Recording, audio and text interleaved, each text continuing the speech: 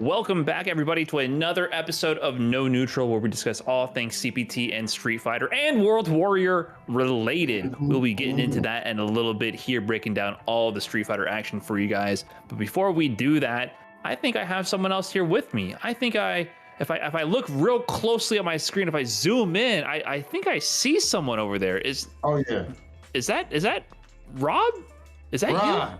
I know it's surprising. Yes, it is actually me. And I understand, I get that a lot, man. People can't tell if it's me or not because I shine so bright that it just kind of, you know what I'm saying? Right. The glare is too much sometimes. But of course, Brian, we are not brought here by our power alone, our powers combined. We would not be here without our homies over there at Capcom Fighters Japan, always holding it down for us. Shout out to Capcom Fighters Japan. Shout out to the whole desk over there, the analysts, and of course, to all of the Japanese fans. Brian, we got a dope show for the people today. I can't wait. Yeah, of course. We have a ton of World Warrior updates. The action has been going down all over the world here. So let's go ahead and get on into it and break down the current standings and who is in the running to qualify for their region's final top 8. So Rob, why don't you go ahead and take it away with Europe East 2, run by Salt Mine League. So in third place, we had none other than Mirkin putting in work with the G. In the first World Warrior event for this region, he actually took first place. This time he's down there in third. Second place, we had Darky running with the Luke. And then in first place, we had the Shady Impasta with the Alex. Yo, the Alex, hold up, my G. I feel like when Alex came out, I mean, the new adjustments came out, we thought we were gonna be seeing a whole lot more Alex than we're currently seeing. So I do love when I get the opportunity to see like the Problem X's of the world, the Twister Rivera's, and of course now we're seeing Shady and Parser putting their work as well. This region's looking good right now. Spoilers, we might see more of that later on in these updates as well. But before that, let's head over to Asia East 2 to the TWF Open Series, where we see some familiar names in the top 3 position. We have Chris Wong in third place here. Oil King, fresh off his top 5 finish in Evo. And then who's that? GamerB. It's awesome to see GamerB taking tournaments again in 2022. He definitely has been committing himself more to the competitor role in recent years, but with the online era, we haven't seen him too much here and there besides his CPT events. And I don't believe he was even in the first event for his region. So he shows up this time, says, oh, I'm going to catch myself up on the leaderboard. No problem. Let me just take first place in this second Asia East event. With that said, the point standing we can see here, Chris Wong is currently in first place with 75 points. It's interesting that in this region, the first place finisher Hot Dog from the first event still only sits at 50 points. Maybe he wasn't able to enter the second one. And then GamerB, who won this one, seemed to have entered but not earned any points. He got the one participation point, so he's in third place over Hot Dog with 51 points. So the two champions are in fourth and third currently. Goes to show you how important consistency and showing up is for these World Warrior events. And then in second place, we have Rain Pro with 65 points to his name. We're talking about Asia Southeast with VS Fighting. Let's look at who cooked up in this bracket. In third place, we had Captain Y. That Akira is ridiculous. Never ask the Captain Y. Caps a fly. I might go ahead and pacify to Brian. He's laying your... Oh, hold up, Brian! Hold up, Brian! I saw you. What was this surprise bar attack right here? What just happened? I just felt it. I just felt it in my bones. You're keeping us all on our toes here, Rob. You never know. You can't let them know your next move, bro. So in second place, we had none other than Lacuna C, whose Falk is absolutely out of this world. And then in first place, we had Bravery. This is one of the most competitive regions in the world today. Bar none, no exaggeration, no cap. If you actually look at their tournaments, they have so much talent over there. So always a pleasure to see what goes on there. And we have to check out their overall standings, because since they're so good, it's not going to be easy to stay in that first place spot. So let's see what's going on there. Fourth place, you see my man's BK999. Of course, that is BK Sama, Ridiculous Urian. Third place, Bravery up there with 75 points. Lacuna C in second place with 80 points, and Captain Y with 85 points in first place. If you look at that though, man, these are only 5-point spreads, from third to second and from second to first, because the competition is that high there. Extremely tough to call. I can't wait to see who qualifies in this region, and I also can't wait to see who actually wins at the end, because we really, really don't know. Definitely one of the hardest regions to call, and one of the most difficult regions to compete in we have coming up next. Central America East 2, put on by Blink Battleground.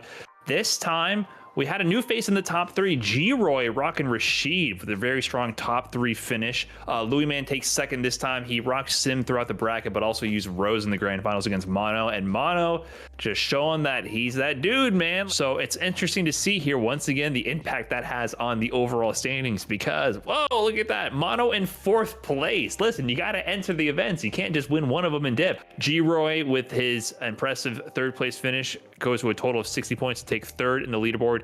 Louis Man 80 points, and he's very consistent. That's what this format is rewarding, consistency. Tied for 1st place actually with Ajax Fidelity. So Ajax Fidelity now with 80 points, who actually won the very first event for this region. Still doing good, still performing and placing in the top 8, securing those points. So head-to-head race, neck and neck here with Louis Man and Ajax Fidelity. So we'll see who pulls up in the lead in the upcoming events. And as we move back across the world, we have Europe B, Spain, and Portugal. And when you think of Spain and when you think of this amazing region, of course, you have to think about this guy who came in 1st place, the champion, the one and only Vega Patch. We've seen him dominate in the first in their first World Warrior event. We see what he does in their CPT events, and we even seen him put in work at Street Fighter League as well. So this guy is a force to be reckoned with. We've seen him against the best in the world. No surprise that he wins this event here. And then in 2nd place, we had Samuel with his Cammy. One of the funniest CFNs, the Samuel Jackson. And then in 3rd place, we had a Popaino with the King getting 3rd. Vega Patch did have some adversity as he lost 2-1 to a Popaino earlier in the bracket, but then Vega Patch comes back with the adjustments and losers finals and wins 3-0. So he's definitely looking dominant in that region. But the fact that my man Popaino was able to put him into losers shows that as long as he keeps on getting these performances like that and cracks that top 8 by the end of all of this, it is possible that him or someone else could take Vega Patch off of that top spot and qualify for cut. And it's a quick look at the standings. In our top 4 right now, we have a Popaino with 50 points. 3rd place, Mozzie the Cools, 60 points. 2nd place, Samuel getting 80. And then the 1st place, of course, Ghostwood Gaming's Vega Patch. Yeah, definitely a very competitive region here. Like we mentioned, this is no race where you can, sit back and relax. If you take it easy, you might find yourself slipping off that leaderboard real quick. But one competitor here who's looking nice and cozy in his 1st place position is Valmaster over in France. We're heading over to France to look at the Ultimate Open Series, and it's Chun-Li's supremacy when you look at this event here. Valmaster takes the 1st place position. That's 2 in a row for him, so he's sitting cozy with 100 points on that leaderboard. TKR comes in with a very strong 2nd place finish, also rocking his signature Chun-Li. In fact, the grand finals went the distance 3-2. I mean, he didn't quite secure that reset, but pushing Valmaster to his limits and taking a 3-2 set over Luffy. No easy feat, so Luffy takes a 3rd place position. Notable here is Killsy was actually in this event as well. He went in the winner semifinals against Valmaster, lost 3-1, then lost to TKR 3-2. So TKR, you should feel very proud of that run. That's an impressive run. Kills you, Luffy, and then almost taking the set off Valmaster. Gets you a cool 40 points on the leaderboard. So if you go to the overall standings, there we go. Valmaster with the big 100, sitting pretty, creating a bit of separation from the rest of the pack. I feel like a lot of these results are pretty close overall. Here we see Valmaster with 100, 2nd place Luffy with 70. Yeah, 30-point gap. I think that's the largest we've seen so far from any of these regions. And that said, Freya Wanmei is here with 65 points in 3rd place. And then beyond that, the rest of the pack is fighting to keep up and secure their position. It's very tight after that 45 to 35 point spread for places 4 through 8, with a lot of people tied around the 6th place position. So the rest of the pack is kind of fighting for those bottom positions right now. We'll see how this works out over like the hump. And once we go over the 3rd event, that's really going to set the tone for the last 2. Will people be fighting for that 1st place spot, or is it going to be more of a battle to see who does not get 9th place? And things are just as fiery when we move down the road. Actually, it's known literally as a Champions Road down there in South America, as we had another World Warrior event. We had Darlin finishing 1st place. His Akuma is known to be ridiculous, but it's not just the Akuma nowadays. Of course, every Akuma main, they've made a pack. I don't know if they're talking in Discord or what, but they all have picked up the blonde guy known as Luke, the cover boy for Street Fighter VI. And then we also had in 2nd place, Patata Belos with the Cammy looking very nice, and then W Falcon with the 3rd place. And I think W can stand your name when you got 3rd place. You on the podium. That's a W in its own way. So definitely a strong performance from him as well. Now let's look over at the actual point standings. And as you can see, The point standings literally mirror perfectly the way that the results went in this second World Warrior event for them. In third place, W Falcon with 65 points. Second place, we had Patata Belos with 80 points. And then in first place, Darlin, the overall favorite from Mad Kings with 100 points. Region's definitely looking like we have a clear favorite up to this point, but we're not seeing as big a gap as we've seen with like Valmaster in France. So definitely still not easy to call. Your money has to be on Darlin up to this point, though. Yeah, a lot of these players at this point are definitely looking to establish themselves at the head of that pack there, put themselves at the top of the leaderboard. And I think another player who's doing that right now is NL over in South Korea. We're heading over to South Korea to look at the event put on by Spirit Zero. NL this time doesn't win. He gets second because Costco comes in first place. You know, I love the South Korean their tags. They always have the best tags. But that said, this time it's Costco. We mentioned a little bit of a spoiler of some surprise Alex action. Costco did mostly work with his Fang throughout this bracket, but he busts out the Alex in the grand finals against NL, who was rocking Luke this time. And man, that Alex was explosive. We're seeing the adjustments come to fruition now. Costco taking a big win over a world champion level player in this bracket here to get himself on the leaderboard. And Lineni with Ken also in third place, who was kind of the monkey wrench in the bracket as well, who put NL in losers early. So that said, there's competition for NL in this region. It's definitely not looking free at all. However, he's still pulling ahead from the pack a little bit. He's got a nice, lead here going into the second event, heading into the third. We look at the overall standings. NL is in first place with 90 points. Costco there coming off his win, a cool 75 in second. These two are ahead. And then in third, we have QHDWN2245 is in third place with this cool 50 points. And the rest of the pack is kind of floating around that 45 to 36 point range. So once again, the top two starting to pull ahead. Looks like the rest of the region, if they don't make a big move coming up in these next couple events, is going to be competing for that 8th place position. Because as long as you make the cutoff, I mean, at the end of the day, let's be real, the seeding matters, but making the final bracket and then prepping for that is most important. So I know NL is feeling good, and you feel good when you have a secured lead. But man, the people at the bottom of this top 8 position, they're going to be buckling down for these upcoming events for sure. And the last region we're going to cover today is none other than Australia. They just had another World Warrior event, and we all know who went through and got those chips, who went and got that W. It was none other than the big man, you know what I'm saying, the gym rat, the model, Travis Styles. And, honestly, this dude is a bully at this point, it feels like. That's what it seemed like to me, Brian, because he already qualified for Cup, but he decided he just want to have more glory. He want to keep cooking people regardless. But in all seriousness, I feel like even if you do qualify for Cup, you should keep playing these because you get more practice and all that too. And you don't need to win so you can try stuff out. So it's really smart for him to sign up. So, of course, Travis got another W. In second place, we had, of course, ROF, which since Travis already qualified for Cup, did you kind of really get like first place? Point-wise, you did, as far as what matters at the end of this, because it doesn't actually really point-wise you don't. So there is something that you gatekeep. You don't gatekeep the cup position, but you gatekeep the points. What if in the end he needed that 30 extra points or 20 extra points, whatever, to make it in? So Travis is a little greedy here, hogging up the high point position, but at the end of the day, if he wins the final tournament, it will go to second place. But Travis did make a promise. He said he's going to win all these events, so he has to keep that promise true to himself. So in third place, of course, we had the OG Somniac. And then in fourth place, we did have Rumors. And now we need to look at the overall point standing in this region. As you can see, in fourth place, we have Rumors with 60 points. That Cody is always looking tough. ROF in third place. Somniac in second place with 70. So ROF got 65. Somniac was 70. And then Travis Styles way ahead of the pack with 100 points. The 100 to 70 point spread we talked about with Valmaster and Luffy over there in France. But of course, again, the difference is, of course, Travis points don't really count for anything as far as he's concerned. So really, the fourth place, third place, second place, all 5 points apart, respectively, as you go on. So Australia living up to the hype as always and playing ridiculous, and that's definitely going to be a tough one to call. Gatekeeping is an age-old FGC tradition, and it's well alive in the World Warrior program. I like it, Brian. I'd do it if I could, but I didn't win. So yeah. Winning is required to gatekeep. You gotta win first before you can gatekeep. I ain't even in the damn gate in the first place myself. Oh, that's the closing statement here from the World Warrior update from No Neutral. Make sure to win so you get to gatekeep, right? Yes, 100%.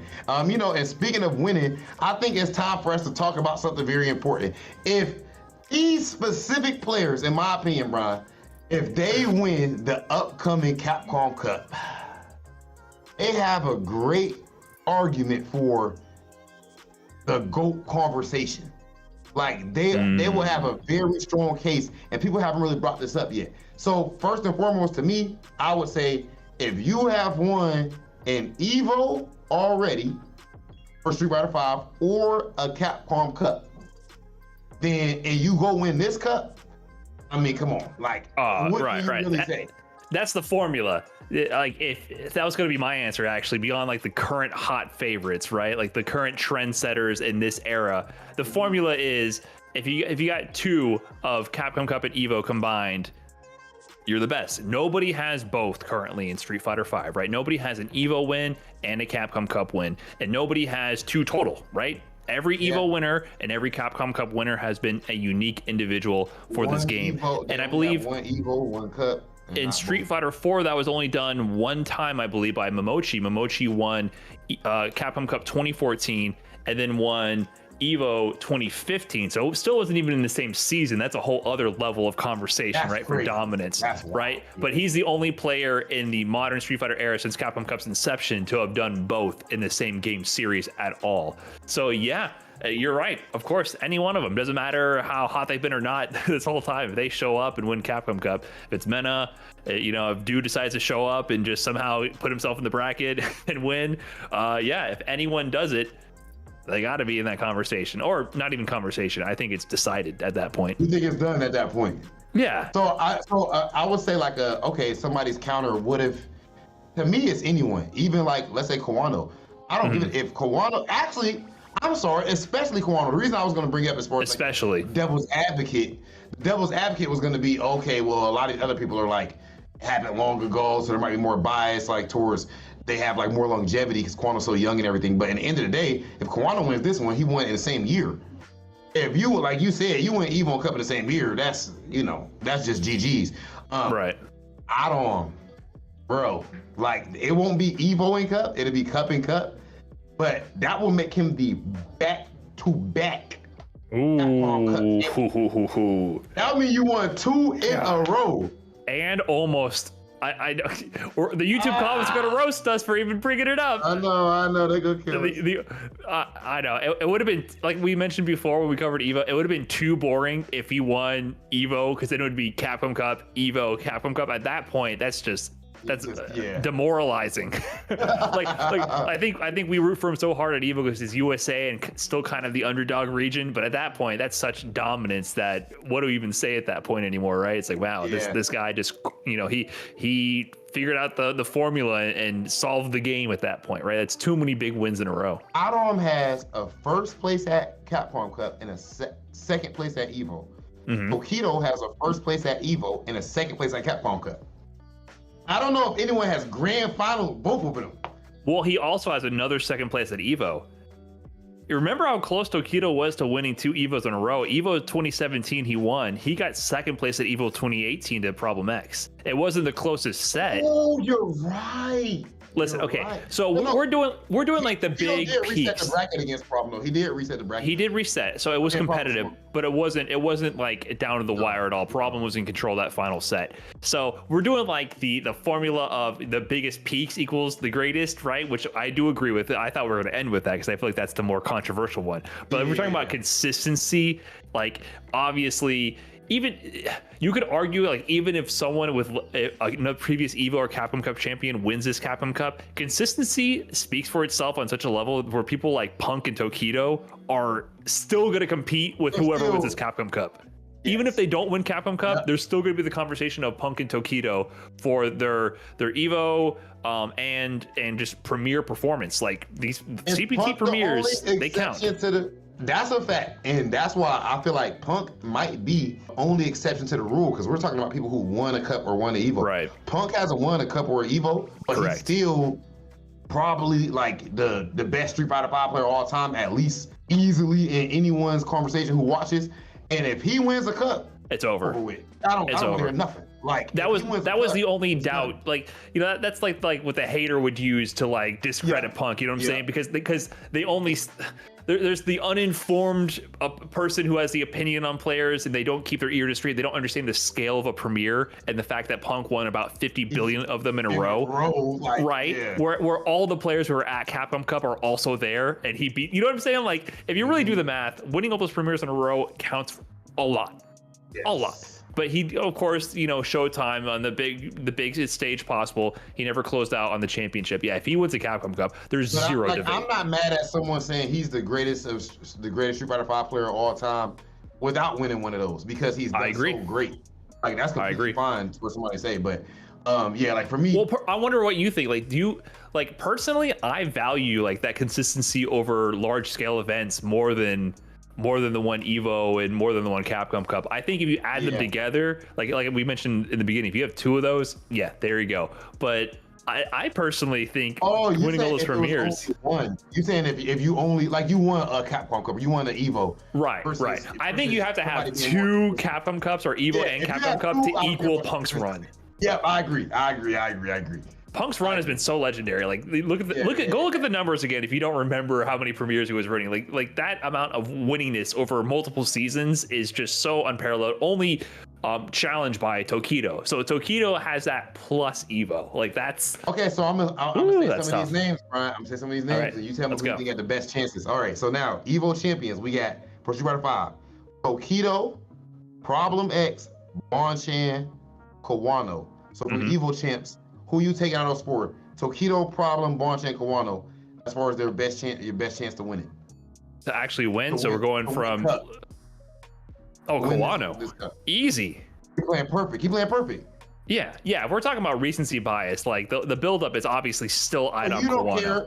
So you don't. Okay. So you not. So for you, the idea of what about but it's Tokido, you know? Like, you more, because in those big moments, I mean, but to be fair, the big moments, he won Evo. Bro, we saw Evo. We saw what happened to those big moments. Kawano was solid like a rock, and you know, it was like the unmovable object versus the unstoppable force. Kawano was the unmovable object in winners, and Idom was the unstoppable force in losers. And these names we're looking at, I'm looking at them. You know, who was there? Tokido was there. We're listing the Capcom Cup champs there. Gachikun was there, right, in that path, and they got smoked. Let's be real. Now, you know, obviously, prep time and all that can change again, but I think they had prep time for Idom. People also like to bring up the Idom thing about prep time lore. It's like, they know about Idom. They've been done known about Idom. He has the big cup. They can give you that for. I could give people that for the first 2019. Yes. People, bro, Idom was supposed to get smoked by Fujimura. Everybody knew that. Everybody knew Idom was dead round one. I told him personally after the last tournament before Capcom Cup. I was at the airport about to go home. I think it was like the NA regional finals. I was with Strider and Idom, and they're both in Capcom Cup talking about their first rounds. And then I was like, Strider, oh, you got a chance, good job, whatever. And I was like, oh, Idom, you have Fujimura. That sucks, bro. Well, you had a good year. You had a good run. Good job. And then he went down 0-2 and won 3 straight and won the whole tournament. So maybe we just got to doubt him a little bit more. So, like, Idom actually had hella, like, 3-2 wins, if I remember correctly, in Capcom Cup. Like, he was clutching out so much. But yeah, at this point, everybody's clearly prepped up for him. All right, what about as far as the Capcom Cup champs? Now, let's say if for whatever reason, if Du was to play, because he's the first Cup champ that we had. So Knuckle Du, Mina RD, Gachikun, Idom. Okay, we know Idom. Okay, Knuckle Du, Mina, Gachikun. Out of those three. You know, low key, like if we're talking about like, if you're saying chances to win, it's going to be Gachikun, to be honest. Like, Gachikun is such a sleeper pick to win any major event. I feel like people, he wins in such a boring, like, not to insult him. I'm just going to say it's just efficient and simple. He's checking every dash. He's anti-air wheel. He's playing great Street Fighter, nice and slow. So fundamentally sound. It's just like all the fundamentals put together. And his Rashid is less flashy than, like, Kawano reminds me of that as well, but I think Kolin's even more flashy than Rashid at the way Gachikun plays. Gachikun takes the most fundamentally strong aspects of Rashid and just plays that until he busts out V skill 2 for a counter pick. Then he spices it up then. So people forget how often he is in these positions to winning Capcom Cup, top 8s at Evos, always in great position to win premieres. So I think he's the most in form right now. Mena obviously can always make a run, but that said, I think we're getting distracted here with like who has the best chance. What I want to know is like who, if we're talking about who's going to be the greatest legacy if they win this Capcom Cup, what's like a surprise pick who's not one of these guys, but if they win Capcom Cup, suddenly they're elevated to that status. I got one. They're at least in the conversation. I got one. Fudo. You right. Damn.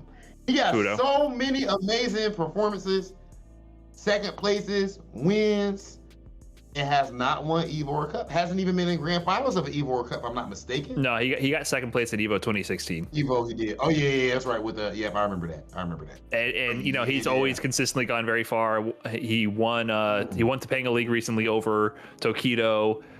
He's just always been. He's been in those premier finals. Second place.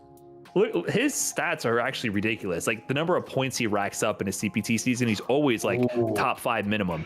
Definitely. I feel like there's a few like sleeper picks from like the previous eras who, if they come out and just like somehow claim the throne, while all this action is going on between Kawano, Idom, and like the kind of end game cast of characters here, I would love for Fujimura to just show up and be like, oh, remember me? I'm cheap. Take that throne. Yeah. Just like how Kazunoko did it with Street Fighter 4 at the very end. There was all the build up with Daigo coming back to true form again, rocking the evil Ryu, going to grand finals, and Kazunoko's like, "Hey man, I just do cheap things and I win." Like the dark protagonist at the end, just like putting the glasses up, Sheen grabbing the throne, taking it back to the shadows. Like, you wanted the happy ending? No, it's the dark ending. So that's what I want to see from Fujimura. But Fudo winning, I feel like would be more like the positive side. Like, oh, finally a big win for Fudo. But any way you slice it, I think legacies will be made this Capcom Cup. I feel like there's a lot to prove after several years at this point of online gameplay.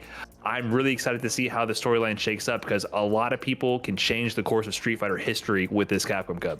And to do something like that, bro, changing the course of Street Fighter V history, you gotta start somewhere. And I think that the perfect place to start is actually over at CapcomProTour.com, where you can find the nearest Capcom Pro Tour region near you so that you can enter into your qualifying event, try to punch your spot into Capcom Cup. It's completely free.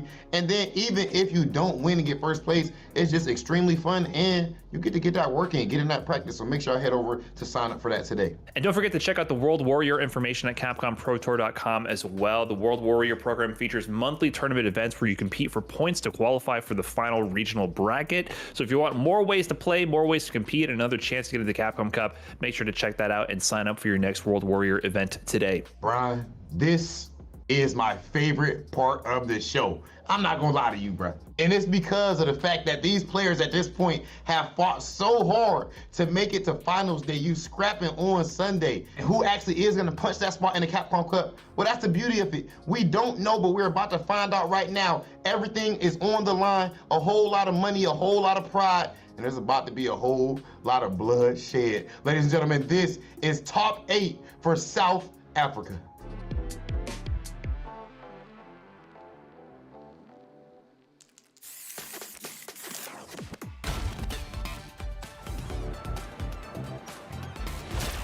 You won't know what hit you. Let me have some fun. Let's get this mission started.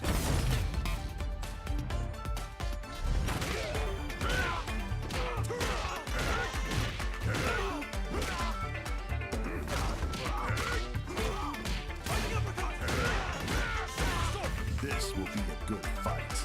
Got you in my sights.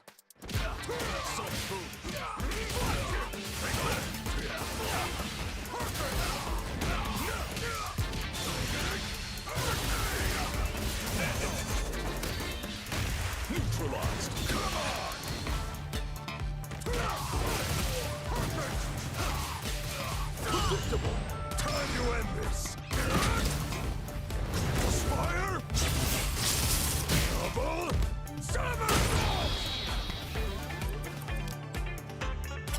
I'm just on another level.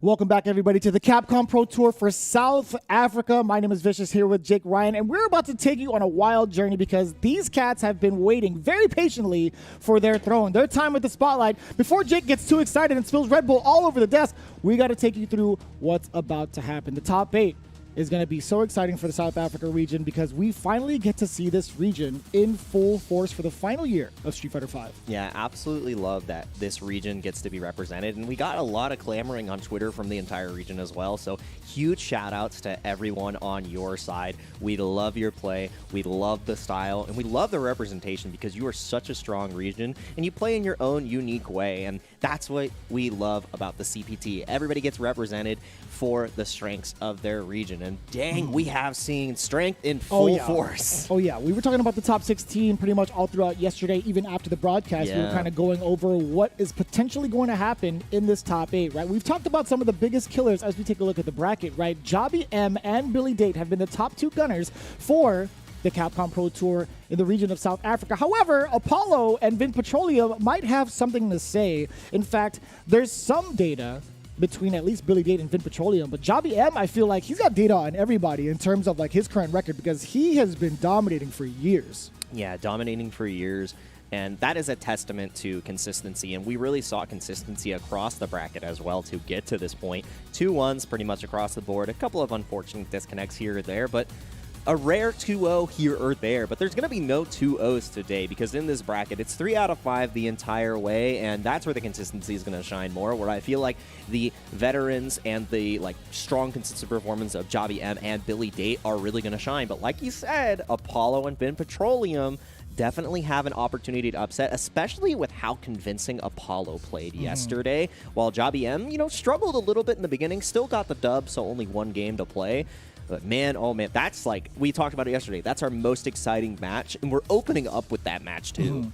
And there was also a certain contingency down in the losers' side. Right? Yeah. We have Ren and Fireblazer as well as Naruto, RSA versus Arafon Pierce. There was a potential double jeopardy, if I'm not mistaken, right? Between who was it again? Yeah, it's going to be between Fireblazer and Naruto RSA. So if it happens, yeah, right? if it happens. They have to get to the losers semifinals at that point. So not only do you have to beat your first opponent, you potentially have to take down the likes of a Jobby M, Apollo, a Billy Date, or a Vin Petroleum, which is no easy ask. They got through on the winner's side. So, man, oh man, that double jeopardy would feel nice storyline-wise, but you've got to earn it. And that's the thing. There's a lot of consistency with all 4 of these names down below, right? Ren had 5th at CBT last year. Yep. Fireblazer got 13th. Arafon Pierce got 7th. Then Naruto RSA happened to get 13th. So again, these are common household names for South Africa, and it's no surprise to see them in the realm of top 16, but now it's even further than that. They've broken that glass ceiling and have now seen what could potentially be for them over in the top 8. So really excited to see who's going to be moving on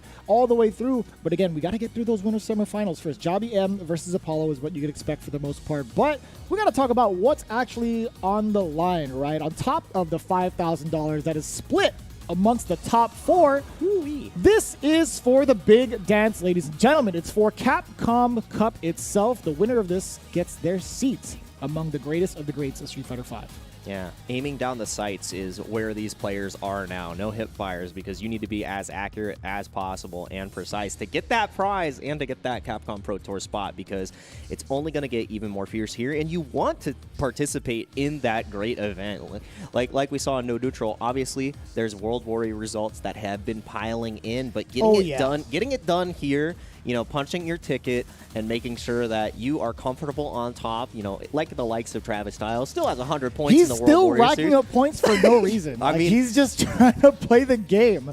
And I get that. I totally get that. But when you're talking about the World Warrior events right now, Javi M, I think, is currently in first place. Like, he had taken first place from the previous one.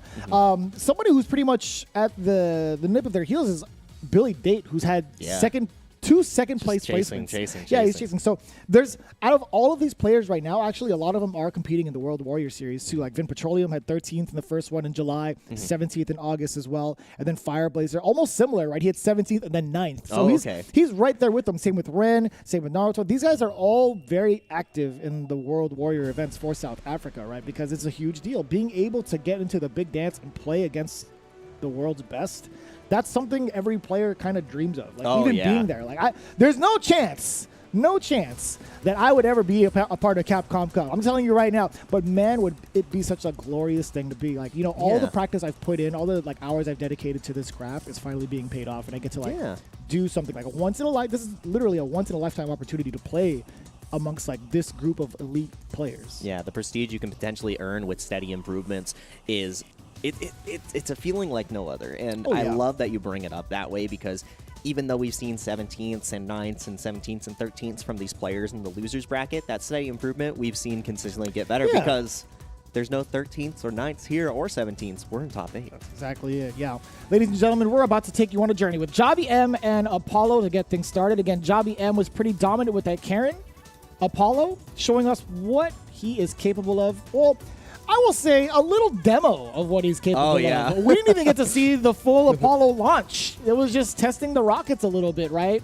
Yeah, testing the rockets indeed, because every anti-air was on deck. We got to see Guile go to the sky, and I've never seen a medium kick that utilized that way. It's so far. It's like jump back jab for a quick normal, but now you're looking for the range. It's like, this guy's got it covered. Yeah, this guy's got it covered, and Javi M has us covered with how he feels about this match, and I'd love to see how he goes into this, especially with how he performed yesterday.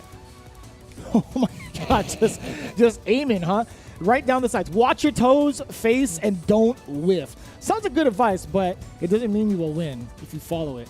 I'm just a different beast this season. You might as well just say, it's everybody has a plan until they get punched in the face, essentially. Yeah, that's exactly what was going through my mind, because hey, just don't whiff, block every medium kick, and then just hit them as hard as you can. Yeah, it's like you might have a game plan, but as soon as the round starts, everything's going to be a whole different story. Yeah, it's time to scramble. It's time to rough and tumble, and Javi M is going to be looking for those opportunities. Don't whiff. That's something that Korean players didn't have to think about as often before.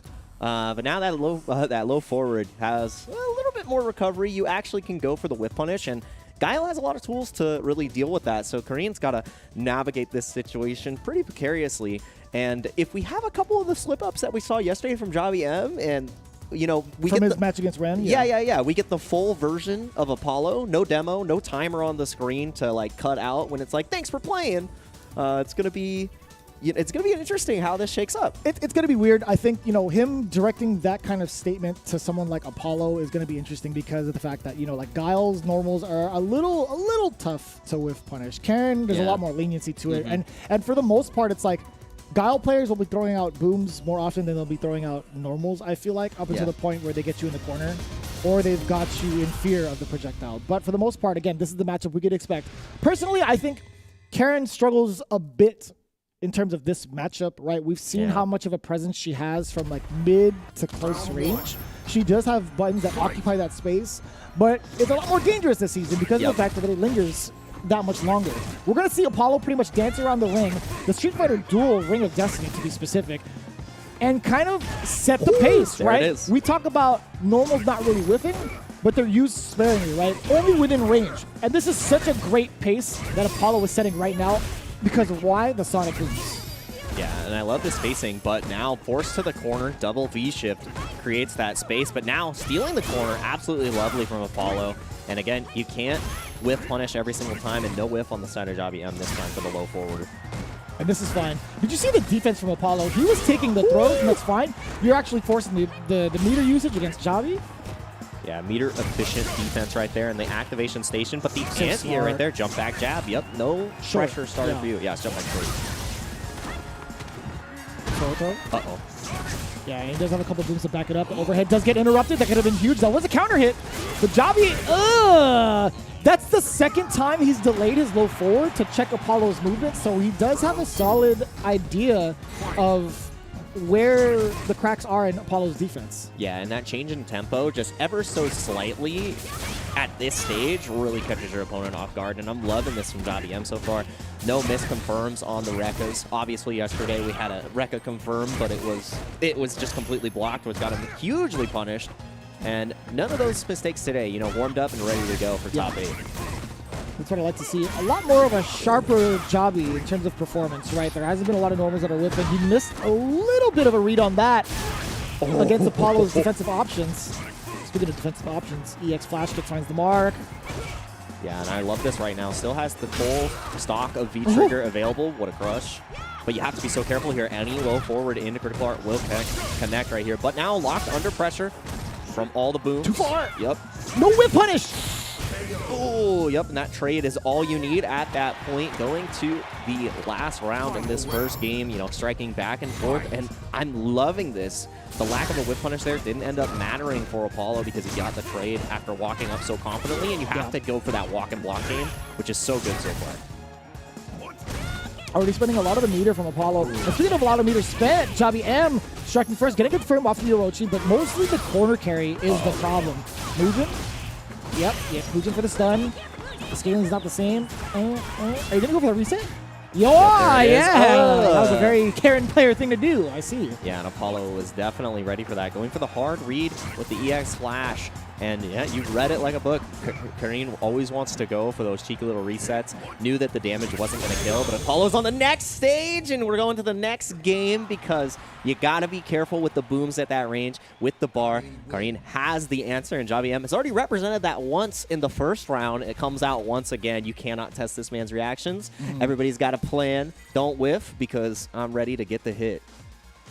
Yeah, that's one of the biggest things we were talking about earlier, like right before the match started. It's like, what are you going to do about the Sonic Boom? Granted, he had to build that meter to have that solid answer, but I think every other time when you look at the pacing, it was in Apollo's control, like specifically the first round, up until the meter was gained from Karen. That's the biggest change in the matchup. It's like, as soon as she has that, she can blow past a misplaced Sonic Boom, and then get in this corner situation right now. Look at how effective she can be once she locks you down. Yeah, locked down excellently, but again, Apollo busting out consistently. That's 100% flash hit rate, and that's going to be important to watch because Javi M, if you can't dissuade the side of Apollo from doing the flash kicks, then it's going to be incredibly difficult to keep your offense, but now cracked open by the boom, well placed this time, so much on the table. Goes for the full extension. Oh, he dropped! Oh, you're actually dead. How did that happen? Those are critical mistakes that cannot fly. The only one flying right now is Apollo in the no-fly zone after that flash kick. And like we said yesterday, Javi M was the one with those critical errors. And now Apollo's the one on that side. And every single anti-air, Javi, oh my god, the patient shimmy. Well, that's fine with Apollo, right? Yeah. He wasn't really going to go into that. He wasn't going to fall for that throw bait.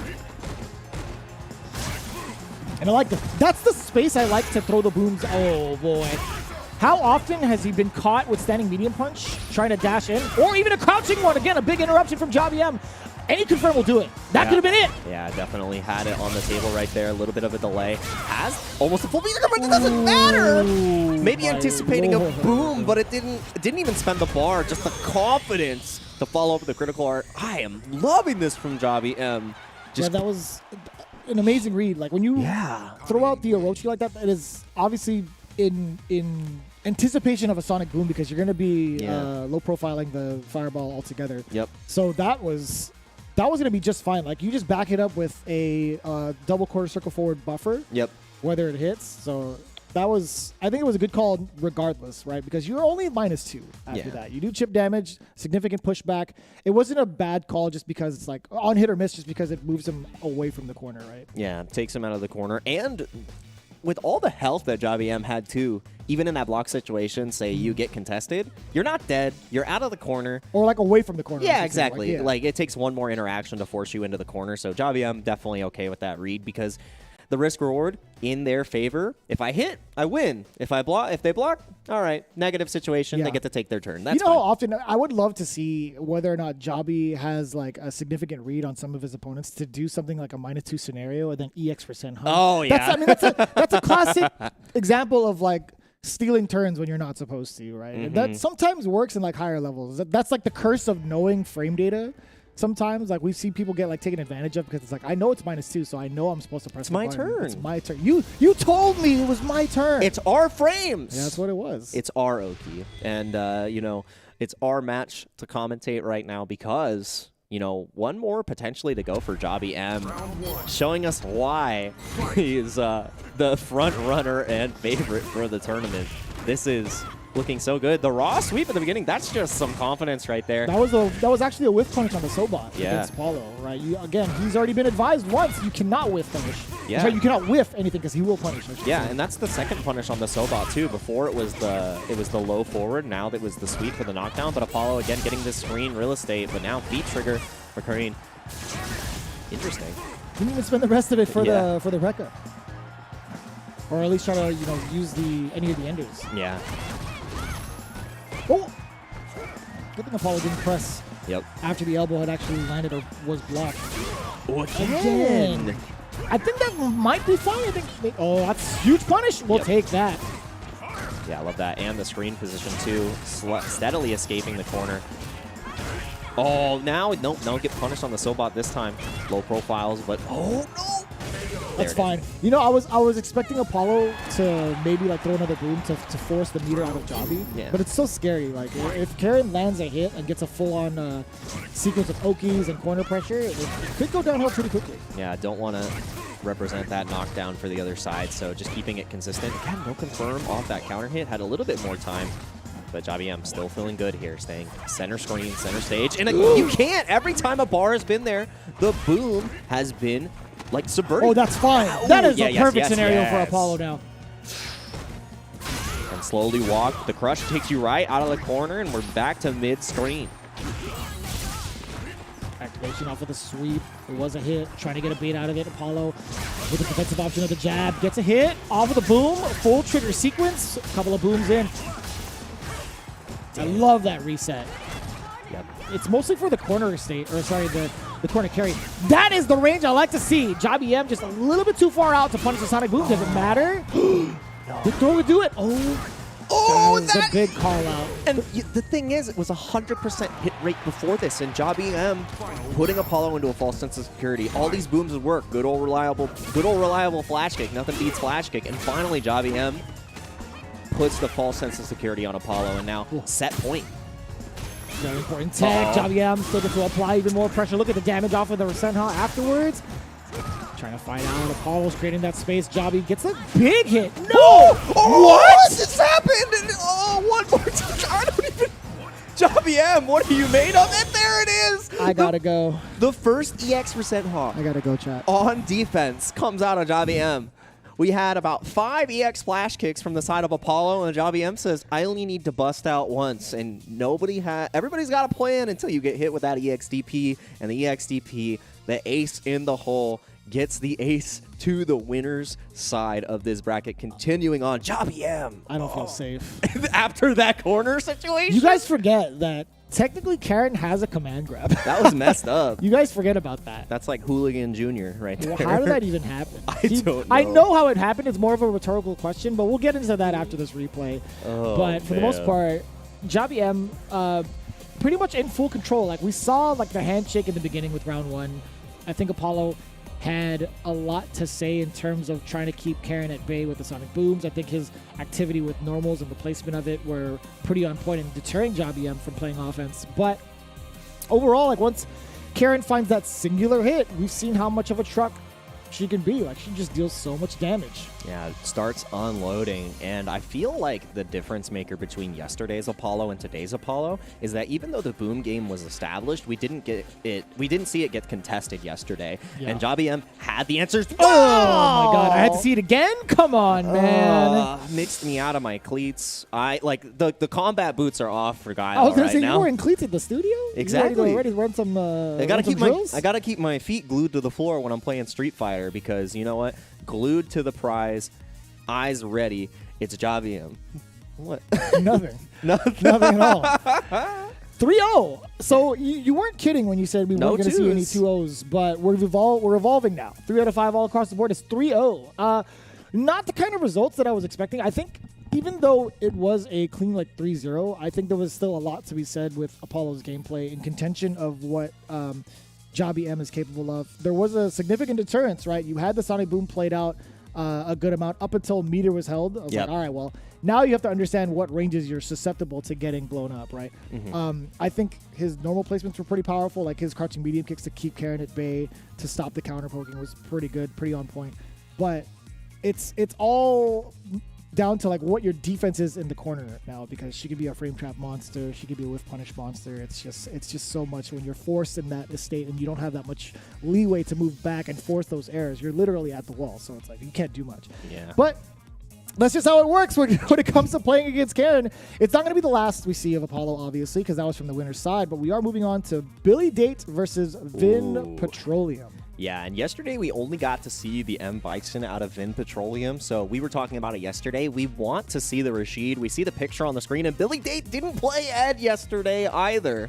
So now both characters are going to be represented. We thought that he would switch to the Ed after, a Monot loss, but the Zeku came out. So beautiful. The depth of characters is huge here for Billy Date because, Vin Petroleum has likely seen the Ed perform before. That's what helped him with his victories. In the past, the Ed was the key.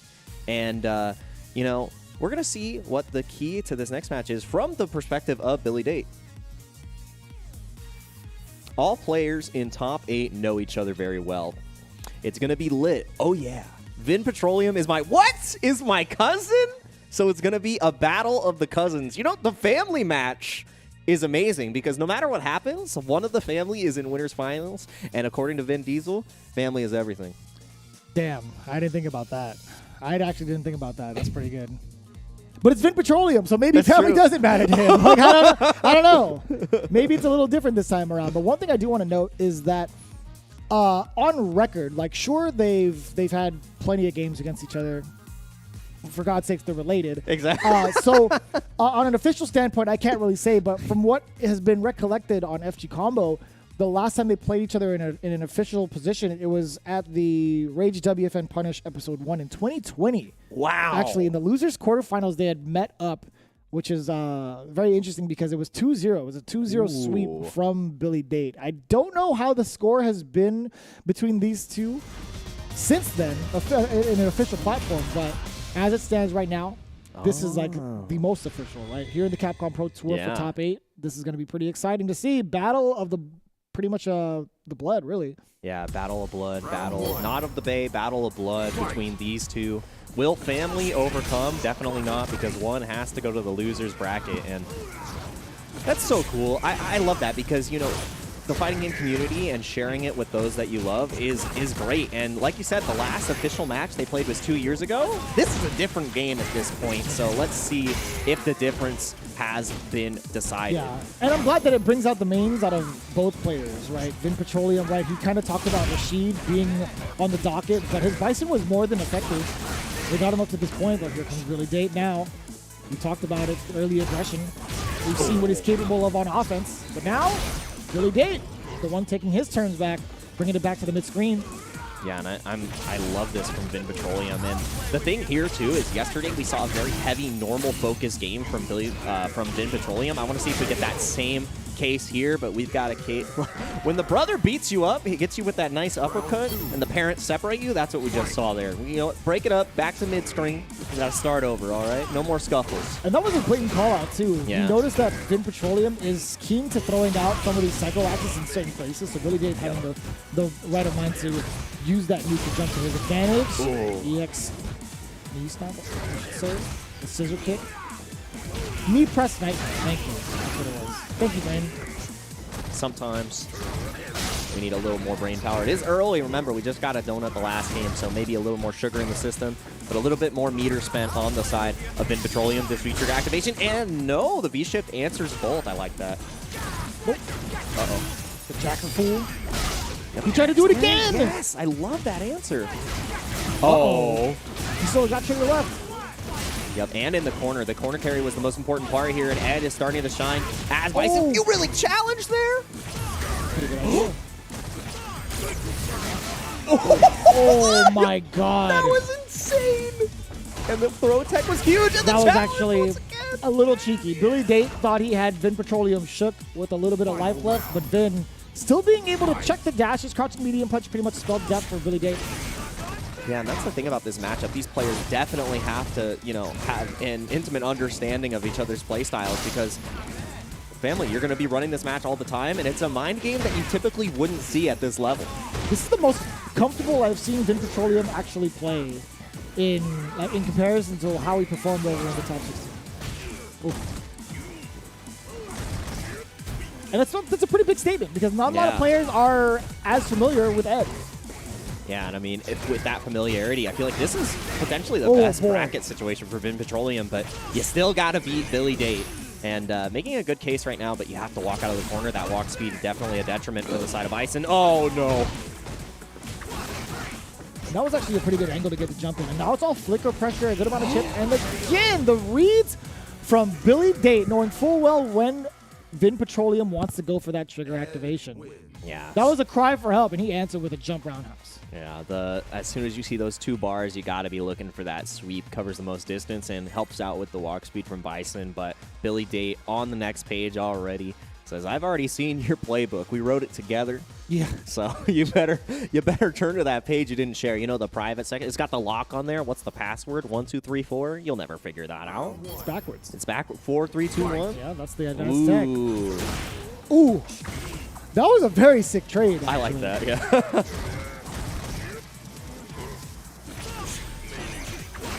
I love the spacing too. Yeah, trying to absorb the fireball, but Billy Date pretty much ahead. Yeah, and I love faking the fireballs now. Ooh. No, sir. No, sir. Can't use my fireball against me. Yeah, and that's so good. The faking of the fireball is huge. It's like, I'm really testing your reactions now, but testing your wits. Great jump out. Once again, trying to be cheeky in the corner. Trying to steal turns, yeah. No way. Yeah, you are That's super so dead. much damage. That is so much damage now. I just love the kind of damage output Ed has now. Yeah, people continue to post on Twitter like these super high damaging Ed combos that are available utilizing the V-trigger, but he has it without the V-trigger as well. Yeah, he has it a lot more available off of the light routes, which is pretty important now. So just the damage consistency all across the board, like that's been the biggest change for a lot of these characters. Yeah, unlocking their potential and really giving them a place to shine right now. Vin Petroleum shining on this offense, but the whip punishes have been so consistent from Billy Date.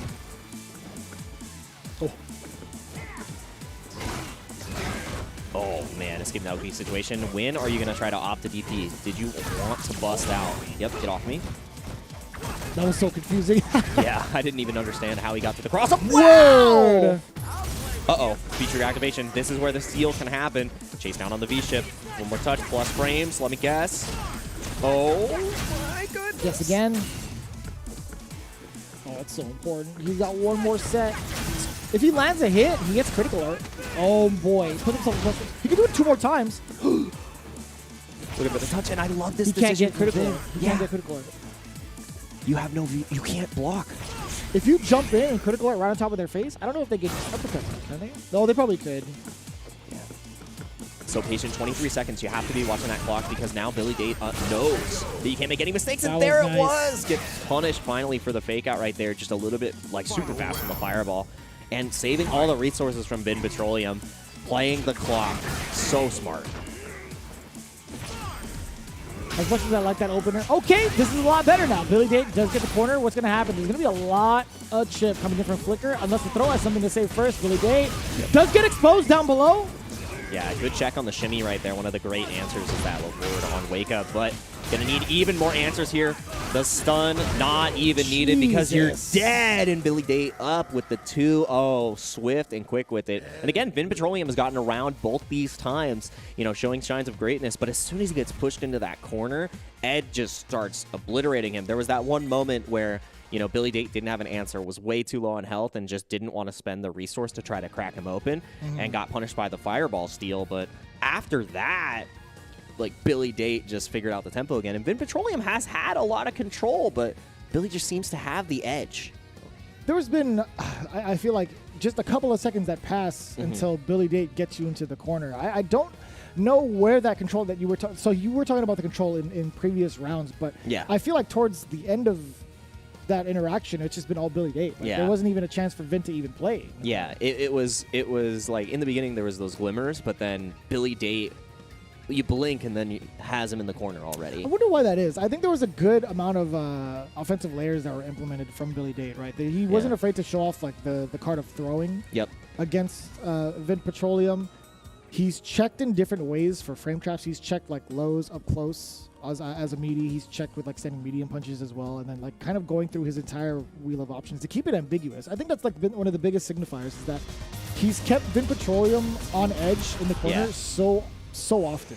Yeah, and that was like you said it better than I could have ever ever translated it, because in the corner, the first situation, the grab was just so ingrained, because the first time that Vin tried to jump out, crouching medium punch was already there, got a quick reset, and then grab came right after. So you can't jump, you can't block, but you can die. And you know, do or die right now on the Rashid in the pocket. What is the Walking Dead? You can jump, you can block.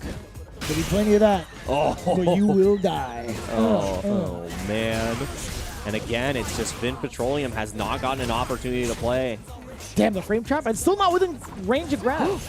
Oh boy, taking you for a ride, that is for sure. Worth the meter, you already know. No quick rise? It doesn't matter. Vin Petroleum. This is what I said I wanted to see yesterday, the air footsies, but you know what? The grab being represented once again. Billy Date now on set point. I don't care how many air footsies you have, ground-based gaming.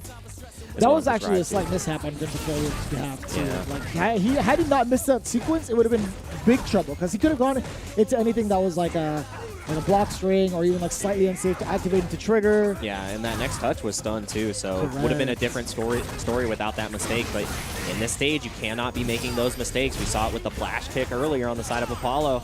Vin Petroleum's got one more opportunity.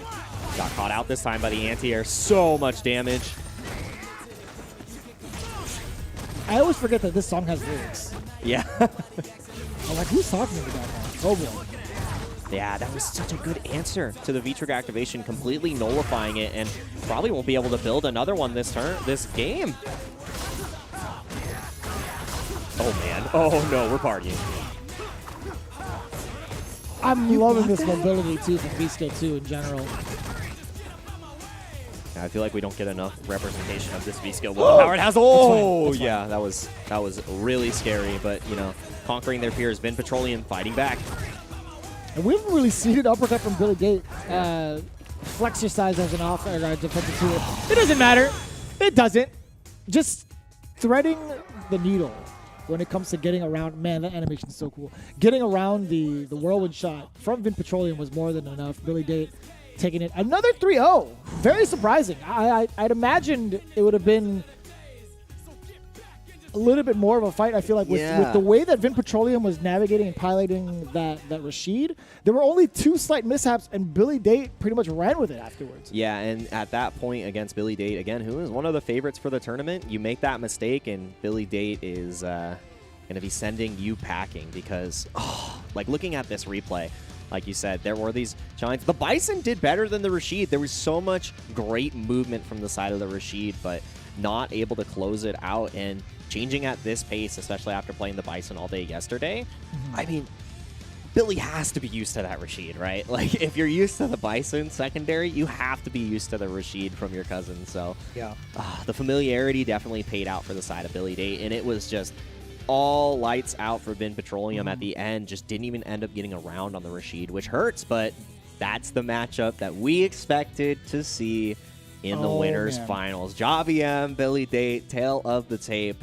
3-0s on both sides, so it's hard to say. Javi, they both looked really convincing in their wins. If you didn't see the matchup, you could literally just see the numbers 3-0 from both ends. Again, these are the top 2 competitors for the South Africa region. But it's not, again, not the last we're going to see from Vin Petroleum as well as Apollo. As you can see, they're awaiting their fate in the losers quarterfinals, and down below, we still have to get going with losers round 1, but we're not going to get there just yet. Although we have more Street Fighter V action coming around, we have some more Street Fighter in general coming real soon. Yeah, the action is heating up because the Capcom authorized mobile game Street Fighter Duel is now available for download in China, with a global version coming soon. You get to fight along with your favorites Ryu, Chun-Li, and Ken against the Suzaku Castle. We were actually playing on that stage earlier. And further into the Shadaloo City, the mysterious organization, and you get to see all the classic stories with all your favorite fighters and recall your favorite memories with Street Fighter. Your Street Legend is back on track. The legacy is here. You got counter stun, combos, and supers, and even more fighting elements to associate your combos, and offer a new battle experience to challenge your combat skills on this mobile package. Make sure that you get this epic legend reborn on mobile, and download Street Fighter Duel now if you have the China version. Remember, the global version is coming soon. Future Jake loves this game. Spent all my money on it. I've got the sickest Ryus and the sickest Kens because I love vanilla ice cream and I love my Shotos. And if you love Street Fighter, you got to make sure that you get Street Fighter Duel as soon as you possibly can. And if you can't get enough of the Street Fighter action, I'll tell you what, man, you guys have been tuning into every single region to the Capcom Pro Tour. We truly appreciate that.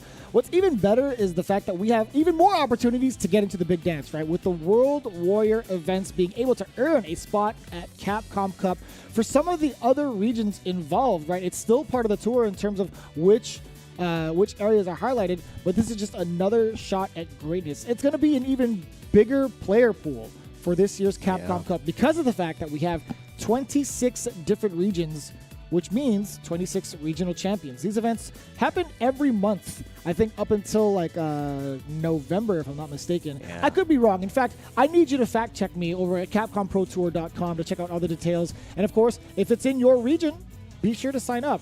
I know with everything going down in South Africa, they are part of the Get Washed tournament. You can see it on the left pillar right there, along with the other organizers as well. Unga from Down Under, one of my favorites, versus Communities as well. WNF, of course, a classic from the West Side. Incendium, TWF, all of them, right? Clash, Battle. I can name all of them because they're so enjoyable to watch. Salt Mine League, big shout outs to you guys as well. Ultimate Open. I want to say all of them. I really do, but I don't have that kind of time. I'll tell you what, though. It will be throughout the entirety of this top 8 where we get to really highlight these regions. Again, CapcomProTour.com is where you need to go to sign up. As it stands right now, we do have our first 2 games that have been going down for the winner's side, but it's going to be a lot more intense for the loser's side. Again, this is do or die time when we come back with more Street Fighter V action. You do not want to miss it coming back with South Africa. Time to fight, time to fight. Never give up, we won't retreat. The ones who stand have turned defeat. So fight, time to fight. Glory waits for those who fight. We unite, we are Street Fighters.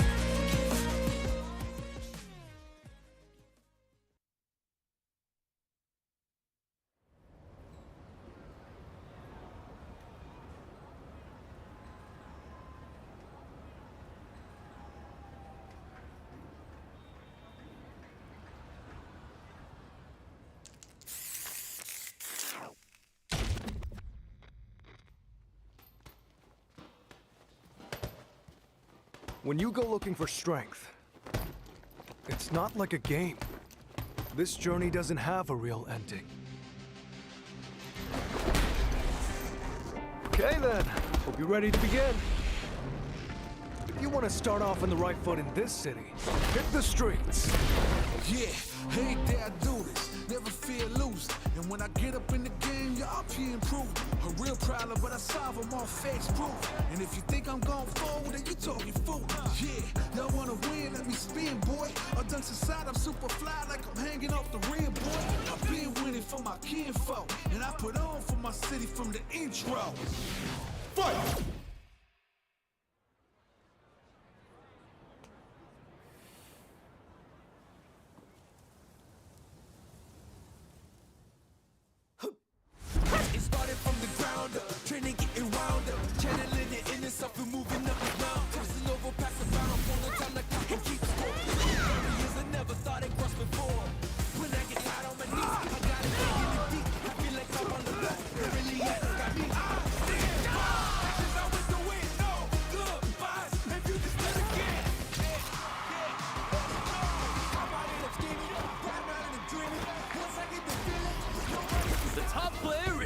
Let me have some fun. Ready?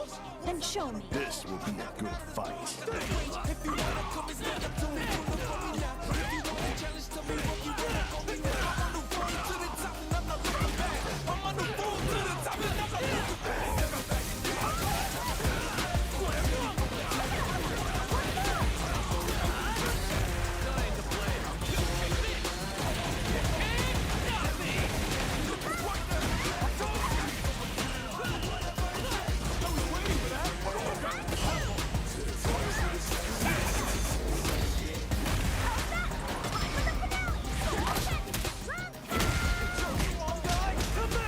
This is our destiny. My secret art! Shin Shoryuken! Street Fighter VI.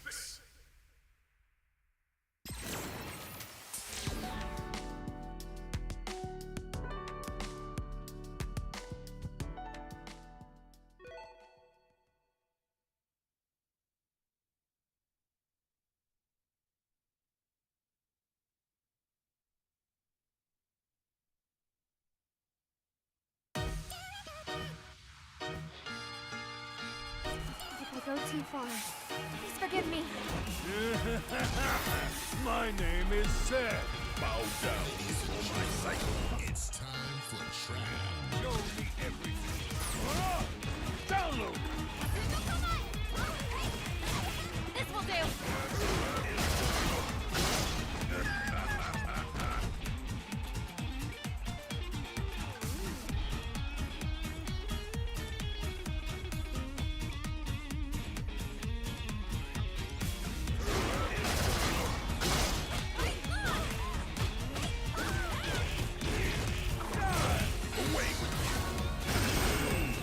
Ultimate Psycho Russia. See what I'm really made of. I'll settle this. It's the end. Let's go.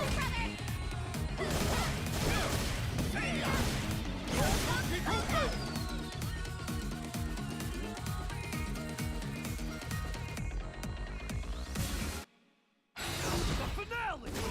You can't escape.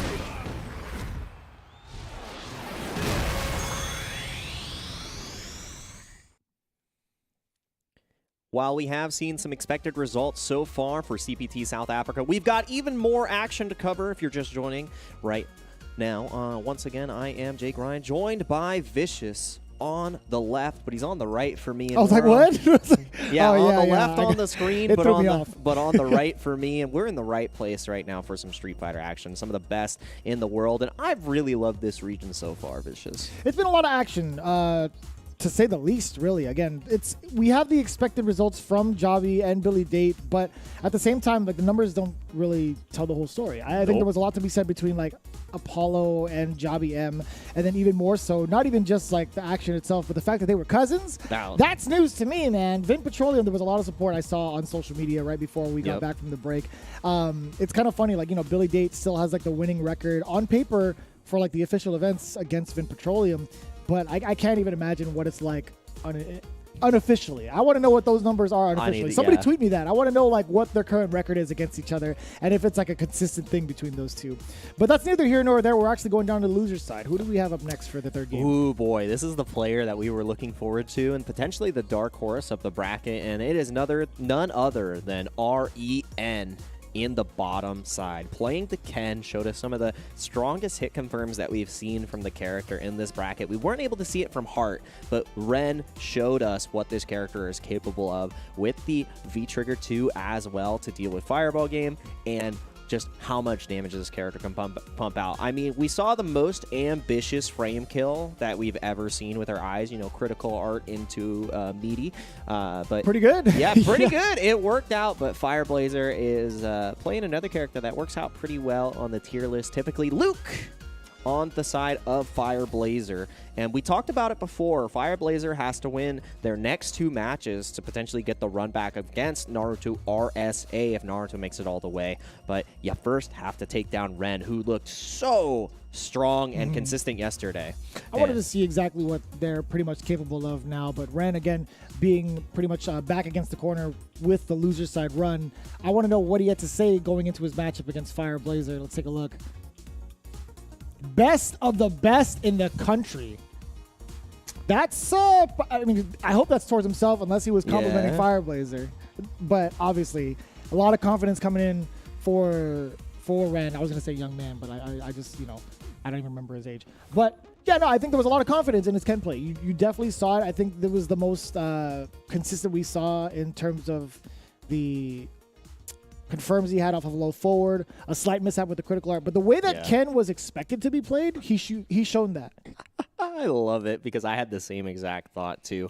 You know, the confidence, it not only emanates in the play, but it emanates in the haircut, the picture and the haircut. You know, the Chad picture where it just like slides down and it's like all the different angles. That is Ren to me. I like because that. Renowned gamer, by renowned. The way. If you don't know his actual handle, of the renowned best. gamer. Best of the best in the country. I think that had to be a statement about themselves. And, you know, that kind of confidence is needed at this level because it was reflected in the play. You do not have an opportunity to hesitate against players of this caliber, and there was no hesitation in the decision-making from the side of Ren. You know, one mistake, that's all right. Everybody can make one mistake. Just don't do it consistently. Yeah. And Ren has showed us that the consistency is a positive trend. We can talk about that consistency with Fireblazer as well, right? We saw his matchup against Soap in the top 16, right? He had the peripherals tested on against him, made that big comeback, had to play off against the bigger character Abigail with Psycho 9, made a complete wash against him. Oh, yeah. That was actually pretty clean. So now we get to see whether or not Fireblazer gets to have that kind of run against someone like Ren. And again, starting out with, this is going to be a heavy normal game. I believe staying at this kind of a zone, Ken's going to be utilizing the fireballs to get a little bit of extra range, but the jump in immediately against the loop. I feel like there was enough time to, like on the recovery, to get an uppercut. But maybe I'm wrong. What? That was cool. Nice with punish. Once again, and again, offensive reads from the side of Ren so far have been so good. Checking the throw, and again, meaty into the throw. You can't escape anyway. Fireblazer with the optimal meter build on the side of Ren, just crumbling in that first game. All started off a jump in. 2 jump ins actually. One on Oki, one in neutral. And again, the jump in. Ren just reading him. You pressed the button after a plus scenario like crouching medium punch? That was actually pretty cool. We'll take that. Love that. Sometimes you have to subvert your opponent's expectations. You're not supposed to press there. I'm going to check them, and that is a check on the DP. Great block from the side of Fireblazer, and just pumping out the damage, 30% on deck. And the check on the movement, low forward is the full sequence of trigger. It's going to be just fine for Ren now, reclaiming his space, reclaiming his momentum.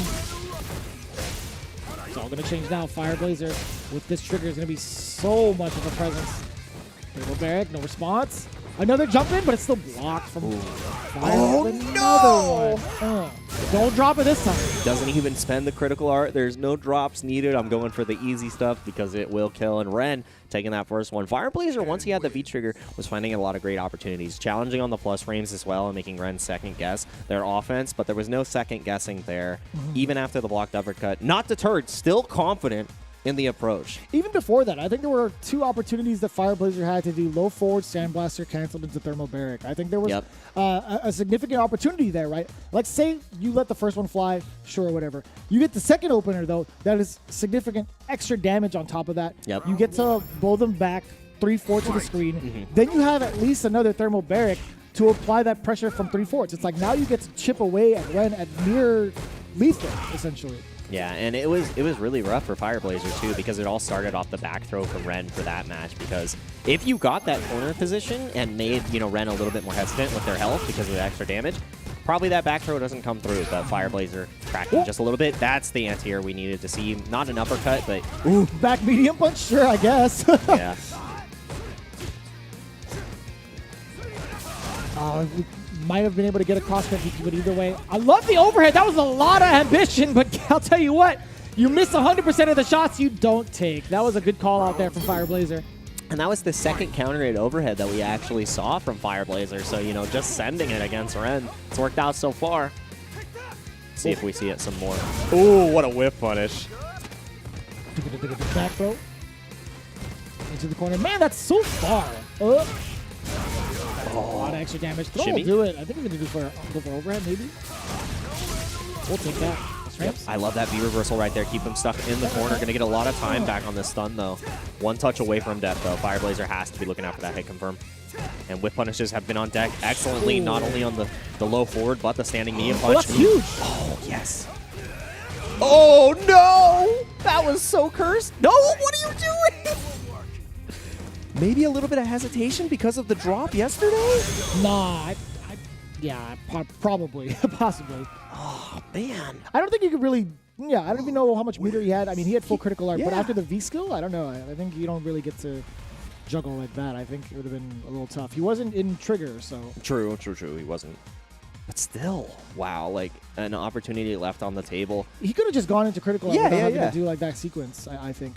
I'm almost positive it would have killed if he hadn't gone to that sequence. Yeah, because it was the cross-up off the jump medium kick, which means that he could have literally just ended into DP critical art and it kills. Or like any simple combo, but went for a different route. Ooh, pretty word? interesting. Yeah. Man got the optimal flash knuckle on CFN? I like that. No B skill required. Only my skill. It's true. Uh-oh. Oh, this is huge. Oh, even bigger. We'll take that. Saves the charge, too.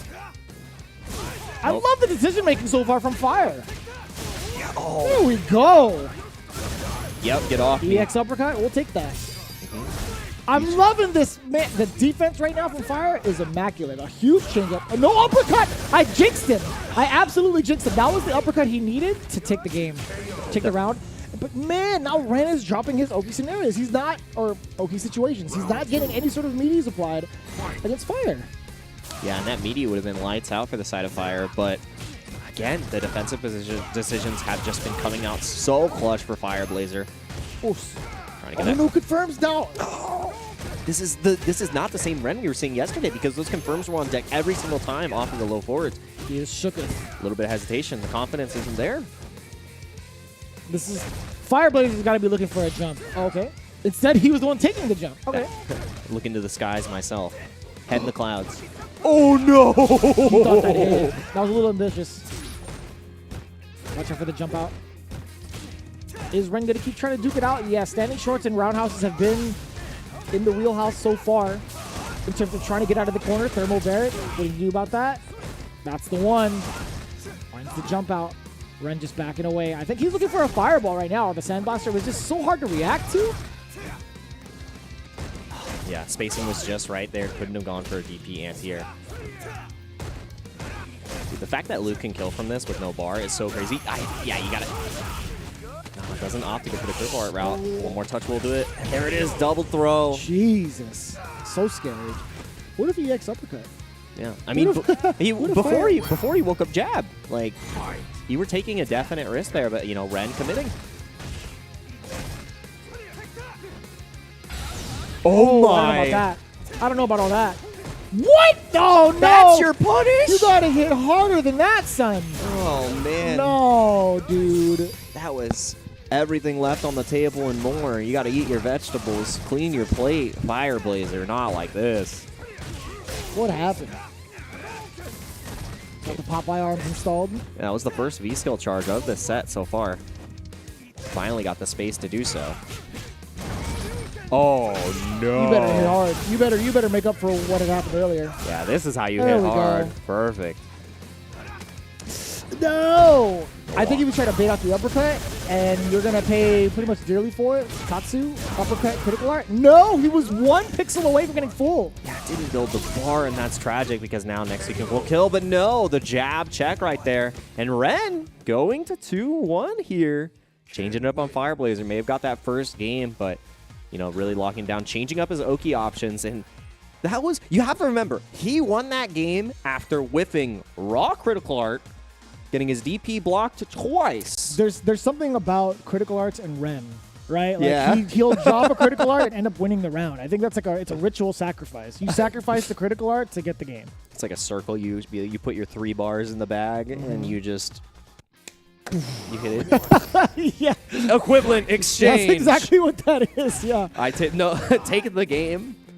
Actually summons just a big W, like a stone W. What did it cost you? Everything. I need more bar power. Fire from my hands. Now comes from my fist. Oh man. Yeah, Mustang Jr. right here. That's true, actually. Yeah. Oh. No. And this is so much damage on the deck. Goes for a Oh, reset. we'll take it. Throw him again. Plus frames. Dude. Oh my lordy.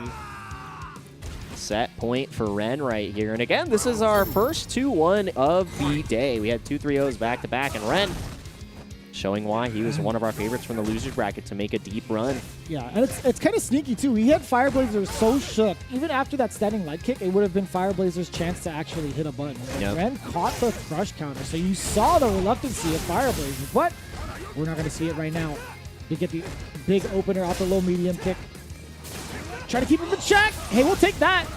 Caught the recovery of the Tatsu. Oh, yes, so good. And again, not afraid to check right there. I'm loving this from Ren. Corner carry is huge. The horizontal movement from that DP is massive. And again, the throw game has been so good, taking all these throws. Fireblazer following the rules. That was it. Oh! We'll take it. Crisis averted. He didn't want the critical out. Nope. You know what that? Oh, yeah, we know what. Oh no! No. Nope. What is happening? Oh, jeez. It doesn't matter. Still able to close it out, and you're right. Every time I see the critical art on Ren, he's like, nah, it's done me wrong too many times. I must give up the full bar to achieve greatness. And right there, the confidence from the side of Ren, really, cleaning it up in those next 3 games after the first against Fireblazer. Going to be moving on, and we expect him to go far in this bracket. And Fireblazer still put up a valiant fight. It was down the first game, but still so good on the Luke. A lot of really great reads, but we didn't see those reads stay persistent through the rest of the set. I really hope the replay operator doesn't highlight what had happened after the missed critical art. I have a feeling in my bones we're going to see it. Yeah, that was so hurtful. I can't believe that. Yeah. We just did it wrong. I think we might get it. If you see how much damage was left, okay, it's not going to be here. If you see how much damage was left for Fireblazer to take that round, it would have been literally the punish he should have taken. Yeah. Right? But you can see the dominance here from Ken, or from both Ken and Ren. This situation right here, standing short, yeah, I think he would have been able to press a button here, but again, Fireblazer had the right idea. There was a couple of stops in terms of the dashes, but didn't get the right sequence going, so a lot of mistakes that were on both ends. I think Ren was the one that kind of recovered from it mentally the most. Yeah. I would imagine. And that mental recovery is what helped Ren on Ken do it again. And you're going to have to do it again for the rest of the bracket because your reward is Vin Petroleum. We got to see a little bit of the Rashid and a little bit of the Bison, but we're going to be seeing that later. And hopefully Ren can keep that confidence and composure that he was able to develop in those later games for the next couple of sets. And for our next set, now there's no double jeopardy situation. We talked about that earlier. Fireblazer had to make it all the way to Naruto, but Naruto has to find his way to the next match potentially. But Arafon Pierce, had a little bit of a tumultuous day yesterday because it was one disconnect that went against him and one disconnect that went towards his favor. Yeah. Hopefully the connections are stable today because Naruto is here to play. And this Vega Sagat, I love this matchup. It's Super Turbo all over again Oh, for yeah. me, just looking at it. But no, yeah, I mean, Arafon Pierce has been pretty consistent. We've seen his quote before. He was talking about where he was at in terms of CPT and what his goals were this year. We're going to take a look at the other side, though. Naruto does have his quote ready for the top 8. Let's see what he had to say. Right there. Vega is a fun matchup. I will show him, though, that I am the king. And that is a Sagat quote if I have ever seen one. Did he take that out of the book? He's like, hey, Claw, you're all right, but I'm the king. You seen my tiger? You seen my stage? Yipes in the back? He's like, the only reason why you're in the realm of Shadowloo as one of the 4 kings is because I stepped down. I don't know if you guys know the lore, but Sagat was like, if I wasn't a henchman anymore, Or sorry, if I was still a henchman for Bison, you would definitely not be number 2. Yeah, and Well, that's technically number 3 because Fong's number 2 now. yeah. I mean, I like that a lot. You know, Sagat holding the title of king, and that's such a messed up statement. Be like, you got your job because I was bored and I'm done. Yeah, like, that's pretty funny actually. That's a pretty beast line. It's not a real promotion. Yeah. But with Naruto right now, again, speaking of promotions, right, the last time he competed over in the CPT, he ended up getting 13th, right? Just shy of top 8. Now he's broken that ceiling and is looking to get past the person who's been in consistent top 8s through Arafon Pierce, right? We're taking a look at how he's been playing thus far with that Vega. It's been pretty consistent, right? He has different styles of play. Like, he could be very tricky when it comes to his offense. Like, he's known to kind of throw out some of these command grabs back to back. Or he could be tricky with the wall dives. We've seen that also in his match afterwards. Or he could play it at a very slower pace by just poking or even sliding his way to victory. So we'll see which version of Arafon Pierce shows up today and if there's going to be enough Tiger shots to stop him from Naruto. Yeah, I'm going to count the seconds until we see a raw sweep because before it was 3. I'm going to see if we can break that record. And, you know, the thing from Arafon Pierce, too, is like you said, can play at that snail's pace, but also can crank it up to extreme speed. We saw EX after EX after EX, followed up by triple command grab. Like, that kind of confidence to go for that and condition your opponent that way is not easy to do. All right. We'll definitely get that. There it is, the raw slide. It took a lot longer this time, 23 seconds to represent that option, but finally came out. You recovered in time? That's what I was saying. I didn't know the RCF actually recovers that quickly. Ooh! Oh, not enough to kill. One more to get it done. But the jab on the V-shift, I love it from Naruto. And it was all control for Naruto in that game. There was a couple moments where Arafon got some great touches, had some solid reads, but just was never able to contest Sagat. Oh, that's huge. Just in the right spacing. I'm liking the Tiger knees so far from Naruto, right? Just to kind of close the gap and be within range of potential frame traps, potential meaties. Oh, look at that. And with punishes, too. Yeah, that spacing, it's deceiving because you think you're in throw range, and there it is. Once again, the raw slide and there's the spacing. So many spacing traps that Naruto has taken against Arafon. He's beating the living daylights out of him. Literally came back to the office in his suit with the eye patch and said, I can see with my one eye that you're not right for this role. I'm going to be taking my spot back. Can I have your mask and claw? Hang them up. Everything in the box right here. I need you to go ahead and retire your mask and your claw. I need you to pack up. Oh, can you finish those TPS reports before you leave? Yeah, we're taking the tattoos as well. We paid for those with company dollars, so really rough. And I love that. You need to finish these reports before you're done. Unpaid. By the way, no quiet quitting. You have to pay us. Yeah, you have to pay us to finish your reports because you're using our computers and software. Yeah. Oh man. Imagine that. God, and imagine the That's change so of pace. toxic, man. Yeah. Sorry. Good. Man, you weren't kidding about the change of pace. Oh, yes. I love it. Naruto with the network warfare as well. He's like, you know what? I'm not afraid of any sort of disconnects. I'm going to make sure to body you regardless. But that's not the case. Arafon Pierce is piercing through the netcode. It's going to be a big deal now with this life lead. Let's see if Naruto has anything to say about it. Oh, that was so good. The whip punish afterwards. And Naruto, you know, you had two choices there. You go for that attempt with the normal, or you try to dash up, and the same answer is going to be represented from Claw. I thought you were going to say either go for the normal or go for the router. Oh, that too. Dude, my Wi-Fi mix-up. Oh, wow. What a great way to deal with the Tiger shot. But yeah. Ooh. Check the roundhouses. Nice. Oh, that's fine. That's fine for Naruto. Yeah, absolutely love that. And again, consistently dealing with the Tiger shots right there against Naruto. Arafon finding a way. But without the bar, a little bit harder. Ooh. This is actually a very dangerous position. Watch out for the command grab. Ooh, here like a psychic. Are we going to see it again? Are we going to get the triple command grab special? No, just going back too far out, to that spacing. Bar is there. Potentially looking for another roll to go through the Tiger shot. You got to be aware of that. Ooh! Yeah, that's such a cool looking normal too. Jump medium punch. We very seldom get to see it, but the V skill coming in from Arafon Pierce. Very convincing 2 rounds straight in game 2. Yeah, and in that game too, you know, minus the little connection hiccup right there, it was the pace change that really paid off for Arafon. It was all full speed ahead. And then after the command grab, slowing it down again, going back to that neutral position and letting letting Sagat approach, and Naruto like wasn't able to keep up with the tempo change. So Yeah, I would say also the reads with the rolling crystal flashes against the tech uppercuts kind of deterred Naruto from throwing them out there. And then as soon as all that meter was gone, Arafon was just super ambiguous. He's not going to do it again. Yeah, never a third time. And again! But early! So that was a giant read from Arafon. He made that call out because of the fact that Naruto didn't jump back medium the last encounter. Ooh, speaking of reads. Yeah, the jump out right there was so important. And like you said, Naruto not able to adapt as fast as Arafon, but the raw sweep, you did not have V-Trigger available just yet, but you can try to bust out and stun right back at you. Yeah, you are likely dead. No! Not like this, guys. Oh, and the raw sweep activate. Okay, try to go for the same anti-air punish, and like, are you going to try to go for that every time? This. Oh, you had the game.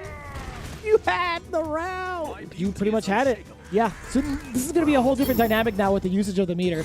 If he decides to commit to using the meter, sure, that's going to be a great deal. Like, you're going to get all that damage, then you get to build it for yourself. But, like, what do you do now? Like, are you just going to use it for EX Tiger shots? Yeah, and the EX Tiger shots have been answered excellently with the roll, so it's, like, a little bit more hesitant to throw them right here. You can see that quick adjustment. Uh-oh. I love that. I love that. A lot more extended limbs coming from the side of Naruto as well, trying to contest against Arafon, standing medium punch, but it's just too much to handle so far. The big trade. Arafon not deterred in the corner. He's dashing his way up to force the fight back to mid-screen. A lot of scratches. And again, going for the EX, just getting caught mid. Double checking again. Any touch will kill here. Are you going to opt to spend the critical arc this time? Yeah, you don't even... You know, that's fine, but don't regret it. Don't get command grab. Oh, he thought he was going to command. This is what happens when you decide to be reluctant with your meter. If you do not spend the bar, you will die.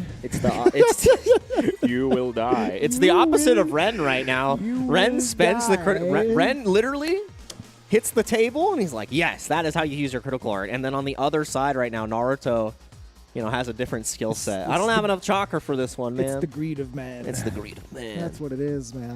Oh, boy. I play pot of greed, draw 2 meter. Oh, jeez. I think it was more like graceful charity. He drew 3 and discarded 2. I discarded 2 rounds. 2 You're rounds, completely right on that one. He drew 3 bars and discarded 2 rounds. That is actually tragic. And Arafon Pierce says, yeah, I'll take those. It's totally fine. And it was with double raw sweep, mind you. Arafon said, you know what? I'm winning my way. And it might be the router, it might be the sweeps, but looking to do a clean sweep over Naruto right here in the corner, trying to escape. It's so tricky. Good. Don't do the command grab again. Oh, okay. Sure, that's fine. Yep. Oh! I get so terrified when a rolling crystal flash gets whiffed on. Yeah, and again, recovered in time. No punish either. That is so good. Now set point for Arafon. Do you see how early he's pressing his normals too? He's taking full advantage of the height that Sagat has by throwing out normals way up there and forcing the block. And I think what's funny about that is if Arafon, if Naruto tries to block it, he would still get hit. Every time. Like if you try to block it crouching, I should be specific, I'm sorry. Yeah. Ooh, that's the first EXTP. Yeah, I like that a lot, getting Arafon off of him. I'm looking for the raw sweep, but has the V-trigger now, so can escape in a lot of ways. But no, that was ambitious. I got to duck under the table real quick. It just hit raw, counter hit? Oh, no. Has the V-trigger for a full extension. This is just so much on deck. Yep, there it is. And not able to finish just yet. And there, you tried to command grab? Oh, you guys are sneaky. They are trying to really exemplify the get washed fly style. You have to finish it. You have to finish the combos. So you gotta do it. You gotta do it for me. So much left on the table for the side of Naruto. Not finishing the combos by spending the critical art, not finishing the combos that should be typical confirms, and confirming our beliefs. Arafon continues to move on in the bracket. Really strong performance, 3-1, and just could not, like Naruto just could not keep up with the rapid change of pace. And you know, the willingness for Arafon to just rotate their options. It was command grab, it was meaty, you know, going for the rolls to frame trap, like, and there was no punishes either. There was a lot of opportunities for Arafon to be punished, but Naruto left so much on the table. And there were a lot of moments on top of that. Like you were talking about all the damage left on the table. I think there were a lot of other moments where he wasn't adapting to what Arafon was doing. But to be quite fair, Arafon had left it ambiguous. There were a couple of times where he was freestyling. He was doing a lot of wall dive moments, but I think Naruto could have easily handled that had he been a little bit more patient or had the read on it. Yeah, I'm being a little bit too greedy with the meter and a little bit too greedy on the offensive situations. Naruto just began to crumble, and as soon as Arafon got that corner, it didn't need any more tricky wall dive situations. It just took a meaty and a half to put the pin in his cap on this set right there. So Naruto going to be falling out of the bracket. Another 3-1, so 3-0, 3-0, 3-1, 3-1. You know, the opposition putting up a fight, but falling down. And again, the 3-0s on the top don't tell the entire story. It was back and forth, but... Yeah. But we could see the difference in caliber when it comes to, like, the winner side and the loser side, right? Yeah. 3-0, 3-0, but at the same time, it's like there was a lot of really clean moments from both. Whereas on the loser side, we did have a couple of nerves that had played in. Like, as much as, you know, we're anticipating these guys pretty much putting it their all, sometimes the nerves do get the best of you, right? So I don't blame them for that happening. Ren taking it 3-1 over Fire off of a couple of mishaps too. Arafon pretty much doing the same with Naruto. So we've seen how it played out. But if you're just tuning in, we highly encourage you guys to check out that VOD. In the meantime, we are gearing ourselves ready for the winners finals as well as the losers quarterfinals. But we're also gearing up for something coming up real soon. That's right, the Street Fighter Duel mobile game. It is the Capcom authorized mobile game. It's going to be available now in China with a global version coming real soon. The epic legend is reborn on mobile. Download Street Fighter Duel now and let's fight for each other and join the journey with millions of players to become the best fighter. And to fight for each other and represent your region. Brazil, your opportunity is coming up. Next week, it is your chance to shine and get a chance at the CPT Finals. That #1 coveted spot can be in your hands. So make sure registration closes August 29th. September 3rd and September 4th is where you're going to see all the action. 1 p.m. is start and 12:30 p.m. is when you're going to be able to see no neutral. Capcom.us//Brazil. Once again, Capcom.us/Brazil. And while we may be going to Brazil later, we are staying in South Africa for today. But I'm going to need you all to stay tight and hang tight because we've got even more amazing matches coming up. Like we said, winners finals is on the way pretty soon, and even more barn burners to approach. So don't miss the action. Make sure you're staying here. Get yourself a Red Bull, get yourself some water, because it is only going to get better from this point.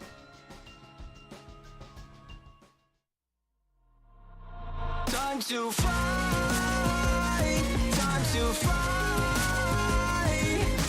Never give up, we won't retreat. The ones who stand after defeat. So fight, time to fight. Glory waits for those who fight. We unite, we are street fighters.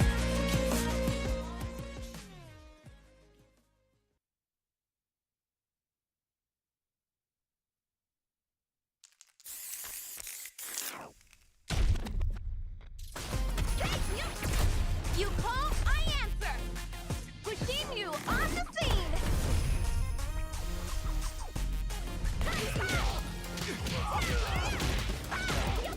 Man, come on, I'm ready to go. Calculated.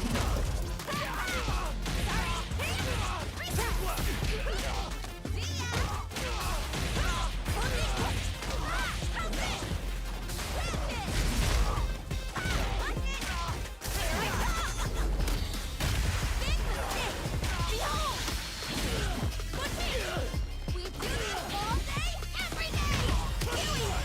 Remix time. Woohoo! Here we go. Now, good beat.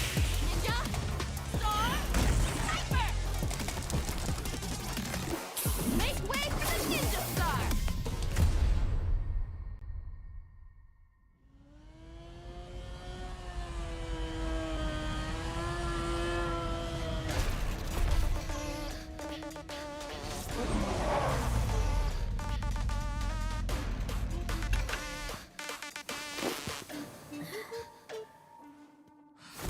Time to play.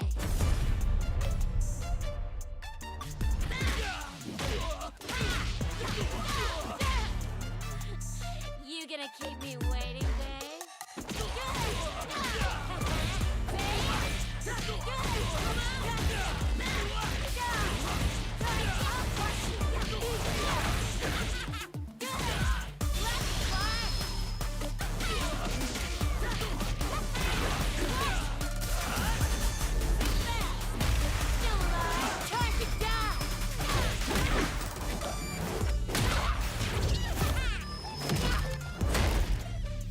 Such a lovely face. Stop, kid. You're killing me here. And only one of us is allowed to do the killing.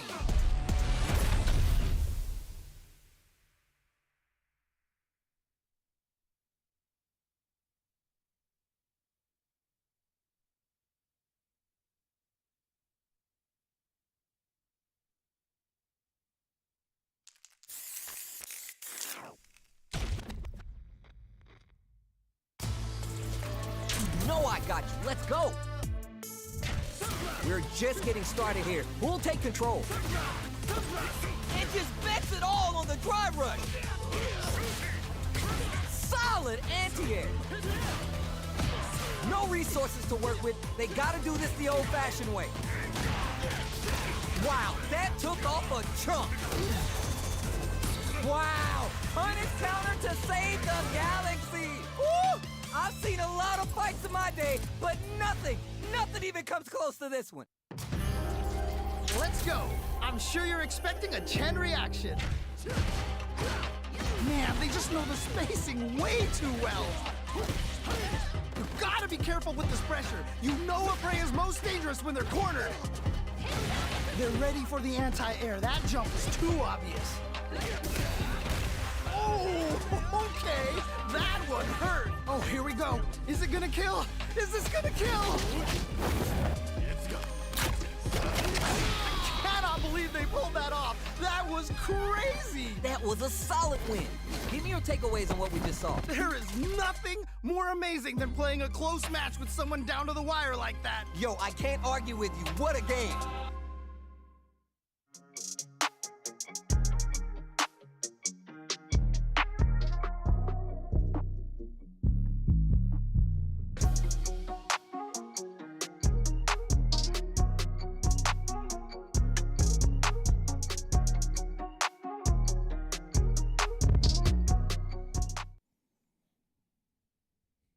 Things are starting to heat up with South Africa. Again, the competition is getting fiercer and fiercer by the rounds. Ladies and gentlemen, Vicious here with Jake Ryan. Again, we talked about who our top two players were projected to be from the top 16 yesterday, and lo and behold, it actually came true. I was way off last week with Central America West, but, you know, I got to say, Jobby M and Billy Date pretty much pulling the punches and putting it through fruition. Like we talked about it in No Neutral, who was going to be anticipated for the pretty much the winners finals. So this is going to be a pretty big test, not for like these two necessarily, but just for the rest of them. Who's actually going to step up to the plate? I kind of tweeted that earlier. I want to know who has what it takes to step up to the two top cut players. Yeah, I know we have the two Goliaths, but who's going to be the David of today? Because they may be on that pedestal, but everybody's got cracks. No one is unbeatable, and that's what the great thing about fighting games is, because yes, these players are the favorites. Yes, we expected them to get to winners finals, but expectations can be subverted, and is that going to be the story of today? We literally just saw a lot of really strong play on the loser side, and these players can potentially make deep runs on the side of Ren, on the side of Arif on Pierce. We can see those like that, their display of skill coming and that steady improvement, but staying steady, obviously these two on the winner's side are still the favorites. Yeah, we'll see how it plays out. There were a couple of moments where, you know, the loser's side actually had the advantage. Statistically, that doesn't really happen, but for the most part, if you look at South Africa from last season, Billy Data taking it from the loser side, getting that full reset going. So we'll see how it plays out. Again, we have the winners finals to go through as well as the losers quarters. Let's take a look at the losers quarters, actually. We do have that bracket ready for you. There you go. Vin Petroleum versus Ren, as well as Apollo versus Arif on Pierce. That's exactly what you could expect coming up.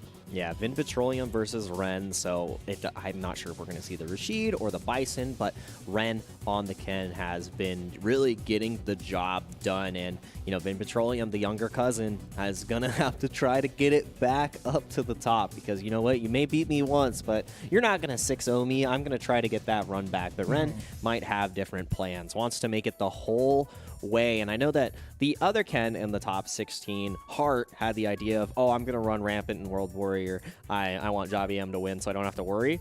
Ren might be the Ken. If Ren sends Javi M there, Hart's going to be like, you were on the same team. I got you. Come on, man. Come on, bro.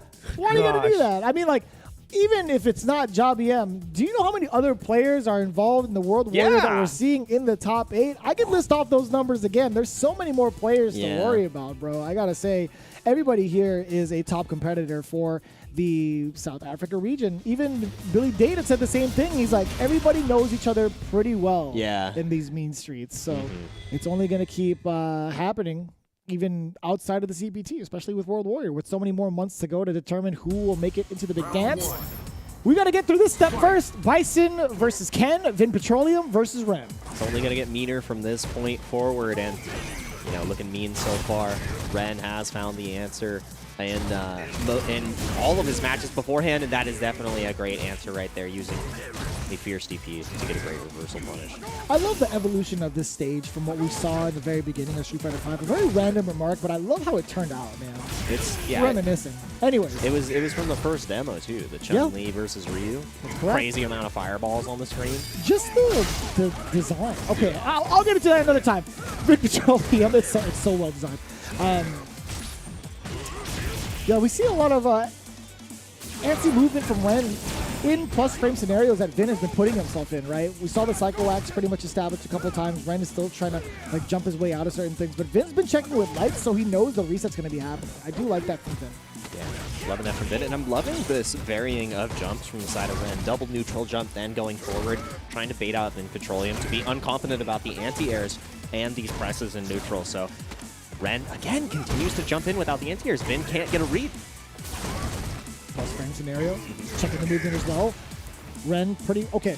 I was going to say he was reluctant to move out, obviously, because of the movement checks from Vin Petroleum, but look at all the chip damage and the gray light that's happening. Any one big, if that was a roundhouse as the trigger, that would have been huge for Ren. Again, no anti-airs on these jump-ins, and 10 seconds left. Ren knows that you have to go in now. No whip punish on the throw. But you do get a whip punish off the target combo. Yeah, it's a wrap. We'll take it. Don't even quick rise. So the thing is about Vin Petroleum is that it's so much harder to anti-air as Bison. Yeah. Sometimes you would have to rely on like the hell attack, which is jump medium. But other than that, he can't touch jab anymore.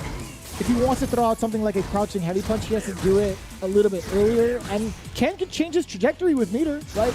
Yeah. Oh, see, that could have been Tatsu, right? Yeah, I think that was an input error and a half. Oh, this is the first big touch that Ren has been able to get. Now trying to get that lockdown. And I love that going straight back to neutral. Feeling comfortable here. Approach. And again, like you said, the anti-airs, it's a little bit harder to get there. So now Vin Petroleum is the one at the deficit in the corner. Ren, are you going to sacrifice 3 meters to win the game? That is the question we have to ask ourselves. Looking for that hit confirm. Sweep activate. Plus I love that interaction too. The crouching medium punch just barely ducking away from the standing medium punch. The bomb has been planted. No diffuse kit. Actually, he did get diffused. That was pretty good. Counter Ken's win. Oh man, now walk down in the corner, but the check once again has a little bit of V-trigger left. Again, the reversal. Oh, and yeah, that was so smart. I didn't even see it. And that is the one time that the critical art being blocked pays off for Renz. We'll take it. We take those. It's been about time, I feel like. Oh, man. We have a T and C on the screen, but that was a little TLC, giving the L over to Vin Petroleum right there. Ren, again, stuck in the corner, trying to escape here. Yep, get off. There it is, finally, the anti-air, the preemptiveness. You said you have to get it, but these jump-ins can no longer go unanswered. Ooh! Did that stuff out an EX scissor kick? I think so.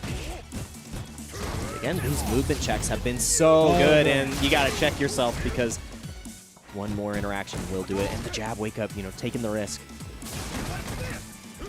Ooh! No! Doesn't matter. All right, it was a fancy frame kill. We'll definitely take those. So what happens now, right? Ren is going to play the cat and mouse game for a while. Does get a big opener off the punish on the slide. Vin Petroleum still trying to play the life lead game. Now he's pressing the issue. Yep. And in that situation, because of that gray health build, that jab is all you need. And Ren trying to steal the turn. So first game, going over to Vin Petroleum. Absolutely love that. Forcing a timeout in the beginning. Ren fighting back and creating that chip situation with critical art. Finally a good utilization of it. Spending it all wasn't enough. Yeah. There was interest on that decision. Man, the APR on that is going to be so high, especially with the amount of risks and the current age of Ken. I gotta say though, if he had busted out with EXDP after like the block Tatsu, I wonder where Vin Petroleum's mental would have been. That's a mental boom right there. R plus frames, and you're just sitting there as Bison. You're like, man, I don't even know. I think that jump was definitely the attempt at the medium, but not able to get it once again. And the anti-airs had, like, that's the story of Ren's offense. As soon as he gets these jump ins and he gets to apply the pressure, it's so hard for Vin to escape. Ooh, yes. Oh, wow. The overhead. The first time he actually flexercised it, right? He's shown up that card for the first time in the entirety since top 16. Yeah, like, didn't been able to. Yeah, didn't show it off at all yesterday. It was all throws, and you made a huge point of that yesterday too. So, Vin Petroleum, you didn't even see that in the tapes. How'd you know? That was so good. Just enough damage. The last hit of the heavy Tatsu. Sometimes the neutral jump pays dividends against someone like Bison. He likes to move forward inherently with some of his normals, right? Even some of his special moves is just going to be charging forward. So there's a very good call. That's going to be tough. Nice. Yeah, Ren with the proper punish. Love that. From that far. Wow, you We get a will full take that. punish? You sure do. You sure do. Again, has the full meter stock. Are we drawing the circle? How are we going to utilize this? Maybe a little EXDP action. Doesn't have the V-trigger just yet, too, so you can't be incredibly explosive. The range was just not close enough. The Ren still, every touch, giving him that edge. Oh, there's the hell attack. Finally. Yeah, the full interaction, air to air. There's that. All right, now you got to guess. Back throw? No, forward throw. Even more. That's going to be just fine. I like that a lot coming in from Vin Petroleum. And then 2 sticks of butter on the screen, too. It was a cheap win, and Vin Petroleum immediately establishing that pressure, not afraid to spend. Oh, that was good. I like the stance so far. Yeah, busting out with the scissor kick, plus frames after that, keeping Ren in lockdown. The chip is pretty much there. The escape, even more so for Ren. Does get the big opener. The cross-up is so hard to contest as Bison, but it's all Ren right now. Plus frames, what are you going to do about it? Yep, continuing to lock down, but the sweep activate was there, and I love that aggressive V reversal. Not going to opt to try to go for the V trigger, but escaping the corner. Absolutely love that from Vin, and now all that effort gone. But now V trigger is available. Anti-air comes out, the preemptiveness, and that's the difference that we've been seeing from Vin Petroleum. The anti-air is coming in multiple different ways. Even the air-to-air, right? Yep. Utilizing the EX stomps is such a good tool. When you see somebody go airborne, you can respond with the head stomp. Although I will say, you know, it's not invincible. It's only invincible to like projectiles and whatnot. Yep. But you know, it's still a great tracker to stop somebody air to air. It's pretty consistent, at least. Yeah. Oh, you actually might be dead right here. DP follow up. Tatsu first. Yep. Oh, it's gonna be so close. I do think this. No, is... you're hella good. Yeah. You're smelling the brunt of that fire. That is right in the heel. That's some Tar gold, foot. That's some gold bond right there. Don't know what's been going on with those feet, but they are fired up. That's gross. It really is. I mean, Ken's been kicking you in the face for years. At least Guile wears boots when he flash kicks you. Yeah, that's fair. Yeah. Yeah, there's no like sort of like residue, I guess. Yeah, exactly. That's gross. It is. It is steel toe though. That's It is. extra damage. It really is. Imagine like he's kicking your chin at the speed of sound with steel toe boots. You die. You just EX die. Yeah. I mean, think about it from Ryu, too. If he hit you with that donkey kick and the solar plexus wearing those steel-toed boots, I think you'd just break in half. Yeah, he's giving everybody like the advantage by not wearing anything but the gi. And Exactly. headband. Like, he's even wearing padding on his fist. Anyways, we're going into it. Speaking of boots, look at the amount of chip damage you get from the scissor kick. That's been like the main tool of offense so far from Vin Petroleum. Shadow Axe activation, now checking. And trying to escape the back jump. Still stuck in the corner, but the patience, air-to-air, that trade definitely goes in the favor of Vin Petroleum. Locked down again. Got to be wary of the bomb, too, but the back jump once again. Back medium kick. Man, just dashing up in there immediately after the throw break. Nice B reversal. Again, all this great health is going to be so important, and not able to get the jump in, tried, but that counter hit was huge, and that consistency is key. But Ren, just not afraid to keep going to the skies. I know before we had that comment of only jump sometimes, just once. Yeah. Ren does not follow that rulebook. Not at all. And that was an early jump fierce, by the way. That was a counter hit that caught Vin Petroleum. Oh, and that's so awkward, too. And I love that. Just in time to get the punish off of the light and a full sequence. Just going into the uppercut. That was really smart. Down once again. Going for the whole sequence, but Ren being respectful. Yep. Oh, that hit such an awkward angle. If that crossed up, I would have been pretty sad about that. Super smoked.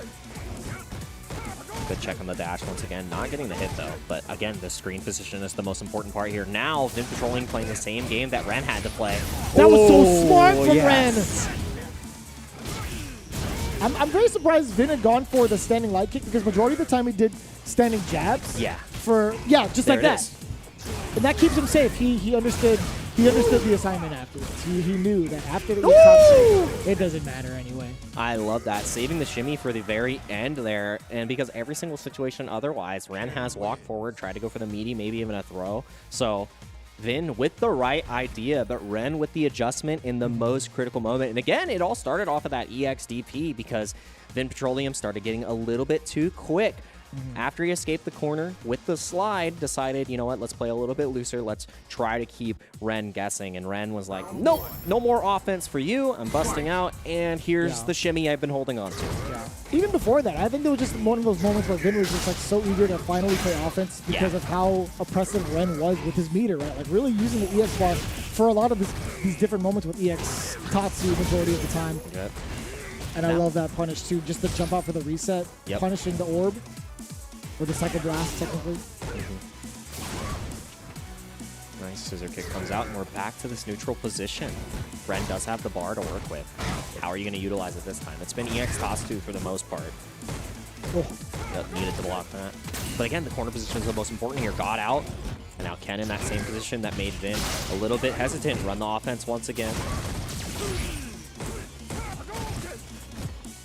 Man, Ren has gotten so many dashes unchecked. So many jumps too, and you have to be catching those at this point. But sweep activate, gonna be huge V reversal to slow down. Look at the gray health. It's gonna be huge in determining this next situation because one more knockdown could mean your death. But true for both sides. Oh no! Yeah, I think more so for Vin than it does for or sorry, for Ren than it does for Vin, because like Ren is such a deficit. Yeah, even now, Ren letting go of that critical art, I don't think it's going to be enough. He has like another sequence for sure. Oh, and the throw tag afterwards. Trip that jab was so good. You will build that meter off at the touch. Gotta be so careful. And again, look, he can't take any more block. Actually, no, he'll get V reversal. But it doesn't matter. Look at 8 seconds on the clock. And now, if you get locked down at all, you're dead! Yeah. So good from Ren. 4 seconds in Vin Petroleum because played the patient approach, needed to try to go for a contest, maybe with the jab we've seen before, but nothing comes out, and Ren says, I'm taking this opportunity. This is my moment. Vin with all the meter to work with. Finally gets the hell attack clean in anticipation for Ren jumping. Yep, there it is. Now the anti-airs are coming on deck. This is what we weren't Look at seeing how from much Vin more, before. He's so much more aggressive. Maybe going to cut you off on that one, but look at this. He's just flying and schmooving around the screen. Trying to get redemption for that last round. What? That was so good. What do you mean? Oh, you're hella dead. Yeah. No, one fine, pixel. Yeah. No, not no, like this. No, it's not. Wake up, Tatsu. I have not seen that hit in years. I'm used to crazy taxi, not crazy Tatsu, and right now forcing to the corner. Oh. No, went for the what? That was a wish punish right there. That was super ambitious. Yeah. Wow. I mean, if it hits, you're in the corner now, but it didn't. Took the risk. It wasn't even like EX. No, it was just raw. It was just raw. Oof. Yep. Get those plus frames once again. I love switching right back to that patient playstyle. I don't know if we should play that. No, I want him to go pedal to the metal because Ren was getting a little overwhelmed.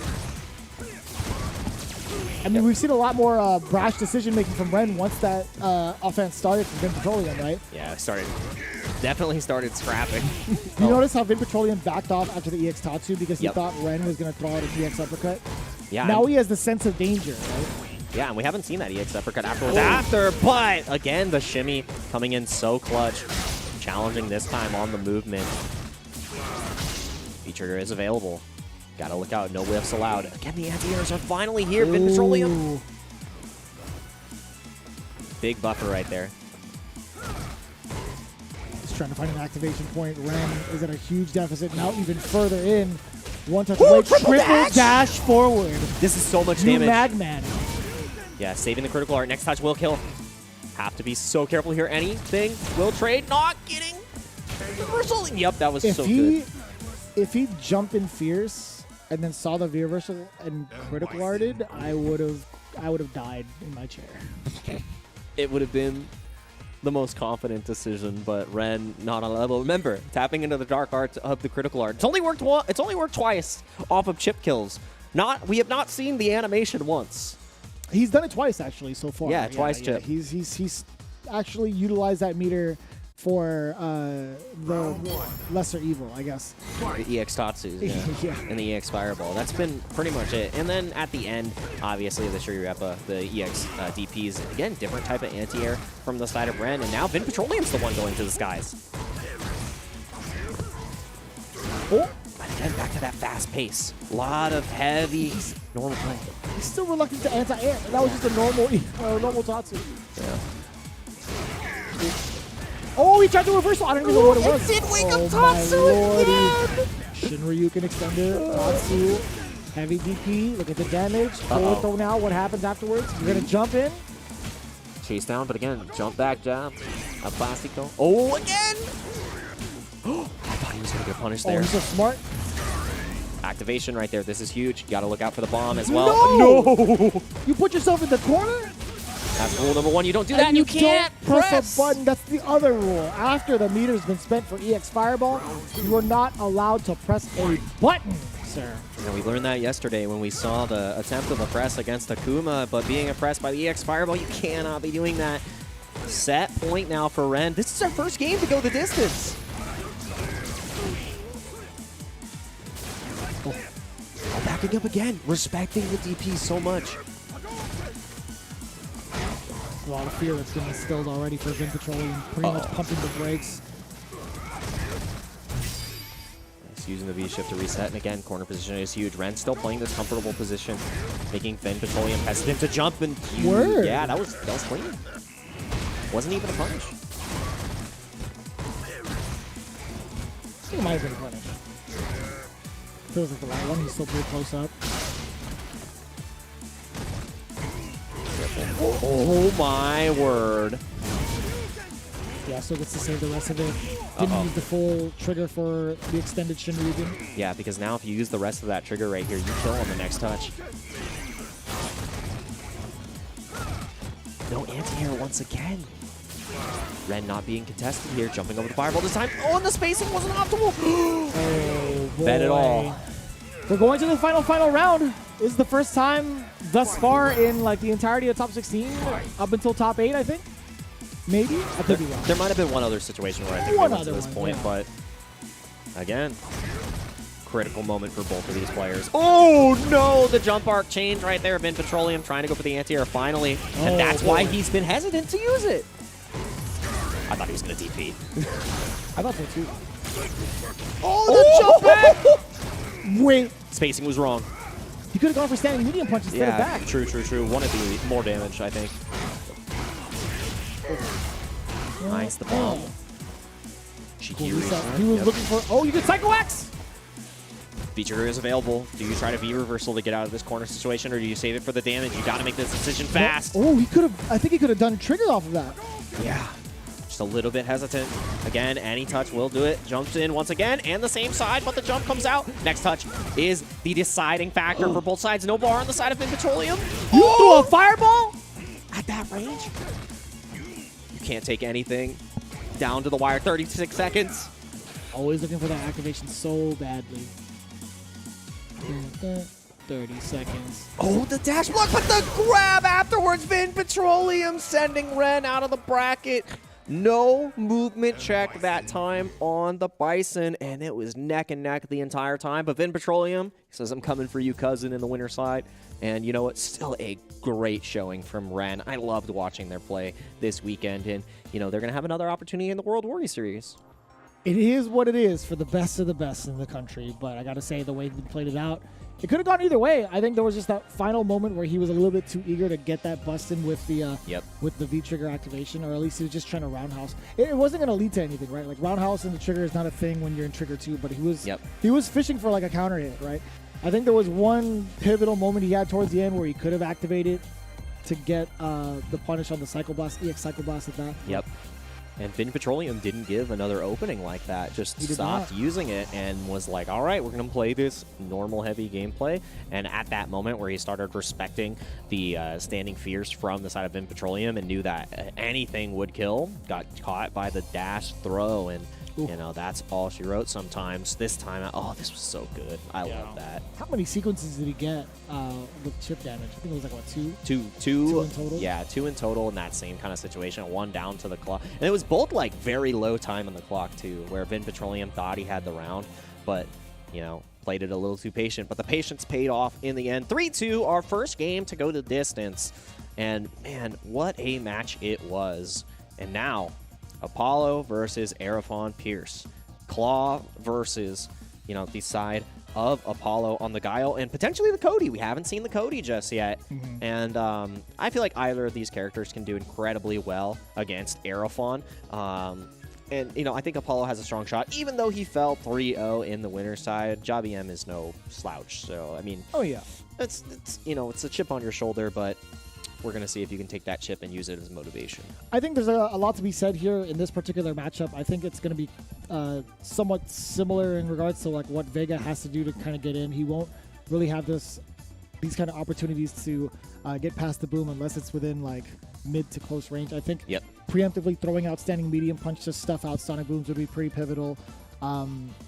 But for the most part, I think Rolling Crystal Flash would be able to like bypass the booms because there's a lot more recovery on that. So I think one thing that Apollo had lost to was not paying attention to the opponent's meter. That had been pretty critical. I think he has to do the same for this one as well.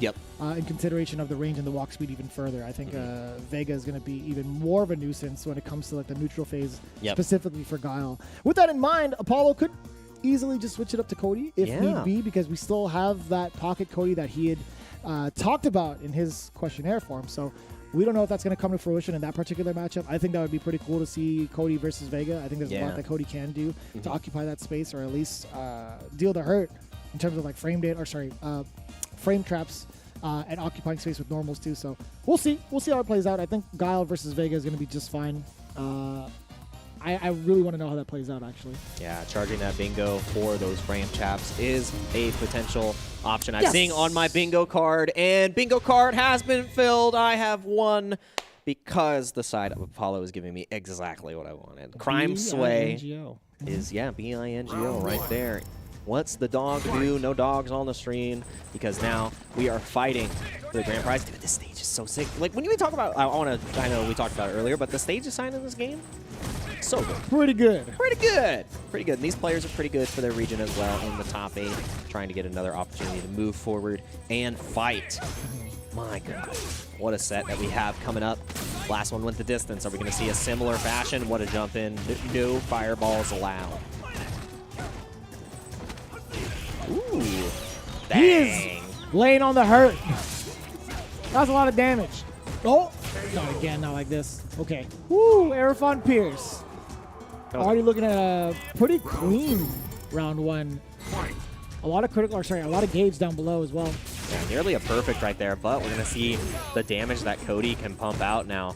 And this pressure can contest at this range too with Claw.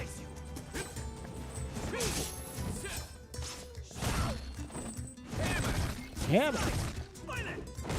Oh, no whiff punish. Again, the anti-air grab. We've seen that 2 times in a row now. So Arafon doing very well with the attempt to escape out from the corner, but finally getting it. V-reversal, you're still stuck.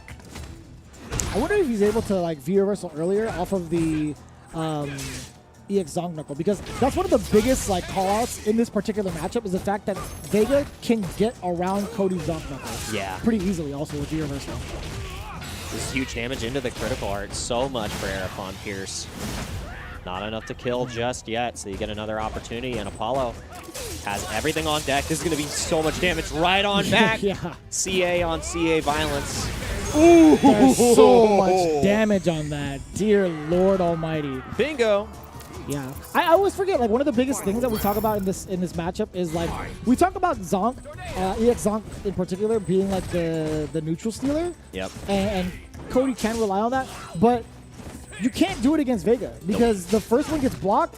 Vega could V-reversal with just the singular backflip and then punish. That's wild. That's huge for this matchup. Not a lot of characters can represent that, but representing the anti-airs incredibly well. Apollo already dealing with the wall dives. It's been working out for Arafon before. Can it continue to work out now? Oh, yep, no raw slides allowed. Doesn't get the most damage off of it, though. Yeah, there it is. Subvert neutral because we've got the EX on. Still got to be ready to punish it. And I like him exercising that option to get out because there wasn't going to be any sort of EX Zonk that was left from Apollo. Yep. So good awareness. Again, back. take control. Ooh, that was Sky clean. High Claw. There it is, anti-air once again, and gets the activation off that, the run under.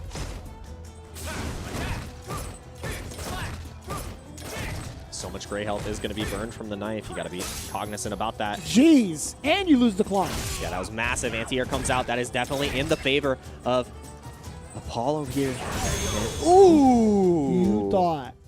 And that was actually a clean reaction from Arafon. As soon as I actually couldn't tell which came first. I think it was almost the same frame. As soon as the EX Flash came out, it was replicated on the other side for Arafon. So, I mean, hopefully we get to watch that back later. But Arafon, you know, just really convincing in that first game. Oh, yeah. As soon as Apollo started representing how to escape the corner, Arafon had to adjust, but really good wall dive scenarios and punishes. I don't even know if he had to adjust because the first counter he had was an air grab. Yeah. Right. There was no sort of like reluctancy to figure out what the option was to like stop that jump out in the corner specifically. Yeah. He exercised that option twice in a row. Yeah, catching it consistently. And also, I just want to note, it took 2 seconds for the first raw slide to come out from Arafon, so it's a whole different beast. Doing all Vega's proud and living up to the stereotype, that slide is your best option at all points of the screen at all times. There we go. Ooh, that's a huge punish right here to the corner. Oh, that's even bigger. Just striking first just before the knife was coming out from the side of Apollo and checking afterwards. You thought it was your turn to press a button? No, sir. Counter hit into the ace. Round 2. Arafon Pierce just looking to run away with this one against Apollo.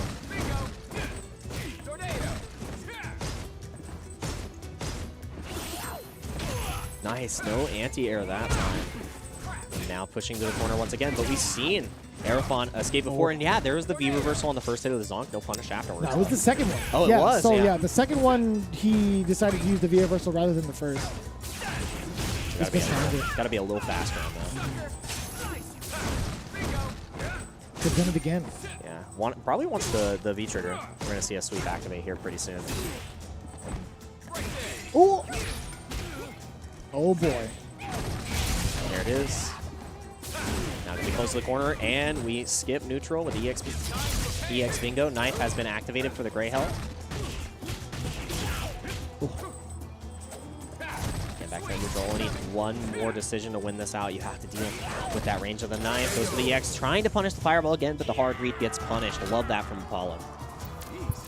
It's worth in playing that patient game in anticipation of something kind of out there with the Sky High Claw. Boom! I like that. The big anti-air from the roundhouse from Arafon. Back to that zone 0. Cody can deal with this really well. Huge counter hit and the throw after. I mean, you could have got a full punish. Again, just not exercising that option of using the V reversal past the EX Zonk.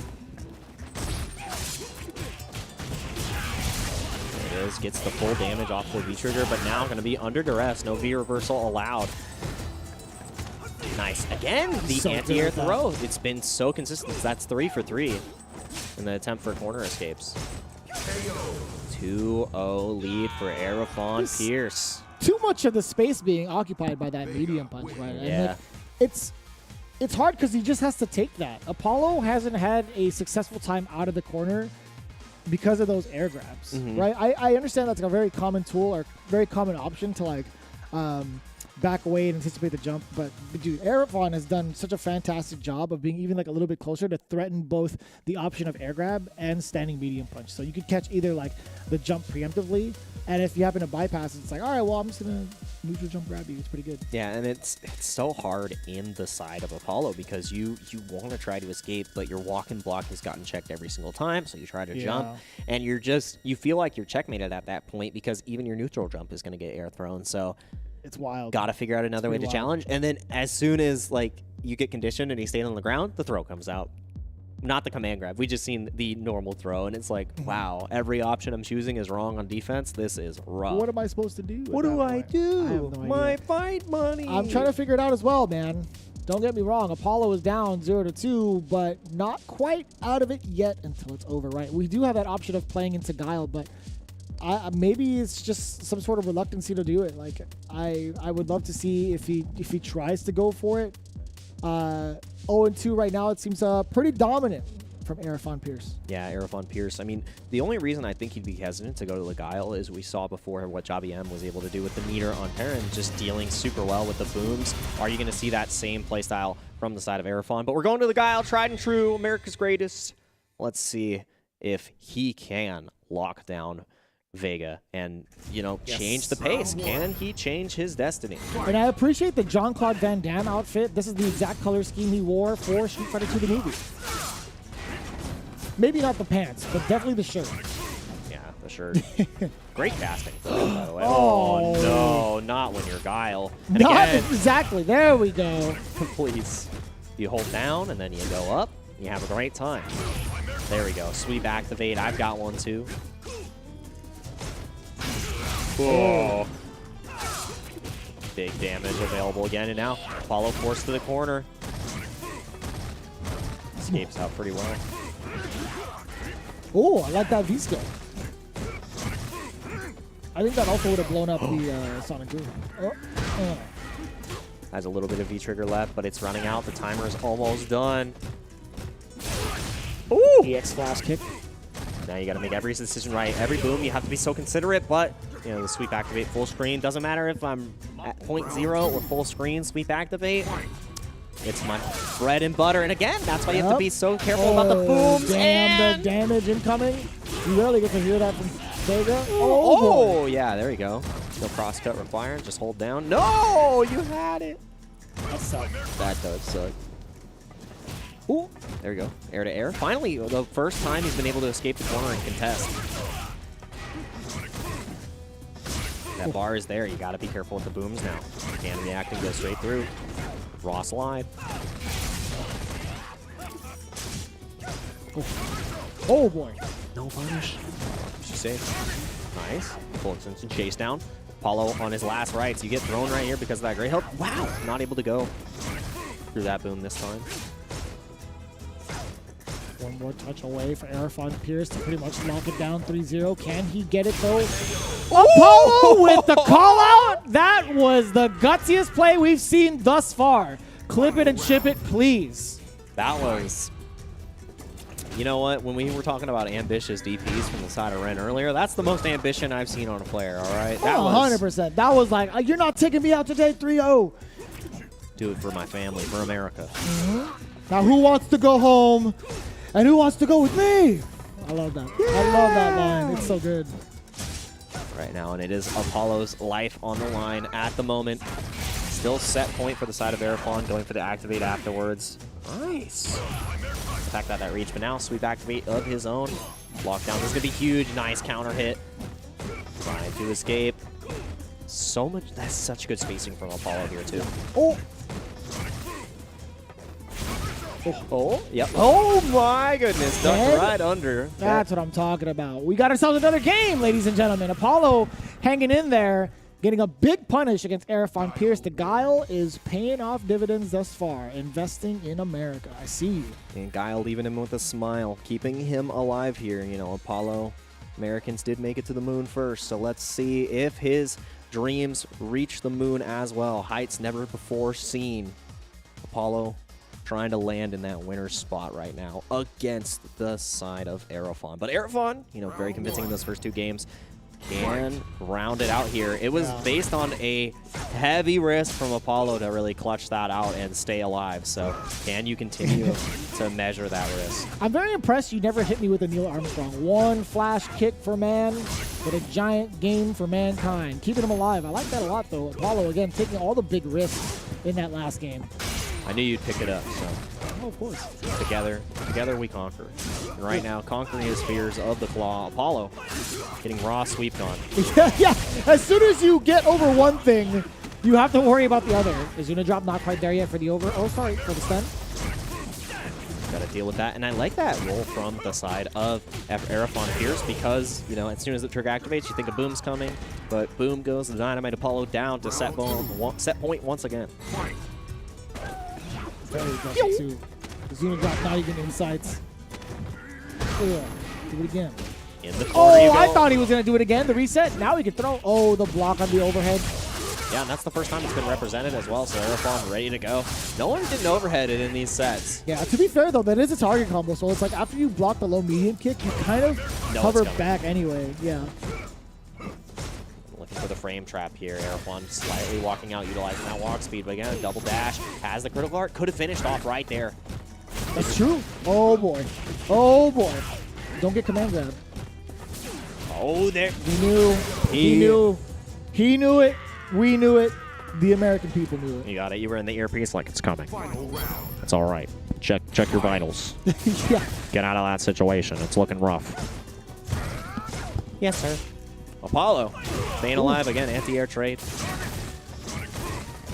And I like that. Getting a little bit more active with the booms. Checking Aerofon saying, are you guessing or are you reacting? And that's definitely a reaction and a half with the air throw. But get off me! Oh, that is the guess, and that is a big one that pays off dividends. Investing in the flash kick yet again. Apollo cleared for takeoff, and now, oh, that could have been big, but I don't think he had the charge. Sky High Claw, the side switch. Uh-oh. So scary. Got to be wary of the command grab, but the raw sweep, I got it too. V-trigger comes out. The delay! Next touch will kill. Got to try to look for a V-reversal. Maybe Again! I can't believe it. Apollo taking full advantage of Aerofon's reactions 2 times over. I will say the very delayed upside down kick, the gift that keeps on giving. Nobody expects the upside down kick from anywhere on the screen. My man just holds himself completely upside down vertically, and he's like, I got this. How does he still kick? Take a picture. Johnny Cage special. Just so good. I don't know how he does it. I don't know about all that, but I'll tell you what, like that, defying gravity and hitting you with that much velocity is a whole big deal. The Sound Warrior right here. And again, Sound in his approach. Apollo, 1 game away from a reverse sweep. Would be amazing. Aerofon definitely fighting back, putting the claw away, bringing it out. Crush. Ooh. Oh. SV reversal. I like that. Keep that screen position. Don't let him try to escape. Dodges the raw sweep. If it wasn't blocked, though, would have got a big punish. But you know, gotta be cognizant of it, anyways. Oh. And look at that, just the intimidation from the medium punch. He's still within range. He wants to try to catch a Sonic Boom, and Apollo being very wise about it, too. Really picking and choosing his spots when he wants to throw out a normal or a Sonic Boom. That's one for the crush counter. Again! Oh, my God. We're starting to see the habits of Aerofon Pierce. It's the key. The upside down. And again, the command grab comes out. Not connecting. Apollo has been escaping these excellently. When do you try to bust out? But there it is. You can't jump them all. You can't do it again, though. Nah, not a third time. That's where the slide comes in. Oh, no! No, he had it. Oh, it doesn't kill. Unhand me. You gotta be so careful here. No! No punish! I gotta go. I gotta go. We're leaving, sorry. I gotta go. That was... I'm clocking out. Yeah, we're done. That was... What? What? Apollo, there's no service, no reception up here on the moon. I don't know what to tell you, Chad. Oh, man. Ooh, boy. Apollo lucking out right there. Everything lining up. The stars are aligned. Did you hear the guttural noise that came from Guile after he got swiped by the medium punch? That was bad. That was a lot of damage. I mean, you've ever been hit by a claw like that? Oh, yes, Not ever. finally. I wouldn't be here if I did. It That seems is- pretty lethal. Yeah, finally the jump short cross-up connects. It hasn't hit the entire set, but, you know, when it counts, it counts. Oh, nice throw. Chase down the walk back. Not dead just yet. There it is. Final game, final round. Again, going the distance in these losers matches, showing how close these players are in skill. You know, Arafon gets to be a little bit more wild with the amount of meter that he has. Yep. Expect maybe like a EX Sky High Claw, something to go airborne with. Yeah, you get to spend, spend, spend. Don't be cheap on the first date. Uh-oh. No, he's actually going for the patient approach. Standing medium punches a lot. Oh, yes, catching the throw, but no! Or sorry, catching the with the low, I should say. Oh, again, punishing the no. reactions. That has been the key to Apollo's success so far. That is huge pickup right there. Not whipping this time. Neutral jump. And the chase down on the reversal. Next hit will stun and potentially decide the game. Are you going to be able to hold all this? Trying to go for the shimmy. Raw my sweep. God! Critical art! No way. Are you dead? You might be, but the scaling is a lot. It's going to come down to the You're last dead. touch. No! No way! I thought he was deader than dead. Oh, And you but it are. doesn't matter. Wait, was that? Oh, come on, man. That safe jump being exercised was pretty clutch from Arafon Pierce. I thought he would have gone a little bit more wild than that, but there it is, ladies and gentlemen. That was the closest set we've had thus far, and it came via Vega versus Guile. I mean, Cody a little bit earlier, but Arafon Pierce.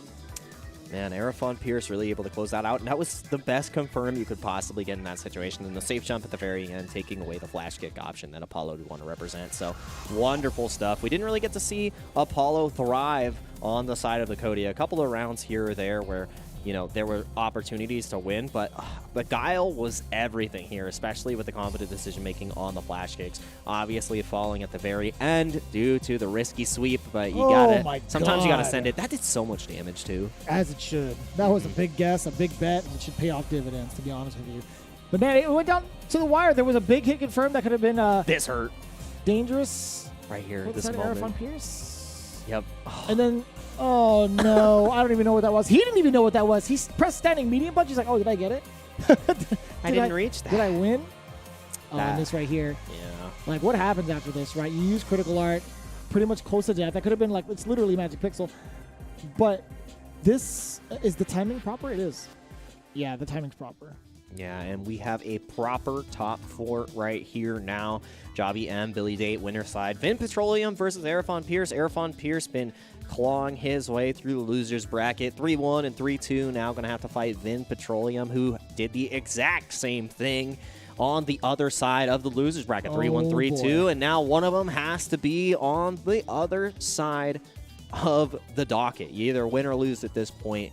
And there's only going to be winners and losers as we continue to move through this bracket. Winners finals is going to be a doozy, but you'd be committing a doozy if you don't get your hands on Street Fighter Duel now. The download is currently available in China with the global version coming soon. So make sure that you take part in the Legend of the Capcom authorized Street Fighter mobile game, because you're not going to want to miss out. Become one of the best fighters with millions of players in the world as you immerse yourself in the world of Street Fighter Duel.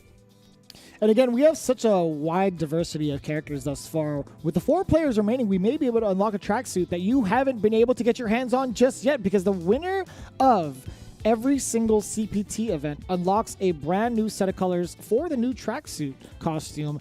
Again, as we mentioned earlier, pretty much the start of the season of March, every single color is now purchasable with fight money. But the new tracksuit colors will release for free after each CPT premiere event featuring the winning character. And again, towards the end of Capcom Cup, or actually towards the conclusion of the Capcom Pro Tour, every single tracksuit, eventually, all the colors will be available. So again, be sure to pay attention and root for your favorite players as we get through each and every one of these CPTs to get some of your favorite tracksuits, because some of them look really clean. Like obviously the 3 that are shown before you right now, we did see Central America West represent that color of Luke earlier. Yep.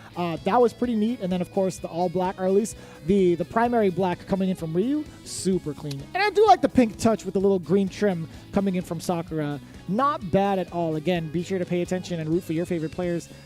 to see which tracksuits get unlocked. We do have that list for you eventually. I know David does a pretty good job of mentioning which characters have been unlocked thus far, and we'll probably get that to you towards the end. But in the meantime, we want to gear you guys up for the Final Four coming in for South Africa. You do not want to miss it. Listen, I almost left my seat a couple of times because I was getting a little bit too hyped, so I do need a breather for myself. But in the meantime, please get some refreshments, get some water in you, hydrate yourself, because this is going to be insane getting into the top 4. We'll see you right after this with more Street Fighter V. Time to fight, time to fight. Never give up, we won't retreat. The ones who stand up turn to defeat. So fight, time to fight. Glory waits for those who fight. We unite, we are street fighters.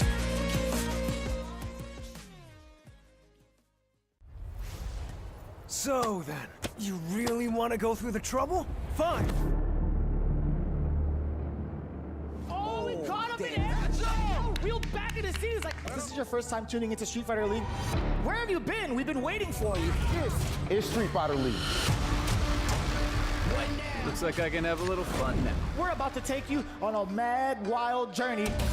oh my god. I was actually in awe. Street Fighter League is coming to see who is the best in the world. And I'll tell you right now, it's only the beginning. I will fight you. Oh, wow, gotcha. Oh, that is really unfortunate. You saw that exchange right there. We've seen Sakura whip punish it a couple of times, but the jump bags, Kino stealing it all back from Gachiku. You can't jump in the corner. What are you doing? Oh! Oh my god, just 1 second left and it runs out the clutch. Just teasing, just lots of tea. Get the kettle warmed up. And he gets the stun. That was nasty. It's even more an international players ball. We're getting players from all over the world. And I said it before, but we're getting the best players here to show you guys off. No time to be wasted. I think there's gonna be more than enough to jump in.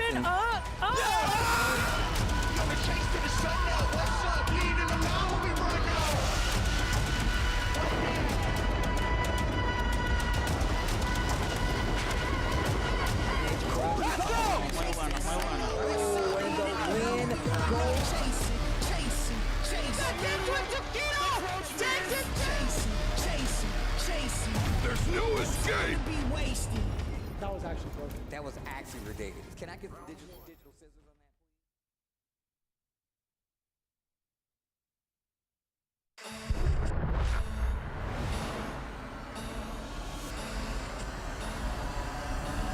that? Let's begin. Look, if you're at home watching, please know that you're watching history right now. Best players in the world. This is a dope set of Street Fighter. Ladies and gentlemen, if you are looking for the pinnacle of Street Fighter V, look no further. Sometimes I hunt for the Look at the crowd going mad. Oh my god, That's gonna do it.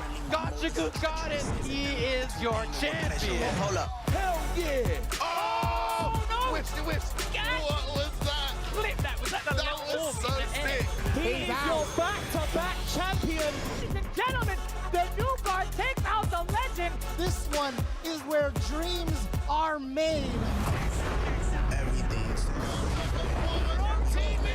I said everything. USA invades the stage here. And I cannot express how much this means to recall. But this morning I chose to wake up. Everything. There's no escape. Anything. Everything. I swear I'm ready. Let's do this. Bring it on. It's not enough. Let's party. Everything. Tell them I'm ready for anything. You have just tuned into the culmination of years of work. Rush the other way. Somebody call an ambulance. Not for me, but for you. Is the best, without a doubt, Street Fighter V player in the world.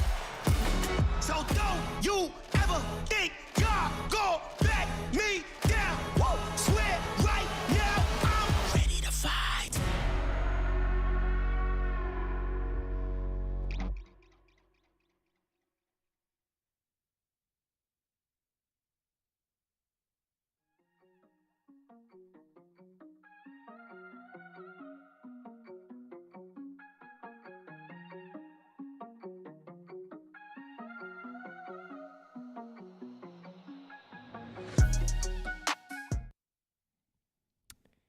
We began with 8 players on this wonderful Sunday morning, and now 4 players remain. The winners' finals and the losers' semifinals have already been determined.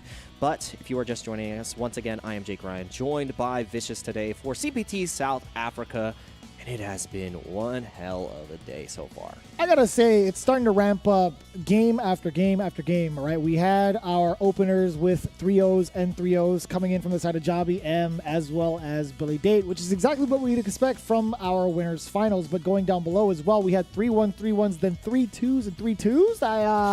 I enjoy me some more Street Fighter V, and I do enjoy the way that it's been paced out thus far. And you can see where it leads up to in the losers semifinals as well. Vin Petroleum versus Arafon Pierce. That's going to be pretty exciting to see. But, of course, we got to see our 2 kings of South Africa first. Jobby M versus Billy Date. The fated matchup yet again.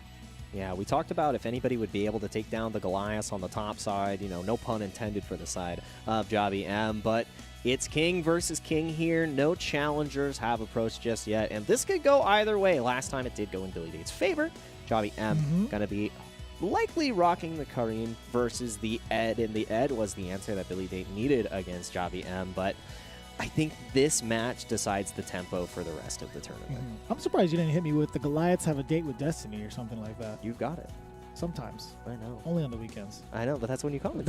Well, that's fair. That's the perfect time to have it. So, I mean, there's a lot to be speculated with between Jobby M and Billy Date. If you had considered what had happened the year prior in terms of the finale as well. Like you talked about how, both of these players got first and second respectively. Billy Date got the better half of Jobby, but even prior to that, in sets, Jobby M was the one that demolished the Billy Date. Then at the finale, it happened again. Jobby M had the better half. So does that mean Billy Date is going to be the one to take it down this time? Ooh. I don't think that's the case. This is a matchup that is kind of like a run back from the finale, right? Jobby M had exercised this option of Nash to face off against Billy Date's Nikali and Ed. Yep.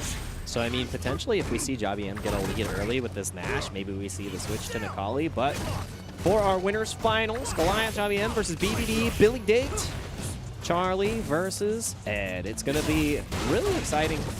I was like, who? I was like, oh yeah, that's his other name. Yeah, Charlie Nash. That's right. Giles Wren. Ooh.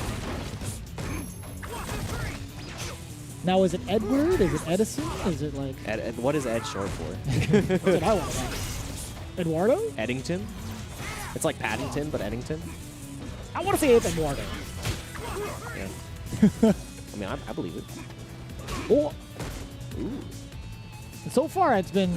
They were slugging it out initially. Man, what a response from Jobby M. He's like, yo, get that fireball out of my face. Don't even try to like, fake me out. We're not playing around with that. That is so good. Oh, a little bit too far there, and then now you're stuck under duress. One more V-trigger use to utilize. Lockdown, but not even needing the V-trigger. The throw comes out, and the patient stare down. V-shift was huge, but right afterwards. Good block on it. And again, Jobby M didn't have to spend any resources there, but Billy Date, still has a bar on deck after winning. Yeah, I wonder what the option was from Jobby M after the V break. Right, because you are negative. You're not punishable, but he was still caught standing up. I mean, you could DP. But again, that's a risk beyond a risk.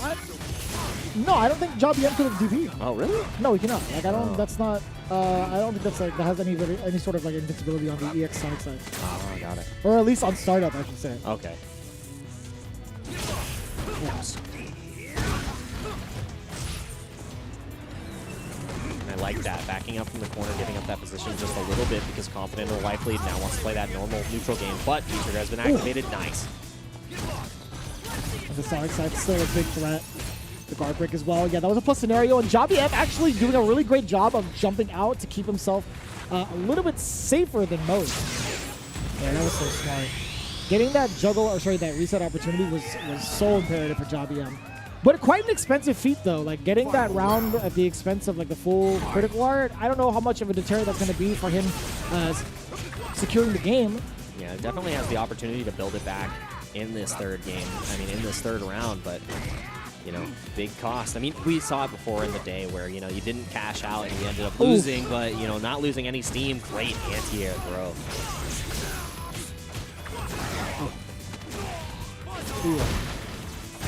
Oh, big extension.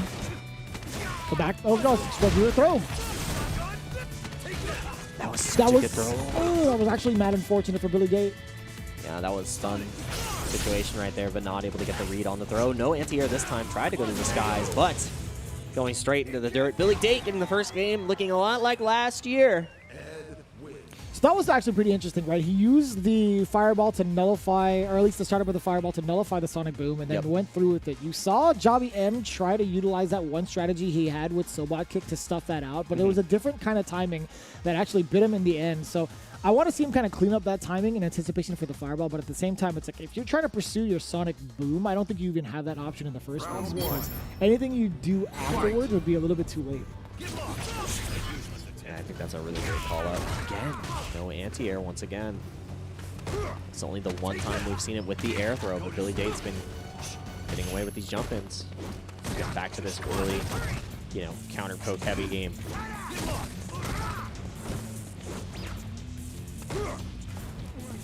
Man, a lot of back and forth swaying between both. Big time swings. I like that. Yeah, being within range to get the punish. Clean hit again. Playing at that range. Ooh. It's so hard to punish Sobot Kick consistently too. Yep. And here we go. The boom game has been set up. Playing full screen. What a dash into TV. I love that. That is a Nash classic, if you ask me. Certified Nash player right there. Spacing wasn't correct that time, so not able to get anything afterwards. Just gets the pickup. There's so much damage. Oh my god, you're dead. Yeah. Even if this... Yeah. Even if it doesn't kill? If it doesn't kill, no, it will. Oh yeah, you're It done. definitely will. Deader than dead. Yes, it is over, Nash, for this round. That one's going to be the... Oh, yes. And I love that counter from Billy Dayton pursuing the fireball, too, in case Javi M wants to utilize that V-skill. Yep. There's been a very consistent answer from Billy Dayton going in for that sequence into the flicker. Yeah, and really positioning himself in a way where that is a viable option all the time. So Javi M has to be a little bit more conservative about using the V-skill.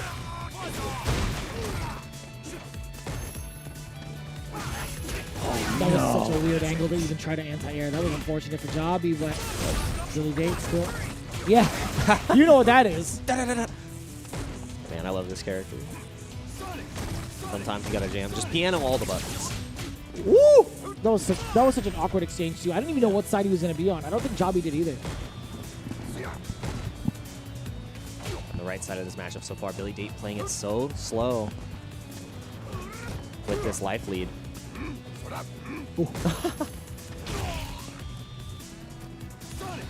Full trigger on deck for Javi M. Any significant damage or any significant opener can lead to a lot of damage with the trigger, but he needs another touch after that. Yeah, this is one. No extension on that. I guess that's fine. I don't know if he could lead to like a single hit into trigger into critical art to kill. I'd have to see it. That would have been a big frame trap if he pressed the button. Now again, that same position on the other side. If he builds his critical art, it is actually chipped, so you can't block anymore. Does Billy Date see the same? Oh, back throw. 7 seconds left. Yep, just wakes up raw critical art, but he knew. That scared the heck out of me. Yeah, no, I mean, like, that wasn't going to give you enough time to run the timer scam for Billy Date. Yeah. I mean, I don't think that was the intention anyway. I think he anticipated Javi M probably enforcing the meteor throw. Yeah, but Javi M already wise to the tricks from the side of Billy Date. Just goes for the jump, and that's what closed it out. Gets a time over. Ooh. Oh. Nice. I like that. Anti-air. And it's so important too to establish that, like just knowing full well that Billy Date is eventually going to tip this guy, or at least still be ready for it. Yeah. To kind of deter the jump-ins, but it didn't happen. Billy Date actually went for the jump-in again. Oh, finally, V-Skill actually connects as a counter hit right there. No fireball present, but one more touch will do it for Javi M, trying to even up the score. Locked under this V-trigger pressure.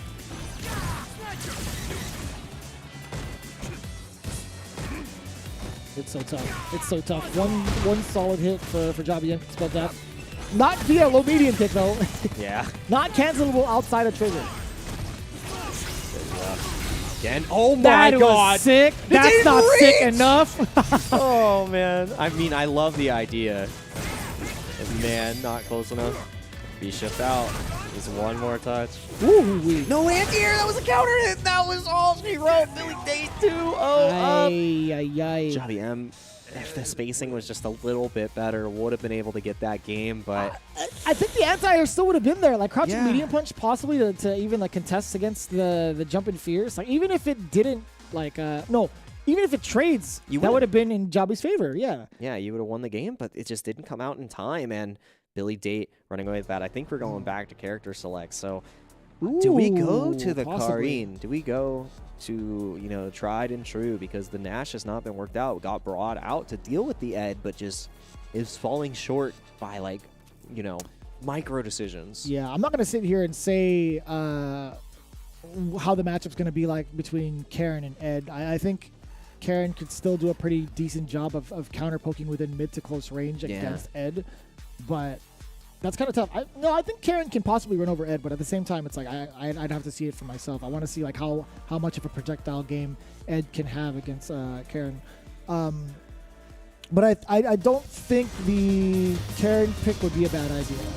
Yeah, because we saw, there it is. And we saw how consistent Javi M was with dealing with the fireballs against Ren earlier, when as soon as you got that bar, it became a different matchup. So maybe that's going to be the same story here. We almost saw a reverse sweep earlier. Can Javi M put that same performance up, or is Billy Date going to...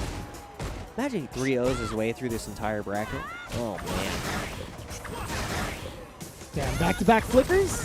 Already off to a great start. Javi M, I think that's going to be the primary tool to stop like the counter poking, but we'll see.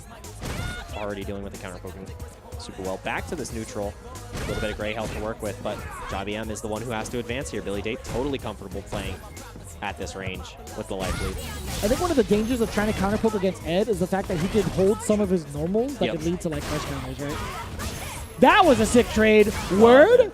How are you ready for that? That was pretty cool. Whoa, but you're never ready for that. Nobody's ever ready for that. The delayed uppercut. Billy Date ready for everything, and you know, you're always ready for the ones that let it rip at the beginning, but hesitation from an EXDP? Never. Not in my Street Fighter.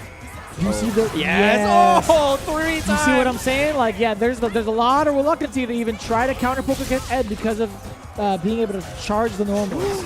All right. So that's a really big counterplay against Karen's objective, right? To counter poke you and have those normals occupying that space prior.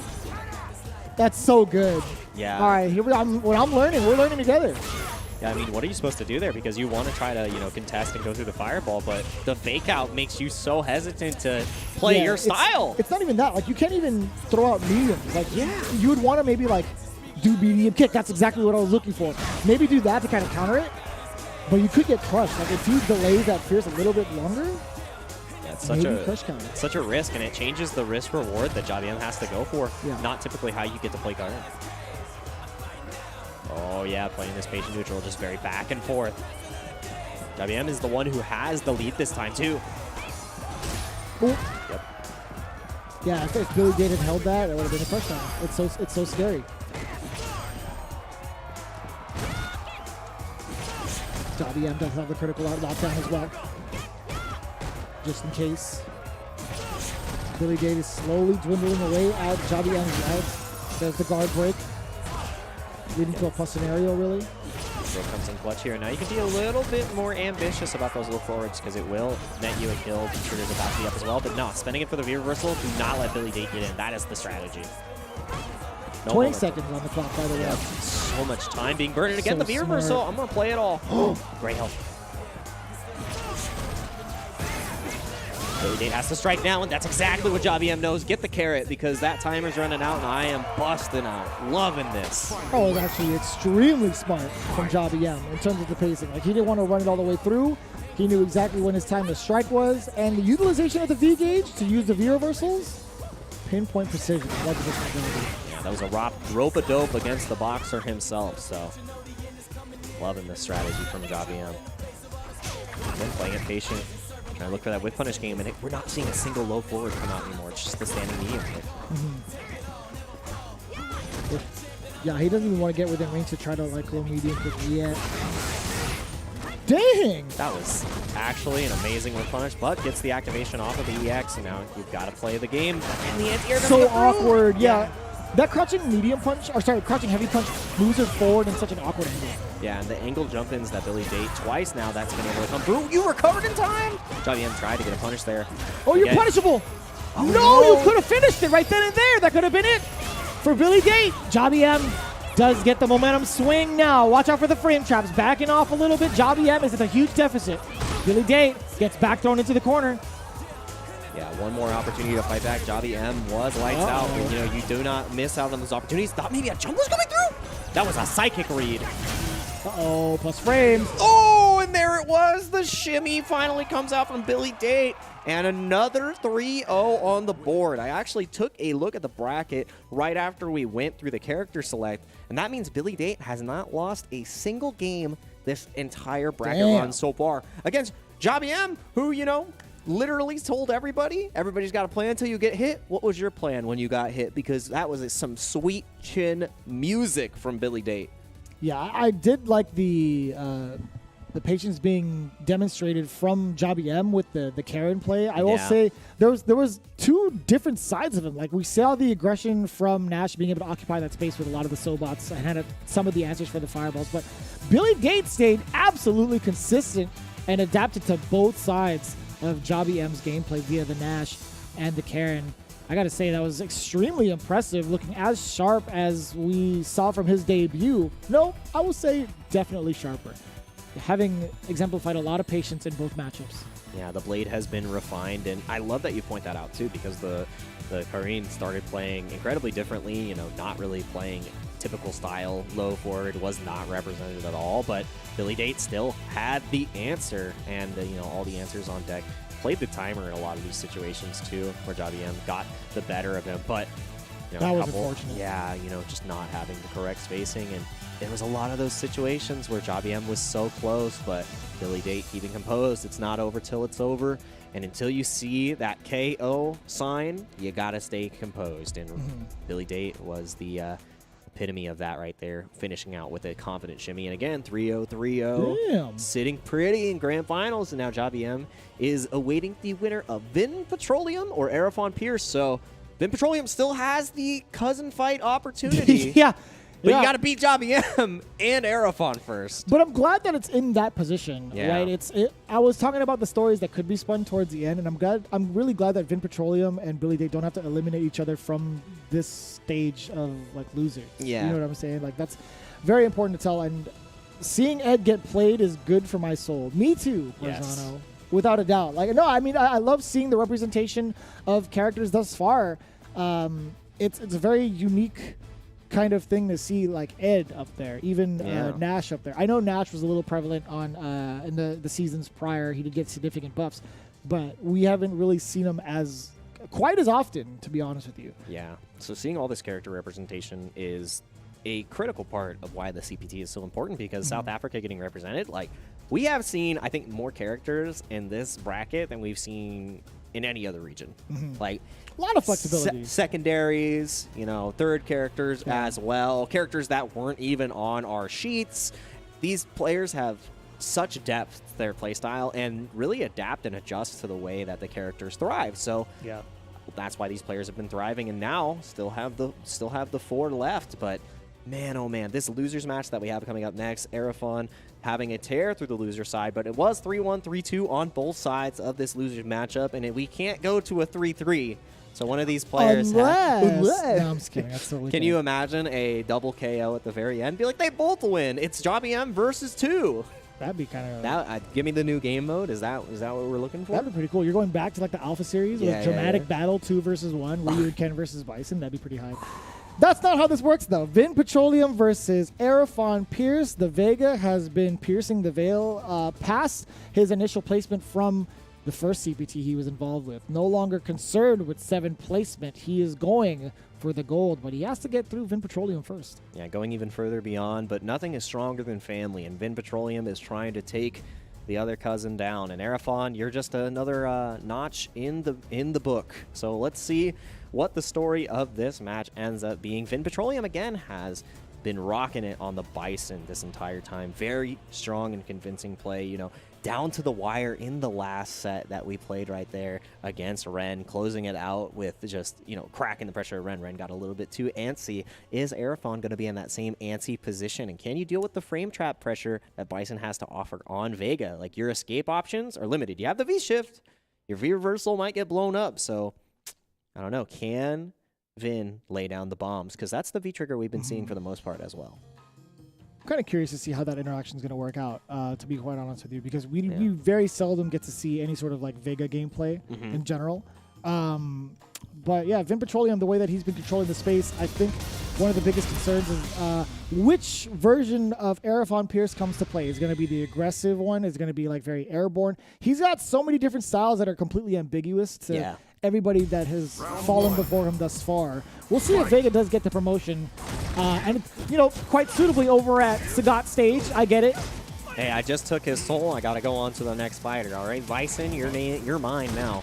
And that's always been the lore, actually. He's been trying to usurp Bison for the longest time. Yeah, so this is the Telltale, the storybook ending that we could potentially have for Vega. It's like the arcade ending that he never got. So he does get it in EX3. Yeah, there you go. If you beat the game with Vega, he does actually kill Bison.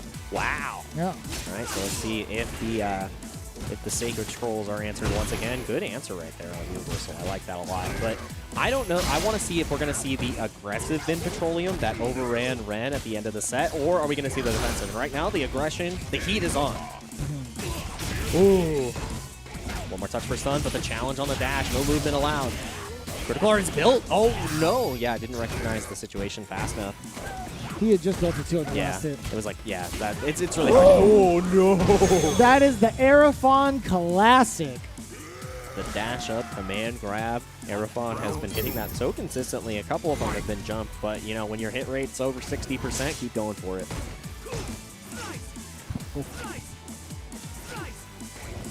Switching it up, no longer being in that aggressive pace. Vin Petroleum playing it slow.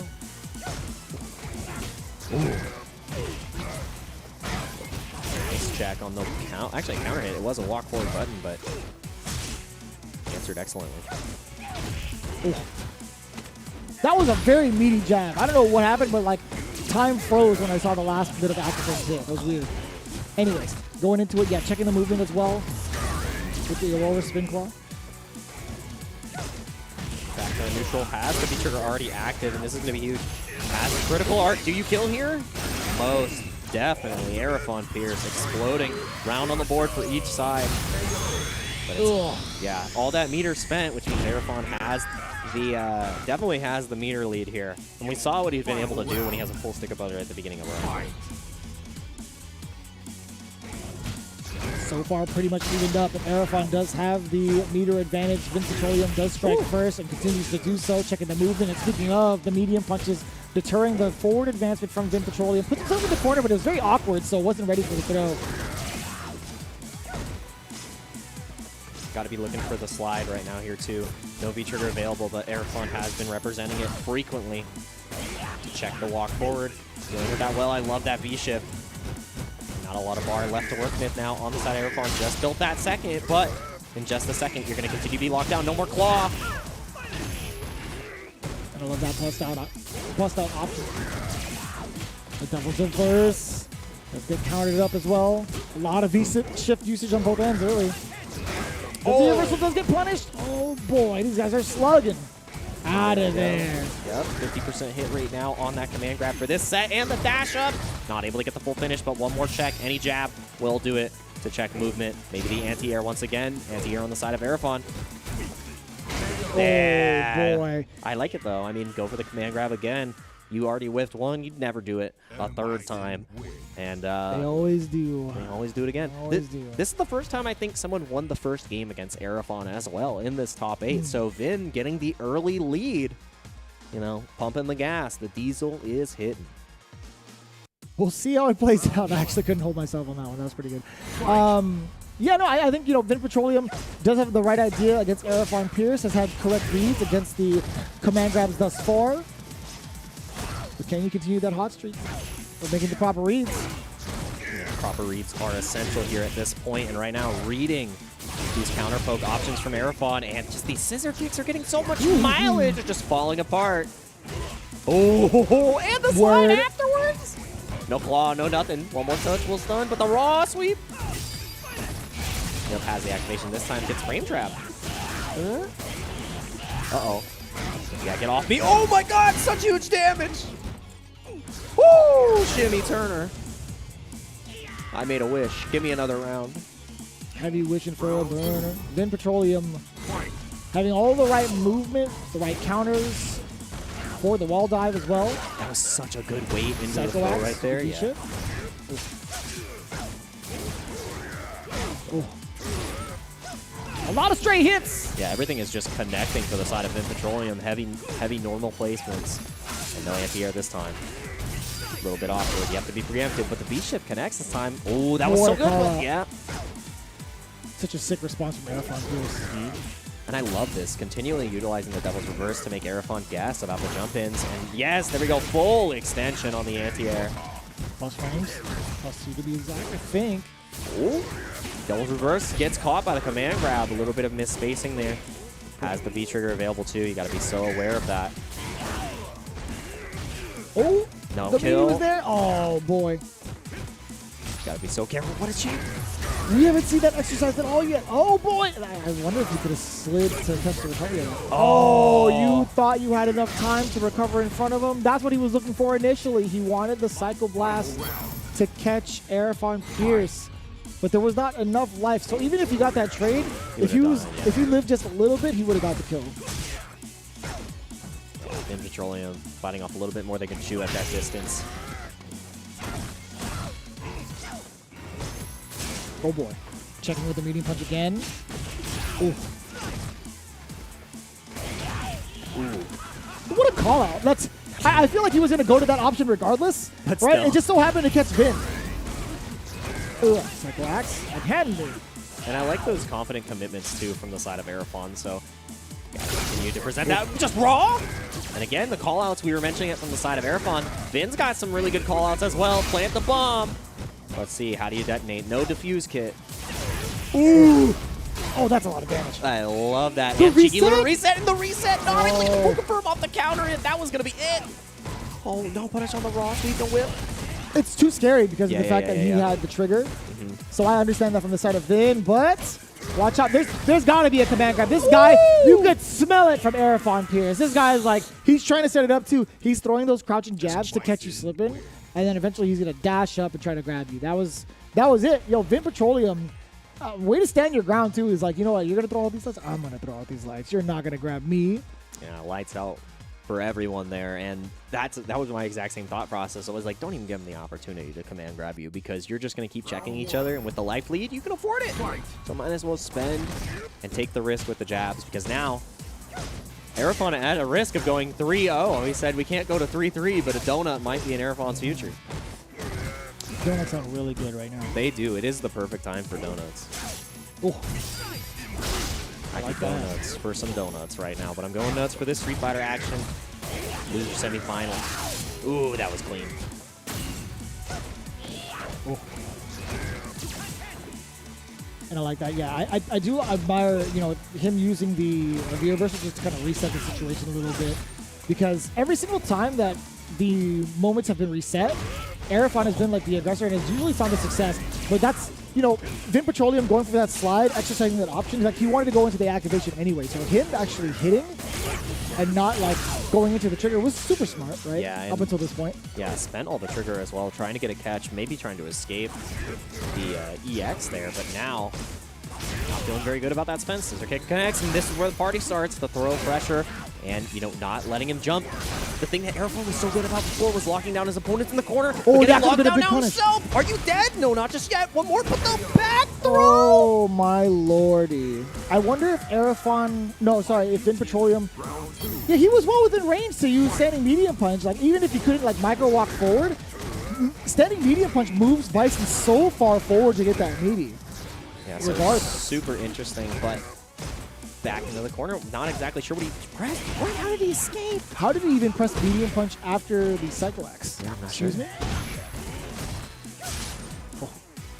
Oh. Double dash, and he actually That was evaded so the claw. sick. Wow! That's the second time we've seen that happen within top 8 itself. And the chase down on the V reversal once again. The bomb is in place, and the boy. shimmy. Everything is coming up in Petroleum. One The more. cross up! Oh, wait a minute. Oh, And the shimmy. This is just an pretty much all-wheel drive for Vin Petroleum. That was the cross-country chip, corner to corner. And just everything worked out. That was a turn, no signal. He's on a great big convoy of getting this 3-0, currently on match point.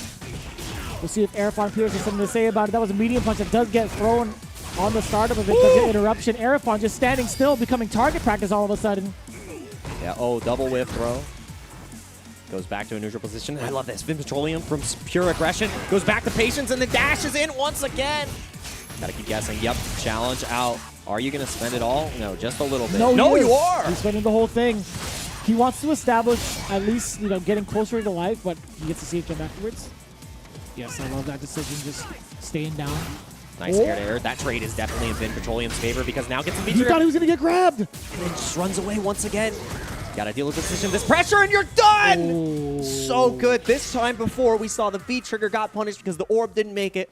But stuck between a rock and a hard place as soon as that neutral gump came through. Got caught by the EX. And a 3-0 for Vin Petroleum trying to get to his cousin. Has a Jobby M in his future now. And Aerofon Pierce will fall at 4th with the claw. Still making a valiant run. 3-1 to 3-2. Now taking it the other side of a 3-0. And that was so smart from Vin Petroleum. The last time we saw that encounter where he put himself in harm's way as the Cycle Blast was following up, he got jabbed out of it, right? Yeah. So he was looking for some sort of trade, but he didn't have enough life. This time around, he actually pursued it with the Devil's Reverse first to put himself in front of Aerofon, and then immediately took to the skies because the only way out of there was for Aerofon, like in terms of like trying to get out of danger, was to throw. Yeah. Right? Like to throw it, get past the Sonic Blast if it succeeds, or not have to suffer the repercussions of like possible layers of frame traps. Yeah, and I mean, at that point in that like deficit, making that decision, it's so hard. And I mean, getting caught by the orb, like you did technically the right thing, but Vin was on the next level, already knew that you were in that trap of a situation, and could not handle any more frame traps, could not handle any more pressure, and Aerofon just started running away with this. This was an unfortunate back throw situation, but that was super unfortunate. Yeah. Well, it depends on which perspective, right? True. Aerofon was like, I'm nasty. We'll take that. Yeah, and this was so huge right there, and the throw did come out.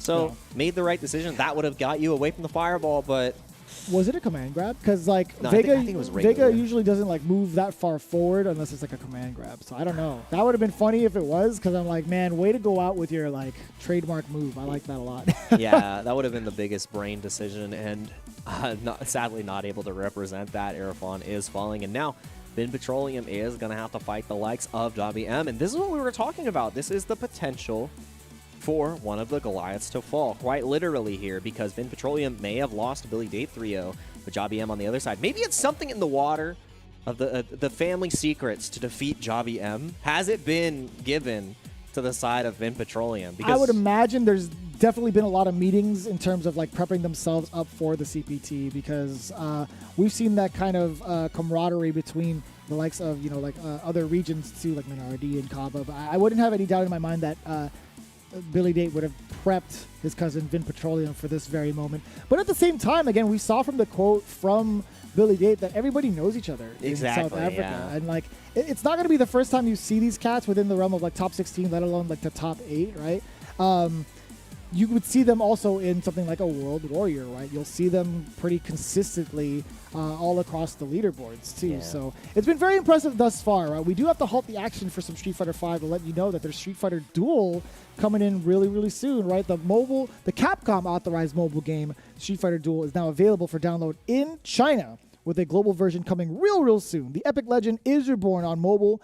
Be sure to download Street Fighter Duel now, and let's fight for each other and join the journey with millions of players to become the best fighter. It's exactly what we're looking for right now to become the best fighter for South Africa. You can do so in Street Fighter Duel as soon as it is available on global. And available now.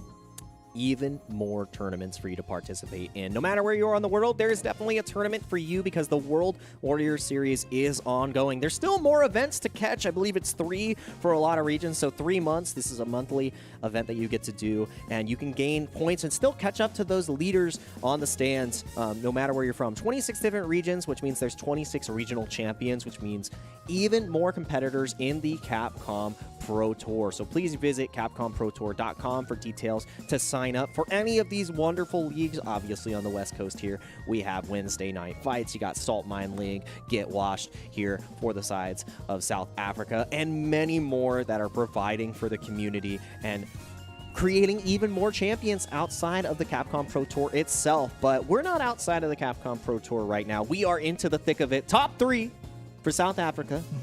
3 more players left in the tank. If you had to choose right now, my choice is Billy Date because he has just been cleaning up everybody. And I think if Vin Petroleum gets that edge over the side of Javi M, it might just be a rematch of what we saw winter semis. But we're going to have to figure that out after the break. I'm going to wait to hear your answer because 5 minutes is more than enough time for Vicious to let me know who he thinks is going to take it. And it's more than enough time for you to refresh and get ready for these last matches. Time to fight, time to fight. Never give up, we won't retreat. The ones who stand after defeat. So fight, time to fight. Glory waits for those who fight. We unite, we are street fighters.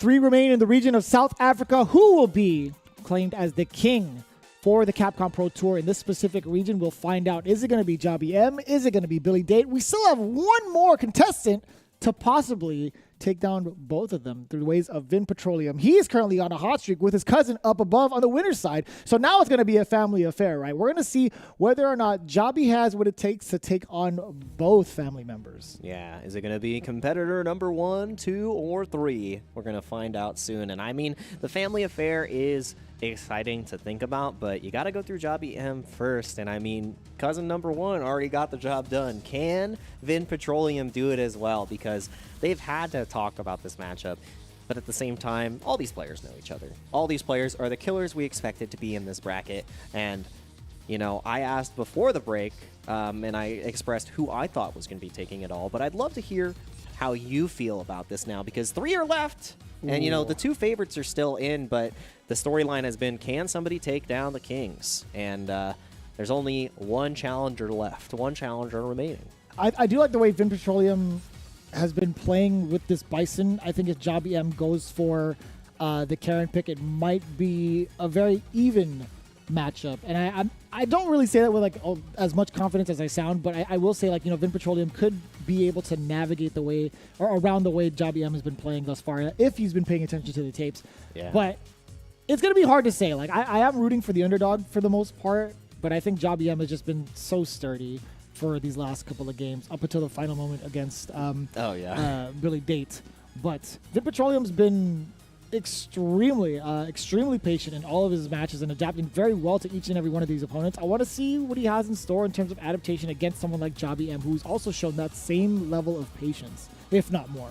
Yeah, so matching that style, and we've seen patience from the side of Vin Petroleum, but we've also seen heavy aggression. So is a way to crack that patience on the side of Jobby M, that aggressive play style, or can you match that snail's pace? Because you're going to have to figure it out, and it's a race against the clock, because you've got potentially only 3 games to figure it out. You can take it to the distance. We've had a couple taken to the distance, and that would be the best result, because we want even more Street Fighter to watch as we wind down for South Africa. Yeah. And I mean, what do you think the win conditions here are for the side of Vin Petroleum against Jobby M? Like, whether it be the Karen or the Nash, because, you know, I feel like Bison, you know, has a hard time contesting with the walk speed from Karen, but the normals can do a lot. But, you know, there's still a lot of bust-out options for the Karen. We're going to see right here. Rashid's the pick. Hey, the entire bracket running the Bison. So now you talk about the win conditions. One that's very shallow but very, very obvious is the fact that Rashid can lock you down in the corner pretty instantaneously and do it pretty consistently. However, I think if Karen can score the knockdown, no matter what kind of resources Vin Petroleum has, that's going to be pretty significant. Look, now it's just going to be a defensive slaughterhouse right now for Jobby M. The fact that, you know, Rashid no longer has a reliable wake-up option, it makes Karen that much more dangerous in the matchup. Yeah, and that danger has definitely been seen, because we talked about how readily that Rashid can take you to the corner, which is what we saw right there. But in the beginning, it was all Jobby M, but Vin Petroleum feeling good about this one now. Ooh, and staying at that perfect spacing. Air neutral, air footsies. How many walls did he just come off of? I think it was 2. Back to back. Activation. Getting frame trapped. Yeah, that was clean. Oh, you barely missed. I love the attempt at the air-to-air, though. Staying active on defense. No, I think move forward. Oh, boy. Swinging for the fences. Jobby M is actually still one touch away. You cannot throw the whirlwind shot. That is Season 1 Karen coming through in full force. How many times has Jobby M gotten away with using EX Sapo passive projectile? It has been so consistent, and the fact that Vin Petroleum tried to represent that, you know, it's a little rough. I know in the last game that Jobby M played, we saw that a whiff critical art was at the wrong distance, but, you know, accidents happen here and there. And now that was a happy little punish. Ooh, good pickup right there with the V-trigger up to the skies. Tornado's still there. You got to deal with it. Yeah, what's really important about that pickup is it gives him all the momentum in the world, too. And just at the right angle to get that cross-up, that was so tricky. We talked about how sturdy he was in terms of adapting to his opponents, but he is the one being the aggressor, so he's forcing Jobby M to adapt to this style of gameplay. V-Skill 2 is something that hasn't been too familiar in the realm of CPT. It may have been in EVO, but this is a whole different ball game. Yeah, and right now the ball game is definitely going out with the Vin Petroleum, taking out Javi M, but the quick little reset. No! Put yourself right back in the corner. Stun City potentially, but gets out. Oh, yeah, what a good chase down. We went corner to corner in an instant. Yeah, that chase down. Effective enough to get the punish, but not only that. Okay, I was going to say maybe like enforce the point in the corner, but I do like the patience exemplified from Javi M. The big counter hit. Again, you have to be so careful. Any hit confirmed from the side of Vin Petroleum will kill, and that is going to be a wrap right there into the critical art. Vin Petroleum getting the first game against Javi M, and it's looking as confident as he was before in his set against Aerofon Pierce. Switching over to Rashid, getting warmed up incredibly quickly, and that was not the snail's pace we were expecting from either side. That was scrapping back and forth, staying at like 0.0. Really in that oh god, that was the Rashid pick. Yeah, that's the reason why. Yeah. I mean, changing the entire landscape of the matchup because Bison has played very differently than Rashid. And already off to the races. You said you could get to the corner in an instant, and that's exactly what we saw. There's just so much carry. This character is so fun. That is so tricky. Yeah, the air neutral, you cannot anti-air conventionally. I mean, typically you have a hard time dealing with like axe kicks from Seth, changing jump arcs or air fireballs, but Vin Petroleum with the V-Skill 2 has different ideas and just committed to the EX right there, even after the V-Skill was represented. Oh man, explode? Not just yet. Oh! You're nasty? You're actually nasty? It's against the law. That was illegal. Again, no anti-airs allowed. Oh, Jesus. The double hand slam. Come on and slam. Axe handles, and welcome to the jam. That was disgusting. This guy, Vin Petroleum. I mean, he's so good. He welcomed him to the jam. Is Petroleum technically a jam? That's a good question. I don't know. Yeah, that's not edible. It's not edible. But you gotta eat these meaties. But wait. We gotta find out. Wow. Again.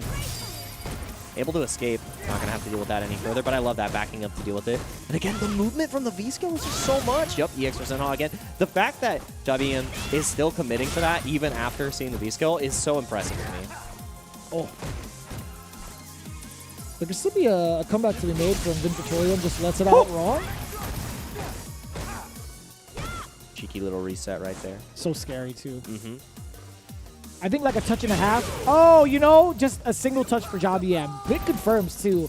That's exactly what you would need as a carrying player to get those moments, or at least enforce that fear from of movement from against Vin Petroleum. Yeah, not afraid to continue to move on. Straight to the corner we go. Vin Petroleum with the mix-ups, but the V-shift keeps you safe for now. Again, air neutral. Not the punish he was looking for, just slight jab. Nothing to really be afraid of. That was so sick. I think Javi M crossed himself up because of that shift. Yeah, that was cross-up into counter hit too. One more gas, and that cross-up was nasty. This character is sick. Vin Petroleum is this. This is the kind of tech I like to see. There's been certain moments from last year's CPT where Javi M got exposed for matchups he wasn't too familiar with. So he may be familiar with Rashid traditionally. V-Skill 1. But not this. You see how much of a discomfort there is in his gameplay in terms of anti-airing, utilizing V-shifts, especially in certain positions. That last one was super awkward because V-shifted towards the left, towards the corner, but the body, like the character model was facing the other way, so it was like, where do you actually block?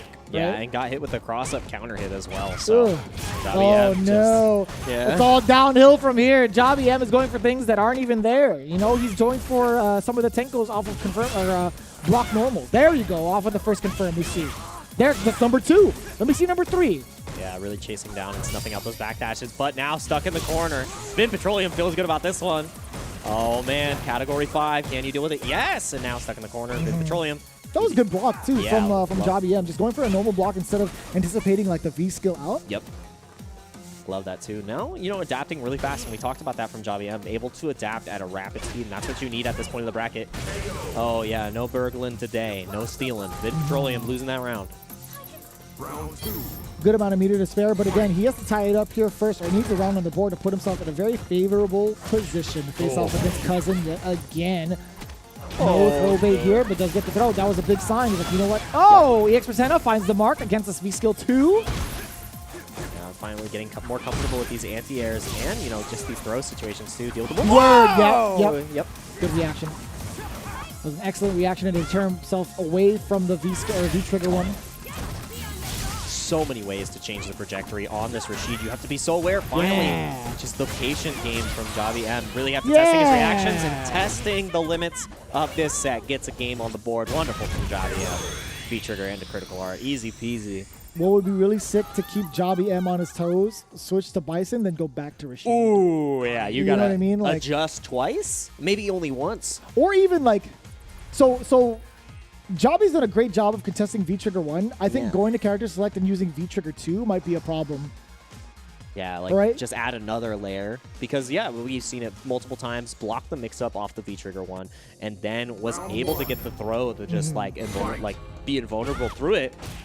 You know, that's a nice thought to change up, but nothing being changed up here, Vin Petroleum. And I don't disagree with him. You're already in a dominant position. You just got to do it one more time with the Rashid. Yeah. Javi M definitely getting enough time to adapt. I think he's enjoying himself with V-Skill 2 way too much to even change it up too. Yeah. Like, even if he goes to V-Trigger 2, I think he'd want to like utilize V-Skill 1 as well. But yeah. I mean, it's super fun to utilize, like air flip 2s. Oh my goodness. And there it was. Didn't know the correct timing for the anti-air there because the options have been changed up so frequently. Smooth activate. But look at how much more grounded Vin Petroleum has been because of the threat of Javi M. Oh, that could have been... That Even was better. actually disgusting. Whoa! That was actually disgusting. It was a pixel, but I mean, anything to finish the round. Round 2. We'll definitely take that as Javi M. Yep. A very expensive way to get himself closer to tying the games, but Karen is such a battery. That is a beautiful punish, by the way. Can she build it? Yes, she can. Classic. The gift that just keeps on giving. Career Kanzuki. Oh, nice. There's the anti-air again. It's the consistency of these anti-airs that have been starting to come out, and the V-trigger gets absolutely nothing done. Yeah, I was gonna say from that range, Javi M like is in the perfect spot to nullify that trigger almost instantaneously. Oh boy. Again, there's the unfamiliarity, the uncomfortability into It's not gonna kill though. Yeah. No. He has to get a reset. You go spike, back throw will do it. Oh, and you know Javi M knew it. Nice. Ooh, that was awkward. Match point, actually, for Vin Petroleum. Yeah, I mean, still a ton of resources for the side of Javi M, but Vin looking so good, and it was all off that corner sequence. Oh, this is terrifying. Once that crouching heavy punch rings out, it's like, it deters Vin Petroleum from even taking to the skies again. Oh, well, not really. Hey, it was worth the bar, though. Yeah, EX or Zenha to get that corner space and to anti-air once again. And now everything's coming up Javi M. Every hit confirm is coming through. Anti-airs hasn't been whiffed once, but the jump out of the corner, and this is where everything fell apart before to the side of Javi M. And I love that, the quick cancel. You're still, wow, you got out with that? Yeah. That's so sick. Makes a lot of sense. It's so tricky. Javi M just biding his time. Yes, sir. That was a negative situation where Vin didn't want to press a button. So I understand the throw option. Exercise from Javi M. More than enough damage. Even if he didn't go for that option, it could have been critical art, what have you. Karen hits like a truck, and she still had one more bar left. Someone in the chat, a little overzealous already. Cousin has to get his revenge. Not going to be the case as it is tied up 2 apiece. Yeah, you got to earn that revenge first because revenge is not given, it is earned. If I've learned anything from all the shows I've watched, you definitely got to fight for that one. And fighting for his life, Vin Petroleum, Javi M. You know, we talked about it before. We haven't gotten the reverse sweep just yet, but this might be the time. You know, this David versus Goliath story. Can Vin Petroleum overcome Goliath Javi M? And right now, it's looking good in this set. Oh.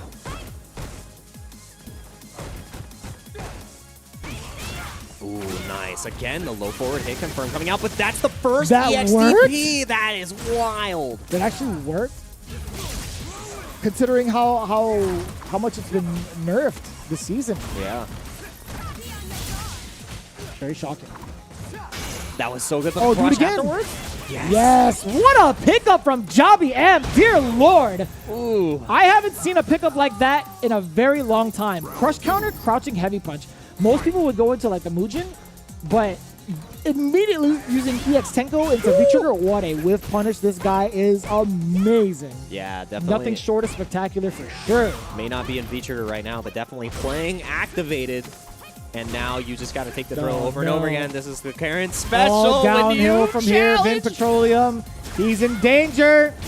Raw EX Eagle Spike. Sorry, regular Eagle Spike. Activate. So much space to work with. Then back jumped in anticipation of the movement. The robbery is happening. 2 more sequences. Now you're the one who is in a stun situation. Oh! He can chip. He can chip. Yeah, you can't block anything anymore. Shoulder into critical art will do it. He's not going to go for it. It's too obvious. Yeah, now got a little bit of that gray health back, so it might not be enough just yet. Oh, Now for it sure is now. definitely. Oh, you know it. Yep. Everything, but it doesn't matter. The EX percent at the end gets the job done. Javi M with the reverse sweep. Ooh. Confident in the Karen. Gets it done. I absolutely love that performance from him, showing why one of the favorites for the tournament. And that composure, you know, definitely got one right in the chin off that V-skill too. But figured it out. Recomposed the game plan and took it out. So now we get another run back in the winner's side in the grand finals, but we're running back this match right here. A couple of the highlights, and in the beginning, Vin Petroleum looked to have all the answers. There was that cross up into the counter hit, which just broke my little heart. That was a little bit awkward too. A couple of times over. Vin Petroleum having a very, very significant advantage pretty early on against Jabi M. But to no avail. Again, we talked about that adaptation trait from both players. Jabi M happened to have it a little bit stronger and more potent. That was such a good confirm, like crouching heavy into the EX, and then that sequence afterwards, yes, for game. Javi M, like you said, you had the psychic read on that, looking for the back turn into the critical art, but not needed. Reverse sweet. Javi M is going to be moving on to Billy Date. No cousin revenge coming up, and it's back to the top 2 we talked about before. Tale as old as time. Is it going to be a run back from last year, or will Javi M overcome? Has to get a reset. It's incredibly hard from the loser side. It's not often that we see that be the tale of the tape, but you know, Javi M after that performance and making that comeback 3-2, it's looking good. He's looking warmed up now, but Billy Date 3-0 before. That's it's hard to not vote for him here. I really wonder what the characters are going to be like for this particular matchup. I like Jabi M immediately going out the gate with Karen. Yeah. In terms of what we had seen prior, but we could see how much of a threat Billy Date's Ed can be in terms of like the counter poke game. I want to see something that you had mentioned earlier, the threat of the low medium kick. I think the flicker would be able to like punish it consistently. Yeah. But I just want to see it like thrown out there a couple of times at least, just to kind of like give the idea of like, hey, I could throw this out here. You can't walk in on me freely. So I think that threat would be really great to utilize, or at least to show off that hand at least once in a while. If you clip your wings early, it's not good, because that is one of the options that you want to use on carrying. Like, you can't just be like, well, I am going to put this in my pocket forever. I'm never going to use it, because then you give your opponent so much more space and control and confidence in walking. So you have to take that risk. You have to represent it, because otherwise you are limiting your own resources. And at this stage, at the grand finals, you're not allowed to do that. Goliath Javi M on the loser side versus BBD Billy Date. Will we get a back-to-back champion for this side, or will Javi M make the comeback and already sending you straight back to the corner? Javi M feeling good so far. Very early aggression here from Javi M. Primarily him just striking down Billy Date. Yeah, the punish on the flicker, you cannot afford to let those rip. That was a counter hit. Billy Date trying to press a button on wake up, blocking the overhead. You already know. Slight drop. And that drop will cost him right there. The throw comes through, and Javi M, everybody has been blocking the overheads in those last situations. So really consistent, not going to catch them off guard. Ooh, I like that movement, that quick back forth. I can see the meme. Is this footsies? This is footsies. I made this.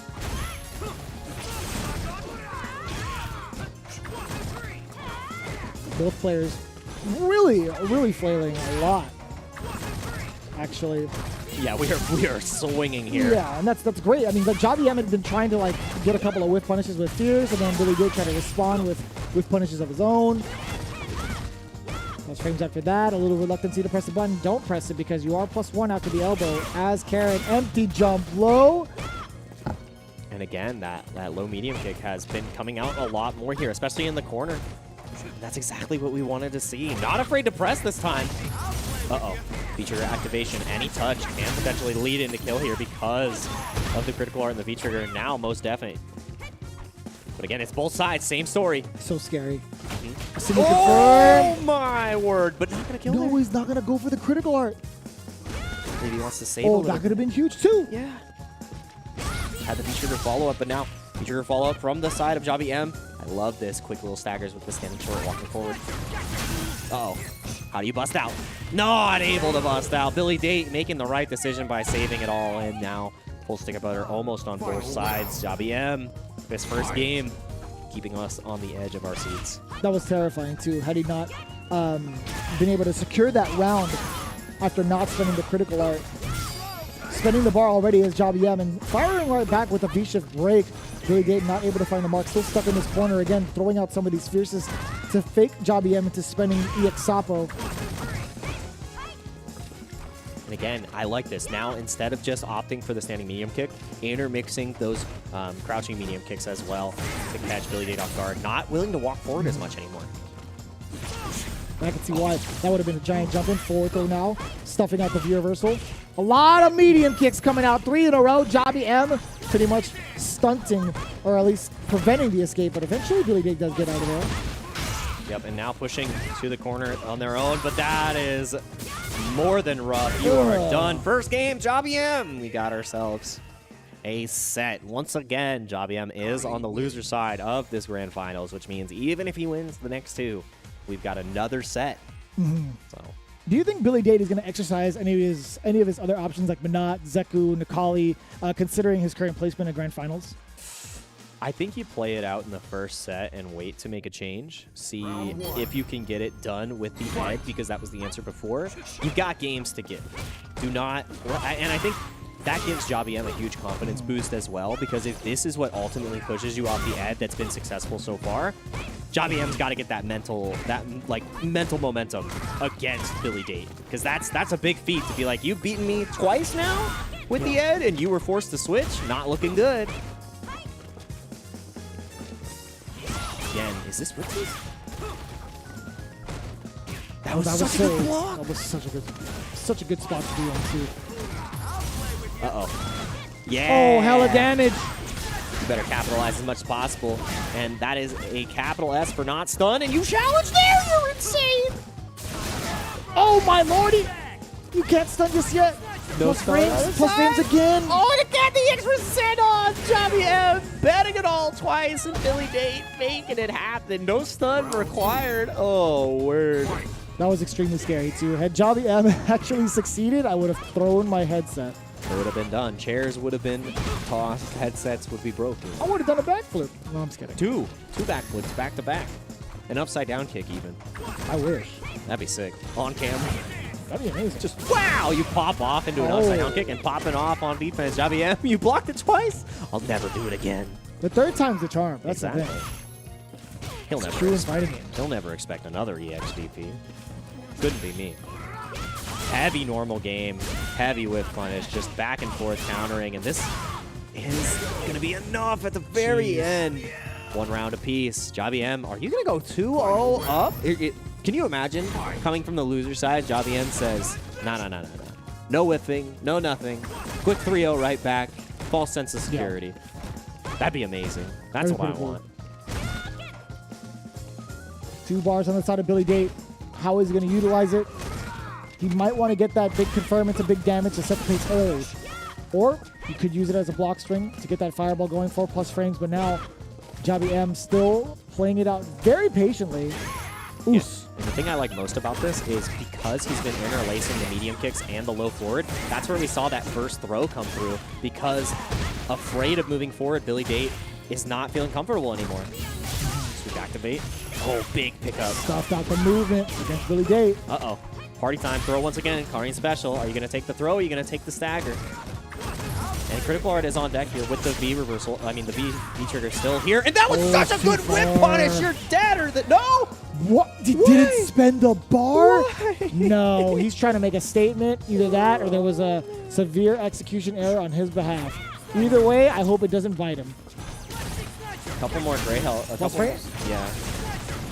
Plus frames again? Yep, so many turns. And you really checked the throw right there. You were dead otherwise. And that is it. Wow, what a read. Jeez. Oh, it wouldn't have chipped either on the connection, but Sometimes you gotta bet it all, and Javi M betting it all. May have not gotten it at the end of that combo, but Kareem's still laughing it to the bank. 2-0 lead in this grand finals. That was actually kind of insane. Like the fact that he managed to make that Orochi connect and have the buffer to back it up after.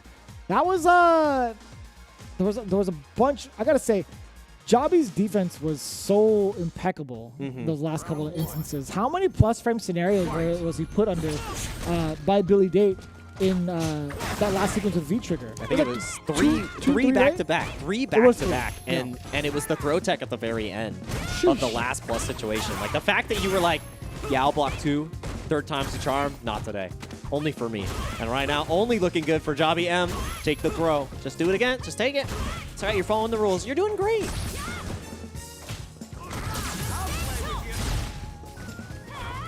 Oh my god. Yep. Jump back. So Stab smart that too. space. Yeah, if you pretty much lose your momentum offensively, then you have to back it up. If you get thrown in the corner, then you're going to be facing such huge repercussions. Again and again and again. Billy Date finally gets Javi M to crack under pressure. And the critical art builds right there just in time. It's going to be more than enough damage. This will be my round. I think you're right there, Ed. Good assumption. Really good eye on you, bud. Good deduction right there, bucko. But Javi M trying to deduce a way to get this third game. Flicker, flicker. Little twinkle in my eye. Little hit confirm as well. Way to contest. Crouching short, still within range. Jump back short to reset. Oh, the whip punish. No, not there. Standing medium kick is totally fine. Double time over. Ran into the uppercut instead from Billy Date. Raw sweep, too. Did not have the V-trigger available there. Goes for the run under back throw, and that is huge. One more round to go for a reset. Javi M making a great case that first set was a fluke. Final round. Fluke or not, there's still one more game to be played for Javi M. One more round, I should say. Counter hits over. Standing medium punch is standing medium punch. Oh, no, not again. So afraid of the massive damage that could come out. That trade is massively in Billy Date's favor, getting the corner. But challenging once again, Javi M. And now it's death territory. You got to be so respectful of the crouching medium kick or you're dead. Yeah. Went for it again. The same type of finisher, but gets punished this time.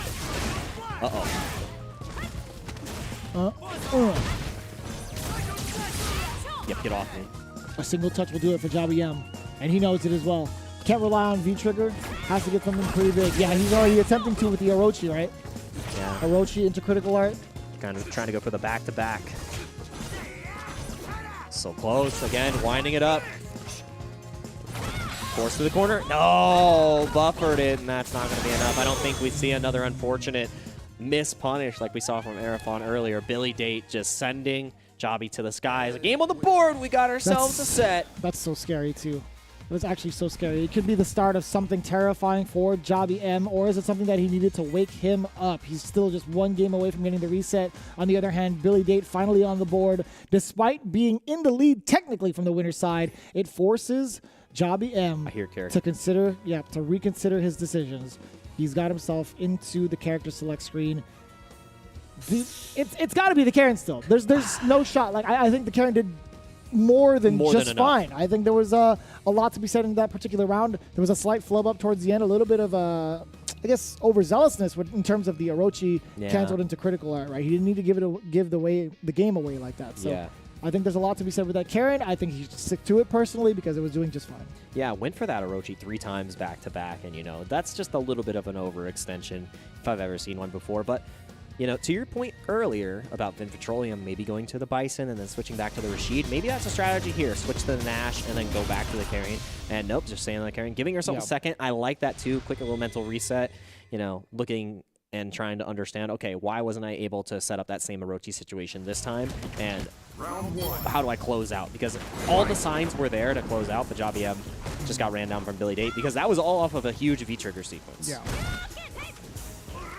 Ooh. Nothing coming of the standing heavy punch from the side of Javi M. The flicker is there. Nice. Counter hit right there, too. Oh, such a good hit confirm as well. And a counter hit, but DP, oh my God. Yep. We haven't really seen that option exercised as much. I mean, like, what, 2 times over this entire set? Yeah, the other time it was represented was after the block critical art, so.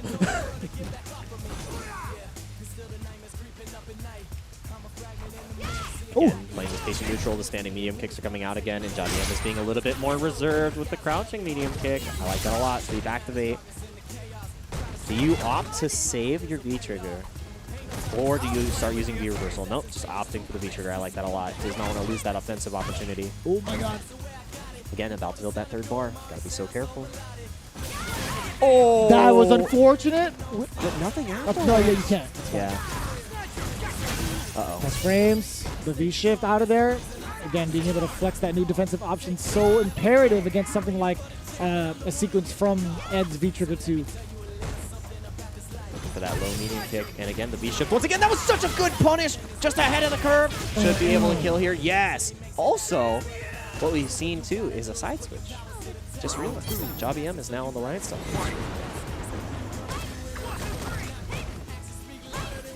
A lot of medium kicks being used on the side of Billy Day. Yes. Also a normal that is a lot easier to whiff punish now. No anti-air. So tough. And the walk-up throw utilizing that walk speed. Once again, so afraid of the movement checks from the low medium kick. So far on both sides, so good. To the corner we go. Not just yet. Again, the sweep activate every single time, and now this pressure is so hard to deal with. No anti-air. Checking the movement as well, low forward too. We were talking about flexercising that option. Oh, sick. Yeah, you do get the extension. Finally. With the side switch is what he was looking for primarily. Block on the percent out, no punish afterwards on the follow-up. This is going to be huge. Oh, no, and better than that, you get the jump out on Don't the get grabbed. V-trigger attempt. Oh, don't get shimmied either. Again, just running away. I love this movement. Oh, my goodness, the jump back, and Jobby M will reset the bracket with a 3-1 going back into this. Now, Billy Date is the one who has to decide. Do you stay on the Ed? Because it's just not working out right now. It feels like Jobby M has studied the tapes. Even after that 3-0, just started running around the V-trigger in such, interesting ways. Not only was it the jump back, but the V-shift to get out and punish, and just getting huge rewards there. And then a couple of, missteps from the side of not even Jobby M, but a couple of missteps. God. This is such a good set so far. 3-1 was able to bring it back just a little bit on the side of Billy Date, but do you think we pull out another character like out of the wheelhouse that we know, Nikali, Zeku, and Manat? Like, I don't know. Maybe I want to see a little bit of the Zeku. We saw a really strong performance there, or changing up to a more patient play style with maybe the Manat to ice out the Karin. I want to see the Nikali. You want to see the Nikali? I want to see Nikali V Trigger 2. Ooh, okay. For no reason. No, For no reason. I think I do like the threat of Billy Date's Nikali being up there. We saw the results from how it played out in the finale, so I wouldn't be surprised if he stuck it to Ed, which he does. Yeah, I think this is going to be like his breadwinner for at least this matchup against Jobby M. Round 1. Yeah, the bread and butter right here. We're going to see as we go into the final set of the day, the final set of CBT Africa, and we talked about in the beginning, Jobby M utilizing that low forward, and it is helping him move forward in such confident strides in this last set of the day. Cool. Don't get thrown. I want that back out. Yep, get off me. I like that anti-air from Billy Date. Decent amount of damage, but more importantly, gets him out of the corner. The big whiff punish. On the way out yet again. I'll play with you. Checking the movement low forward. No plus frames here. I like that D-reversal in that sequence. Do it again before the trigger even comes out. But Billy has access to one more, by the way. Let's see the knee. Dropped the situation. Final one would have been in the sider. Didn't get the confirm after, but the flicker to follow up takes down Jobby M in this first round. And I love that double V reversal to get away from the V trigger, and that was what helped him out in the last set, just avoiding the V trigger. But this time, Billy Date, third charge, gets it done, third time's the charm. Uh-oh.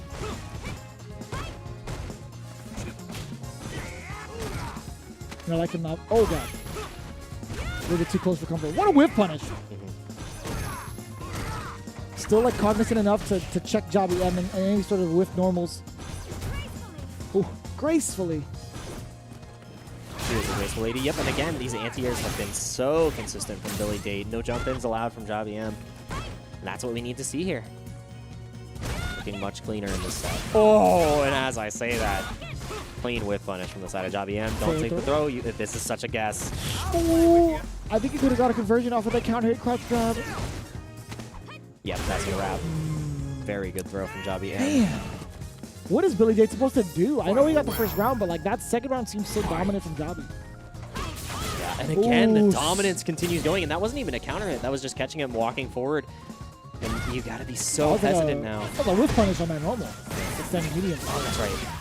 Oh, again, EX Sentinel has started to connect now. Before it was blocked every time, but Billy Date a little bit too eager to stay on offense. No! Wow. I also hate getting people like that by accident.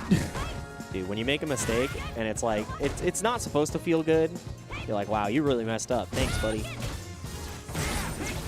V-Trigger is available, but we saw that the V-reversals were saved for the V-Trigger. I think we're going to see that same situation. Ooh. Oh, try to go for sweep activate, actually. Which makes sense. Yeah. Billy Date does have the slight life lead at that. Jobby M doesn't have critical art yet, so is looking to build it before going into trigger. Possibly. Or building it while in V-Trigger. What I want to potentially see is we know that Jobby M has gone to the sweep activate before. Maybe Billy Date looking for the jump on that. Oh, there it was. Huge. Yeah. Now has to take even more risk to get this life lead, and I love that from Billy Date. Playing the clock, but now anti-air comes through, not able to get the mix-up after the dash under. Oh my god. Had a little heart attack right there. If you go for the right sequence after this, you build the bar for critical art and you kill. Oh, wow, recovered in time. Look at the gray health. Oof. All gone. 10 seconds left! Oh, that was a wrap. That was so close. Billy Date was running out of time and, you know, tried to play that patient game, and as you were trying to escape, got caught by Jobby M. Standing medium punch, man. It just occupies so much space. Just blah, and you could buffer it too if you wanted to. It's so good. Yeah, not only utilize, it's like every single option to control this space so far against Billy Date has been cycled incredibly well. It's not only the standing medium kick, it's the low medium kick, and then ultimately, like, it's the standing medium punch. And now showing this, the standing fierce, like, it's too much! Oh, boy. Ed's just not able to contest right now. Uh-oh. Oh, wow. No punish on the sweep. It was a little bit fun. Yeah, it was but like it also, they've made it so much easier to punish in this version. Yeah, so that's a... You have to punish. That's strike one right there. You can't leave that on the table, Billy. And sweep activate one more time. Gotta be so careful. I like that neutral then. Even Jobby M guessing. Oh my lord. The party starts, the overhead connects, and now to the corner. Wow! That reach. Uh-oh. And you cannot take the throw here anymore. And I love that backing off. Saying, walk forward. I've already punished you so many times. Looking for that same finisher of Orochi into critical art. Not able to catch it this time. Billy Date, the wonderful decision making. No, not like that. Unfortunate. Unfortunate circumstance for Billy Date, but even better for Jobby M. Just getting one more round closer to the Capcom Cup. But we'll see. Billy Date has an answer for it so far. It's been very much so consistently in Jobby M's favor thus far. But it's not over yet. As soon as I say that, classic curse. Yeah, and every single thing is getting checked now, but checked right back. It bounced. Billy Date getting pushed into the corner. And again, I love that aggressive B reversal. You're not allowed to escape, but finding a way out, Billy Date always does. Oh, yeah, the anti-air is still very effective, catching heavy punch to stuff out some of those angles. Jobby M not afraid to throw out that sweep because he does have trigger on deck, whether hit or block. You can do whatever he wants now. Yeah, you have to be so careful here because of that trigger. And no trigger on the side of Billy Date just yet, so you can't get the offense train rolling. Almost critical art. Such good defense. Oh, and they kept playing this patient game. 45 seconds left on the clock.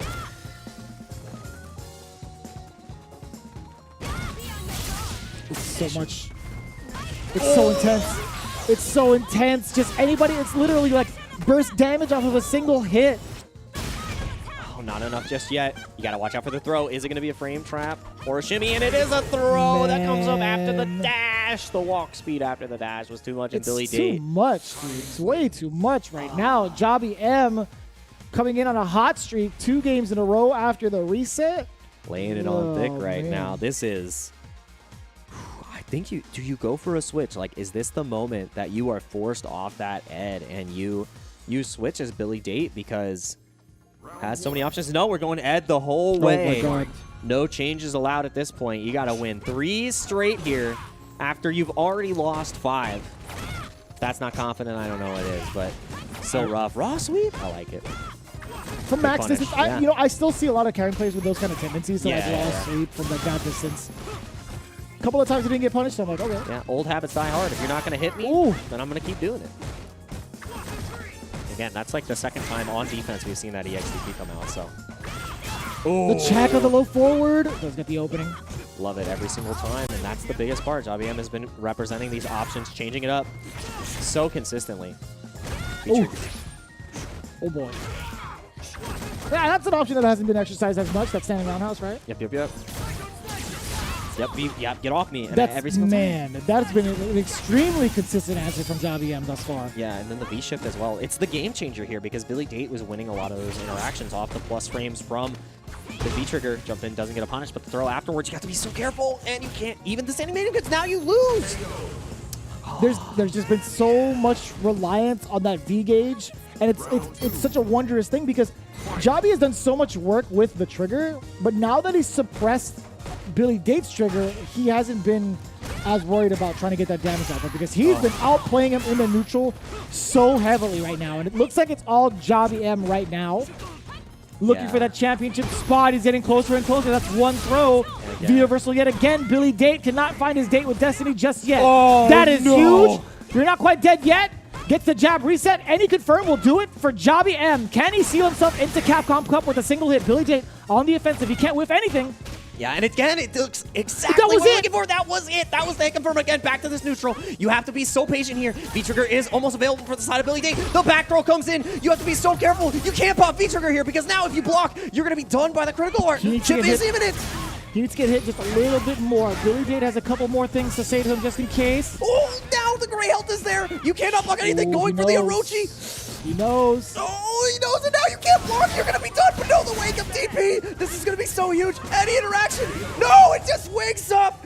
Not able to finish it off. The crouching heavy punch trying to go for the anti-air. Doesn't need critical art. Doesn't need V-trigger. And all he needs is that #1 spot. That was a wash. Getting washed. Goliath Javi M does it. Takes down Billy Date. Gets redemption from last year. Gets redemption from the winner's side. A 3-0. I just needed a donut to refuel because you got washed. Ladies and gentlemen, that was a spectacle. Javi M, your champion for South Africa in the Capcom Pro Tour, getting himself a seat among the greats of Street Fighter V in a dominant fashion, taking it all the way through from the loser's side, right? Knocked down from the winners. 3-0. 3-0. Changing up the pace entirely. Getting the reset, 3-1? Yeah, 3-1. And then doing it nearly again in the finals of it all, 3-0. Extremely impressive, completely unprecedented. I know he was the top 2 prospect. I get that.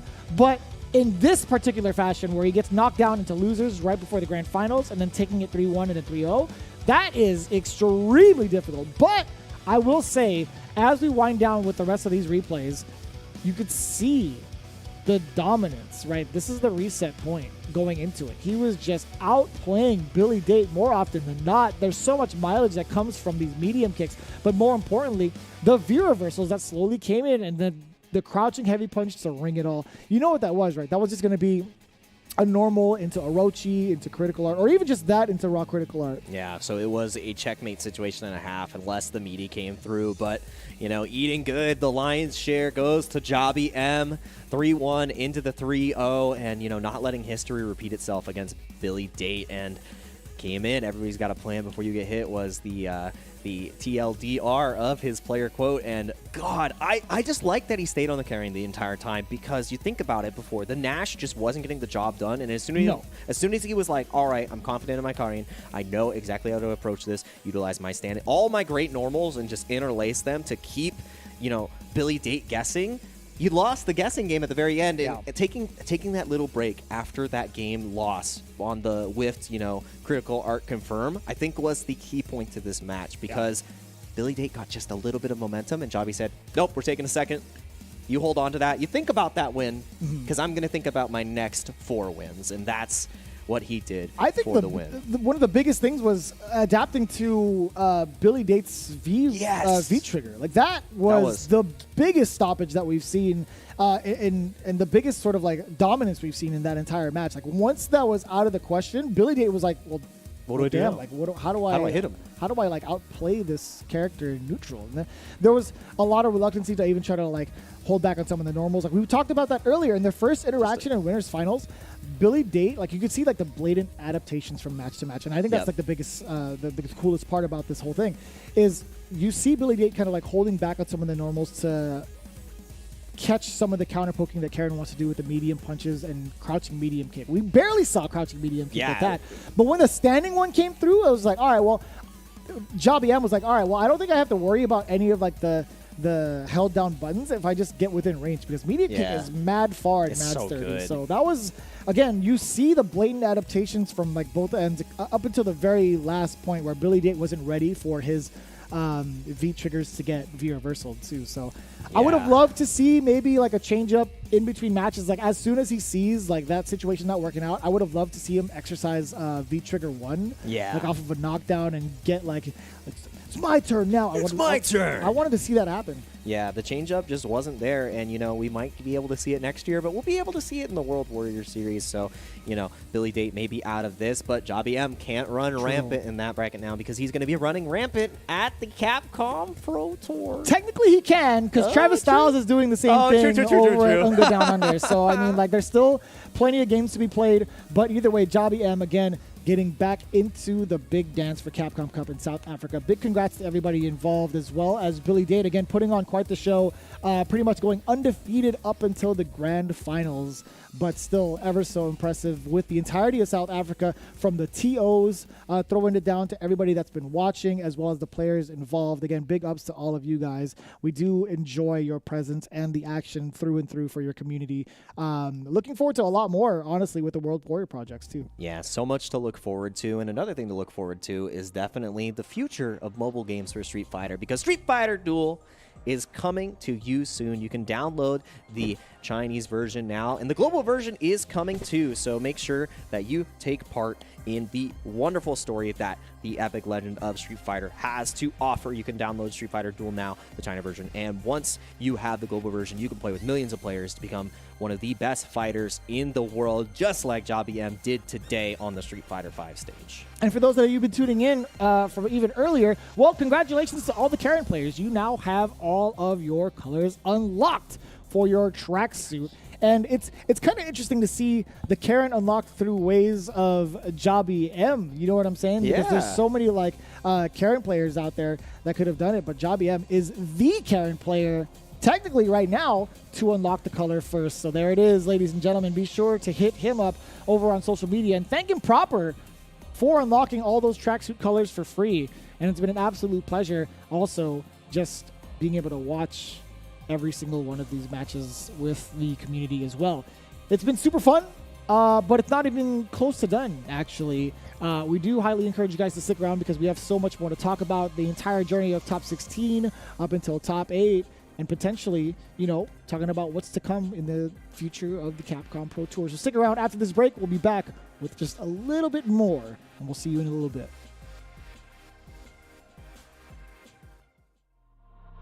Time to fight, time to fight. Never give up, we won't retreat. The ones who stand have turned defeat. So fight, time to fight. Glory waits for those who fight. We unite, we are Street Fighters.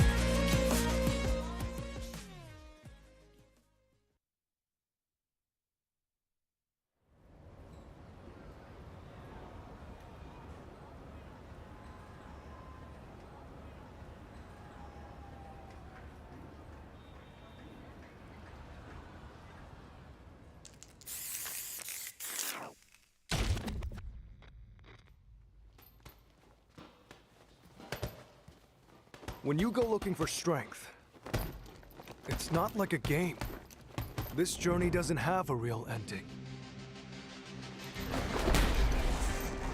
Okay then, hope you're ready to begin. you want to start off on the right foot in this city, hit the streets. Yeah, ain't there I do this. Never feel loose. And when I get up in the game, y'all be improved. A real problem, but I solve them all facts proof. And if you think I'm gon' fold, then you talking fool. Yeah, y'all wanna win, let me spin, boy. Or dunks aside, I'm super fly like I'm hanging off the rim, boy. I've been winning for my kinfolk, and I put on for my city from the intro. Fight!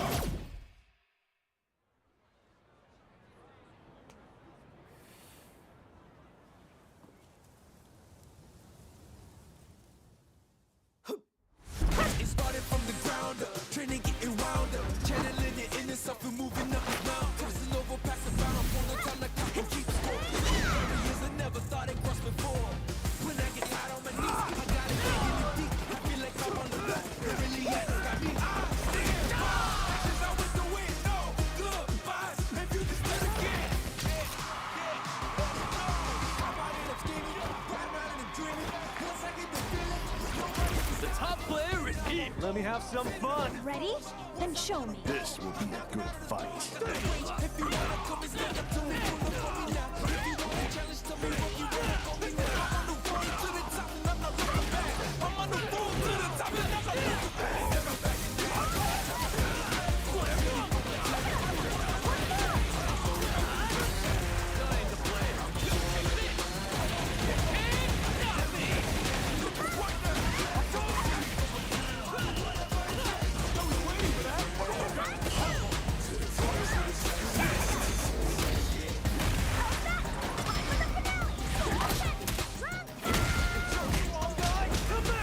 This is our destiny. My secret arts can Shoryuken!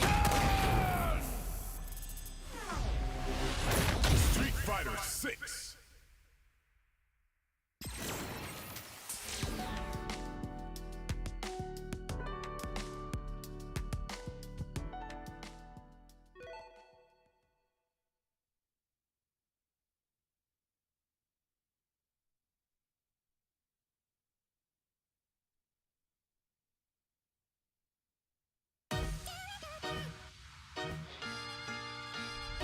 If I go too far, please forgive me. My name is Seth. Bow down for my cycle. It's time for trap. Show me everything. Download. This will do.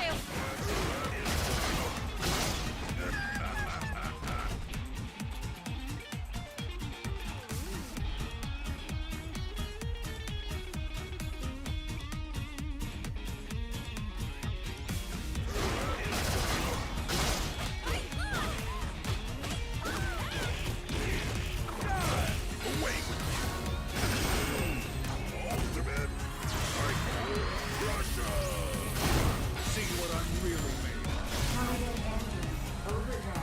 I'll settle this. It's the end. Let's go.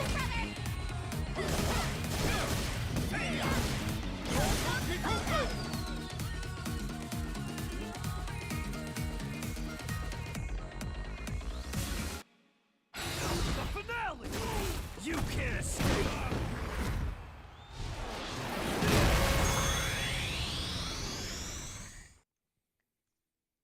The top 8 has concluded with Jabi M reigning supreme over the South Africa region for the Capcom Pro Tour. But we've got even more to discuss now. If you're just joining us, I'm Jay Grian, joined by Vicious, and we will soon be joined by a guest, Vicious, from this top 8 as they tour their way the entire way through. It's no surprise it's going to be Jabi M. And it's no surprise that he made it up until that point, right? We saw how dominant he was in last year's CPT up until the finale, and even more so again this year. Not even in just the CPT, but the World Warrior as well. But now he has no reason to even enter those unless it's for fun. Yeah. But let's bring the guy in, actually. Jabi M has been on standby and been hanging out with us and getting ready for this interview because of the fact that, well, he's that guy. He already knew. He is First that and foremost, guy. yo, Jabi M, big congrats to you, man.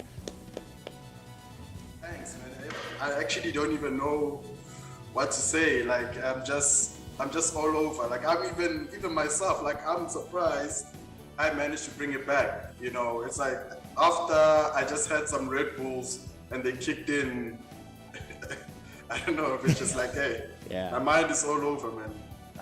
Well, I mean, with the composure that you showed, especially after that winners final set, I was incredibly impressed. The Nash wasn't able to get the job done. And the first question I wanted to ask is, what was your mindset going into that reset, picking Karin, and just, committing to it the entire time? Because it felt like you figured out the matchup against the Ed in such a fantastic way where Billy Date just didn't know how to navigate neutral against your normal placements.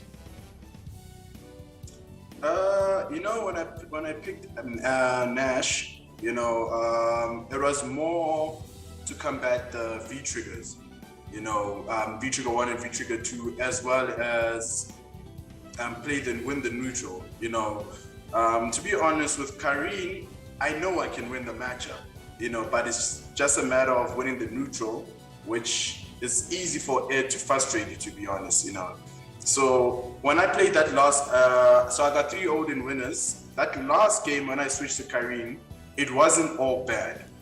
It was just that I let the pressure get to me. So going into the reset, I mean, after playing Vince and coming back from that crazy Rashid, he was all over the place, and finally, when I stopped him, I just felt a burst of momentum, and I said to myself, "There's no way Ed can be worse than Rashid." I just need to go with my gameplay, and things just started coming together. They just started coming together. It's almost like I was in the Matrix now. Yeah, we kind of saw that exercise from you towards the end, like after the reset had happened, to kind of talk us through it real quick. When you had started to use the V reversal specifically against the offensive options that Billy Date was using for his own V trigger, like was there something that finally clicked? It's like, all right, well, now that I don't have to rely on my V trigger as much, just utilizing these V reversals, there was so much more of a neutral threat that you presented. Can you talk us through those moments as soon as you found that answer of V reversal against Billy Date's V trigger? So he started finding the answer a bit late to the V reversals, because with Ed's V trigger 2, you have to V reversal late. You V reversal the fireballs or whatever. You have to V reversal late. So you actually have to look for the snatcher.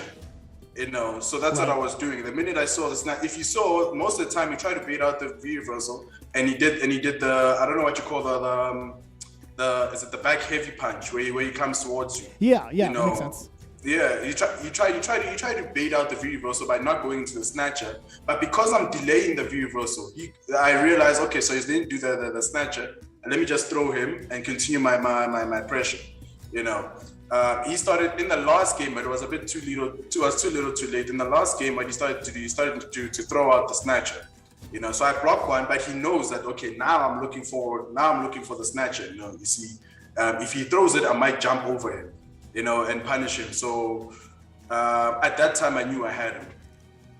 Man, I love that confidence that you had, because we were talking while we were commentating that the V reversal was the key, because every single time he started to get momentum going, Billy Date, it just felt like as soon as the V trigger was gone, it's like, all right, well, how do I hit Job? He was stumped. He was legit stumped. Man, none of these normals are working. I can't frustrate him anymore. And your just consistency, like with the back turn Orochis and your critical arts, were just across the board. He couldn't move forward, couldn't jump, just ran out of options. But now, you've got a lot of options to wait for in the future, because you have a lot of opponents on that grand stage, the final dance of CPT. And this is a dual-part question. Do you still plan on entering the World Warrior Series for your scene to keep yourself sharp and, be like Travis Styles and get all those points?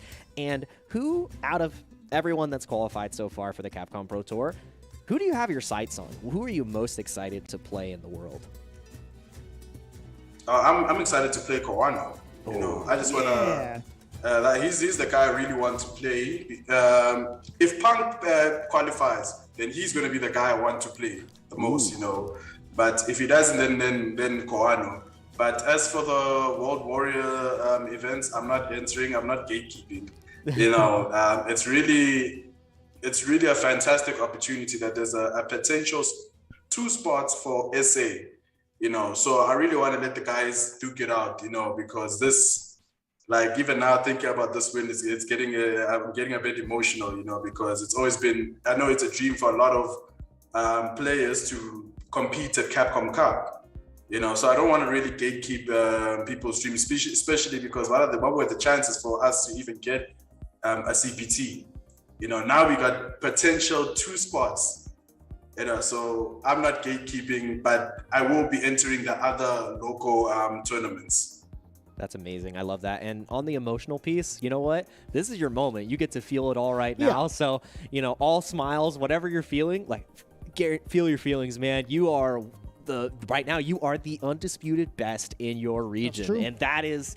I loved watching your region, so give yourself that credit. And we talked about this a little bit earlier, right? This is a once-in-a-lifetime opportunity because of the fact that this might be the final year of Street Fighter V, all things considered, right? So again, you're doing so much for the community, making this possible. Also to the tournament organizers that have been putting it down. We see them on social media. We see how active you guys are and putting yourselves in the spotlight. And again, your skills speak for yourselves. But now I really want you to have the spotlight, to speak for yourself and possibly thank everybody that's been a part of your journey. So please, Javi, if you will.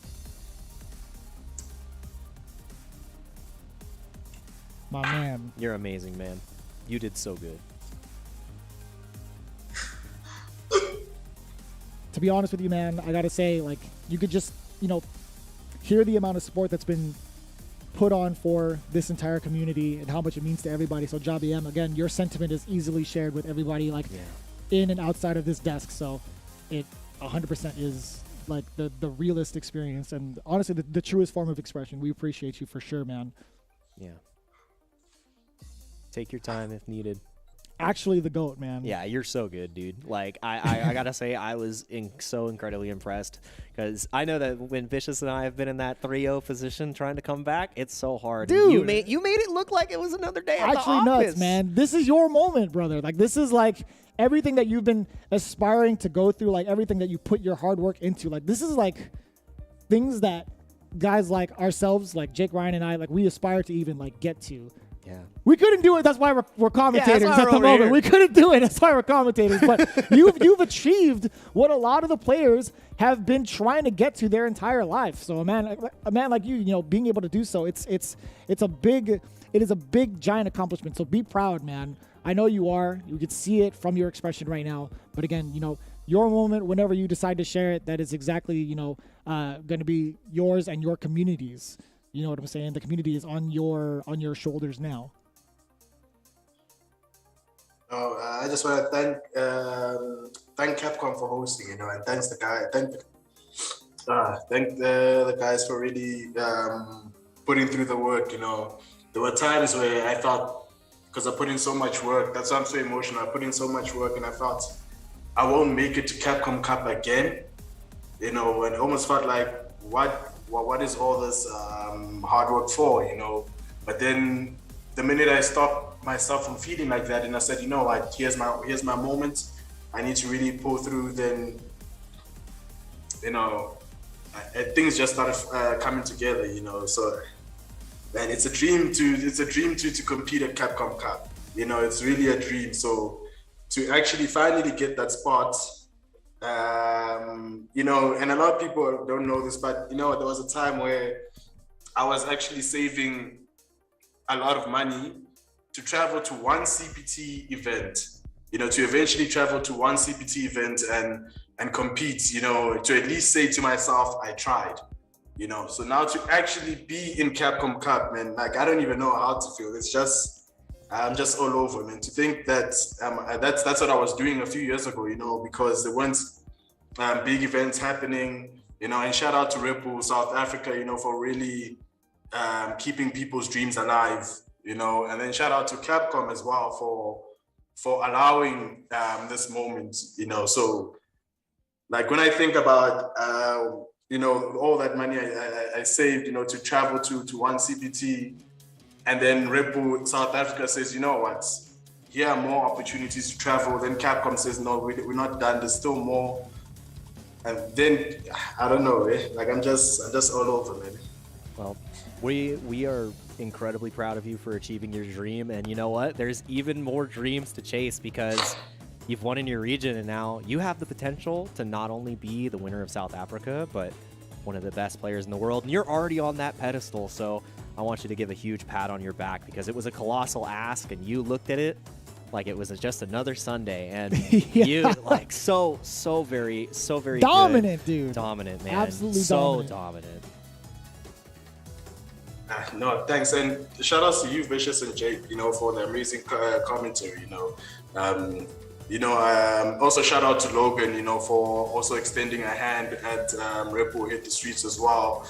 It really, I was asking the guys yesterday, like, man, how did it feel to be on stream? And everybody was saying, like, hey, man, it's amazing.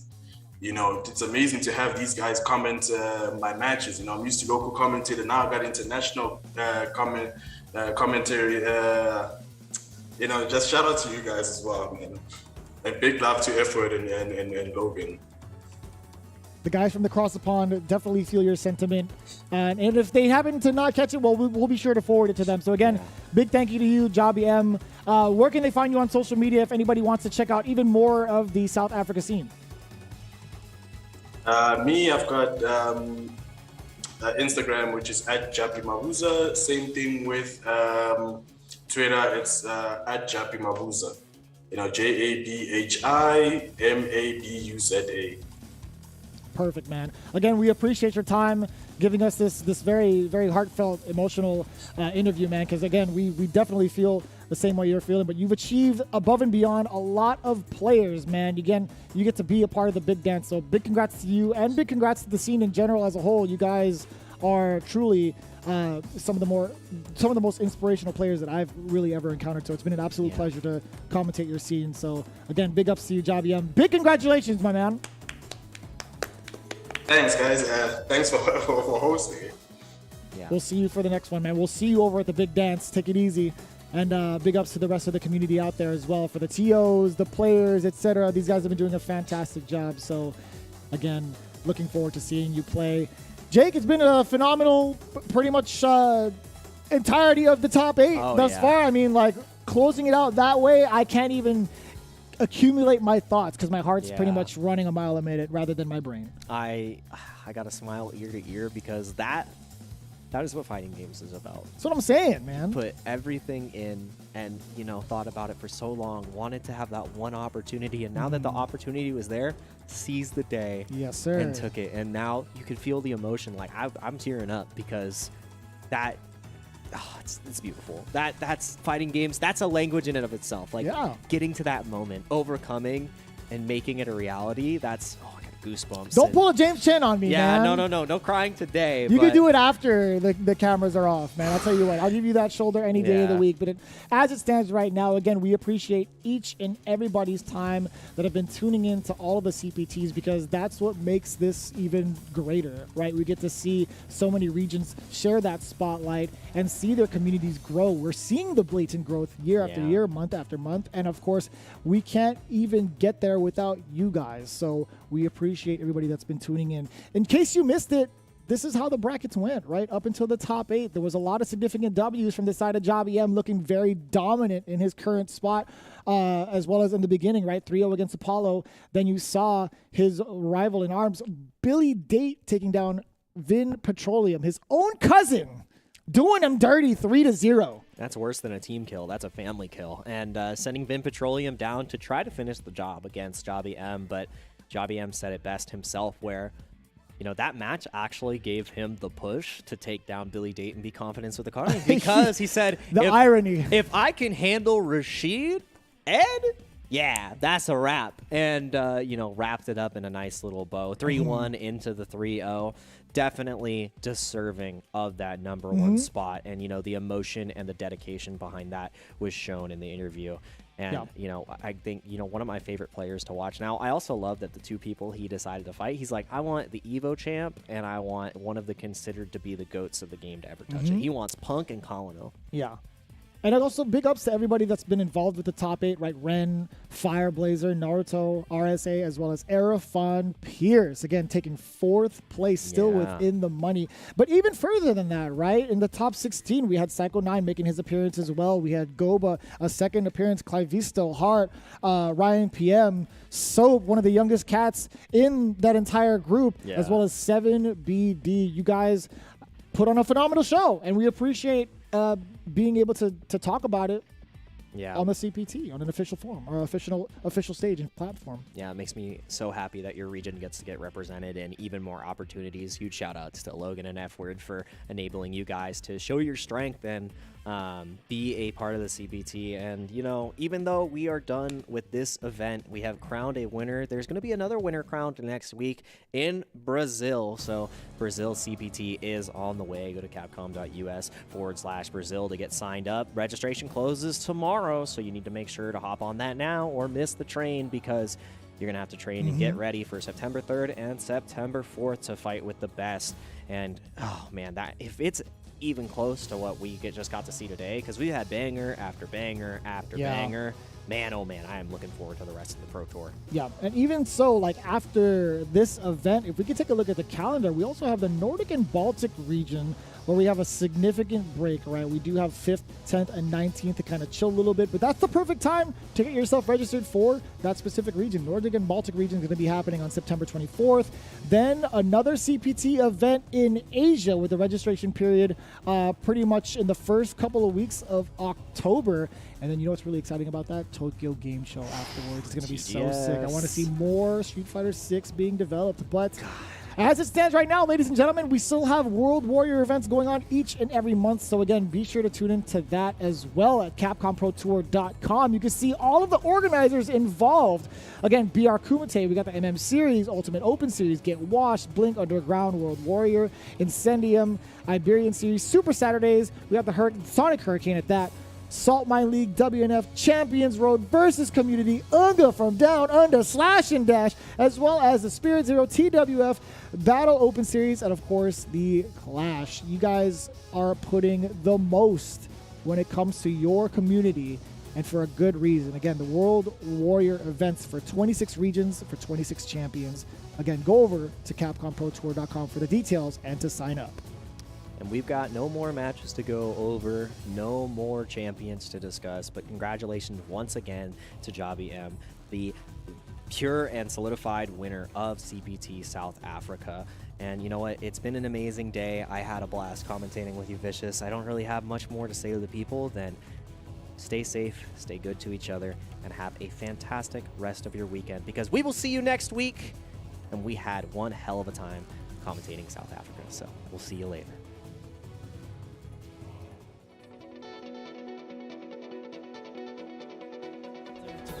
So it makes sense. It's very similar gameplay loop. And, damn! That is rough. Oh, man. He tried to V-shift but still got caught the V-skill. That was unfortunate. Not right now.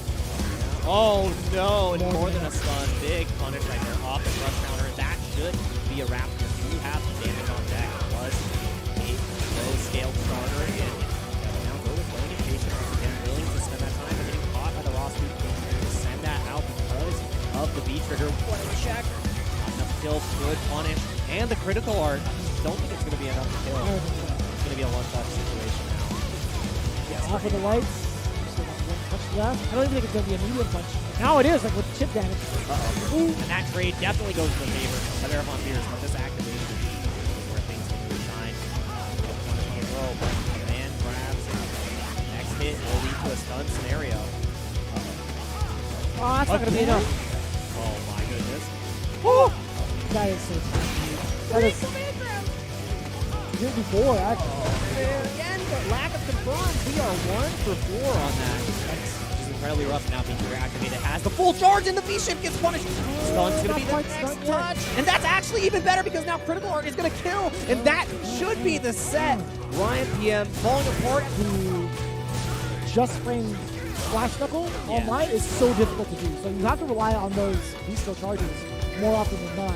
Yeah. to get some of the big damage. And you can see Fireblazer has prioritized getting the V-skill off a lot, but Soap, once he caught wind of that, it's been game over. Oh boy. That was a They're actually close to dead. You're dead. One and overhead, huge extension. This next sequence, you're going to have features available. There it is. Can you kill it? You definitely get stunned here. Yeah, lights. Yeah, there's too much skill involved. Yeah, fight back feature is going to be available in the next touch. There it is. Oh, this is going to be huge. Oh, he's still got the frame trap. Even better. You're dead. Enhanced up covering this much of the space right now. You want to be pushed to the corner. And the challenge one more time. This is going to be so much damage. Again. Do not jump. Oh, right over it. Second part again has the critical art available again. Back throw. This is looking grim. Dead. And yeah, you are deader than dead. Ladies and gentlemen, he no, dropped it. But Not like this. That was just a bait. That was just a bait. That was an advanced tech. Johnny M still going to apply even more pressure. Look at the damage off of the Senha afterwards. Always creating that space. Jobby gets a big hit. No! What just happened? Oh, 1 more time. Jobby M, what are you made of it? I'm telling you that. So you will die. Oh, man. And again, it's just Vin Petroleum has not gotten an opportunity to play. Damn, the frame trap. And still not within range of grab. Oh, boy. Taking me for a ride. That is for sure. Worth the meter? You already know.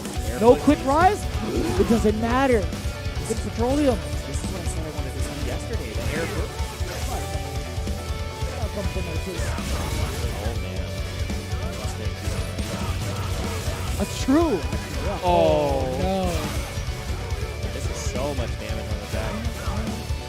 What's for a reset? We'll take it. Escape in a lot of ways, but no, that was ambitious. I gotta jump under the ring. Oh, but just hit raw counter hit? Oh no. Has the feature to the forward mentioned. This is just so much on deck. Yep. The dash block with the grab and the chase now. Next hit will stun and potentially decide the game. Are you going to be able to hold all this? Oh my god! Critical art? No way. Are you dead? You might be, but the scaling is a lot. It's going to come down to the You're last dead. touch. No! No way! I thought he was deader than dead. Oh, that is a Nash classic. Yes. Certified Nash player right there. Just gets to pick up so much damage. Oh my god, you're dead. Even if this. Now gets You thought he was going to get grabbed. Just runs away once again. Gotta deal with the pressure. That great health back, so it might not be enough to jet. Oh, now for sure now. Definitely. Oh, you know it. Yep. Everything for the Orochi. He knows. Oh, he knows it now. You can't block. You're gonna be done. But no, the way the DP. This is gonna be so huge. Any interaction. No.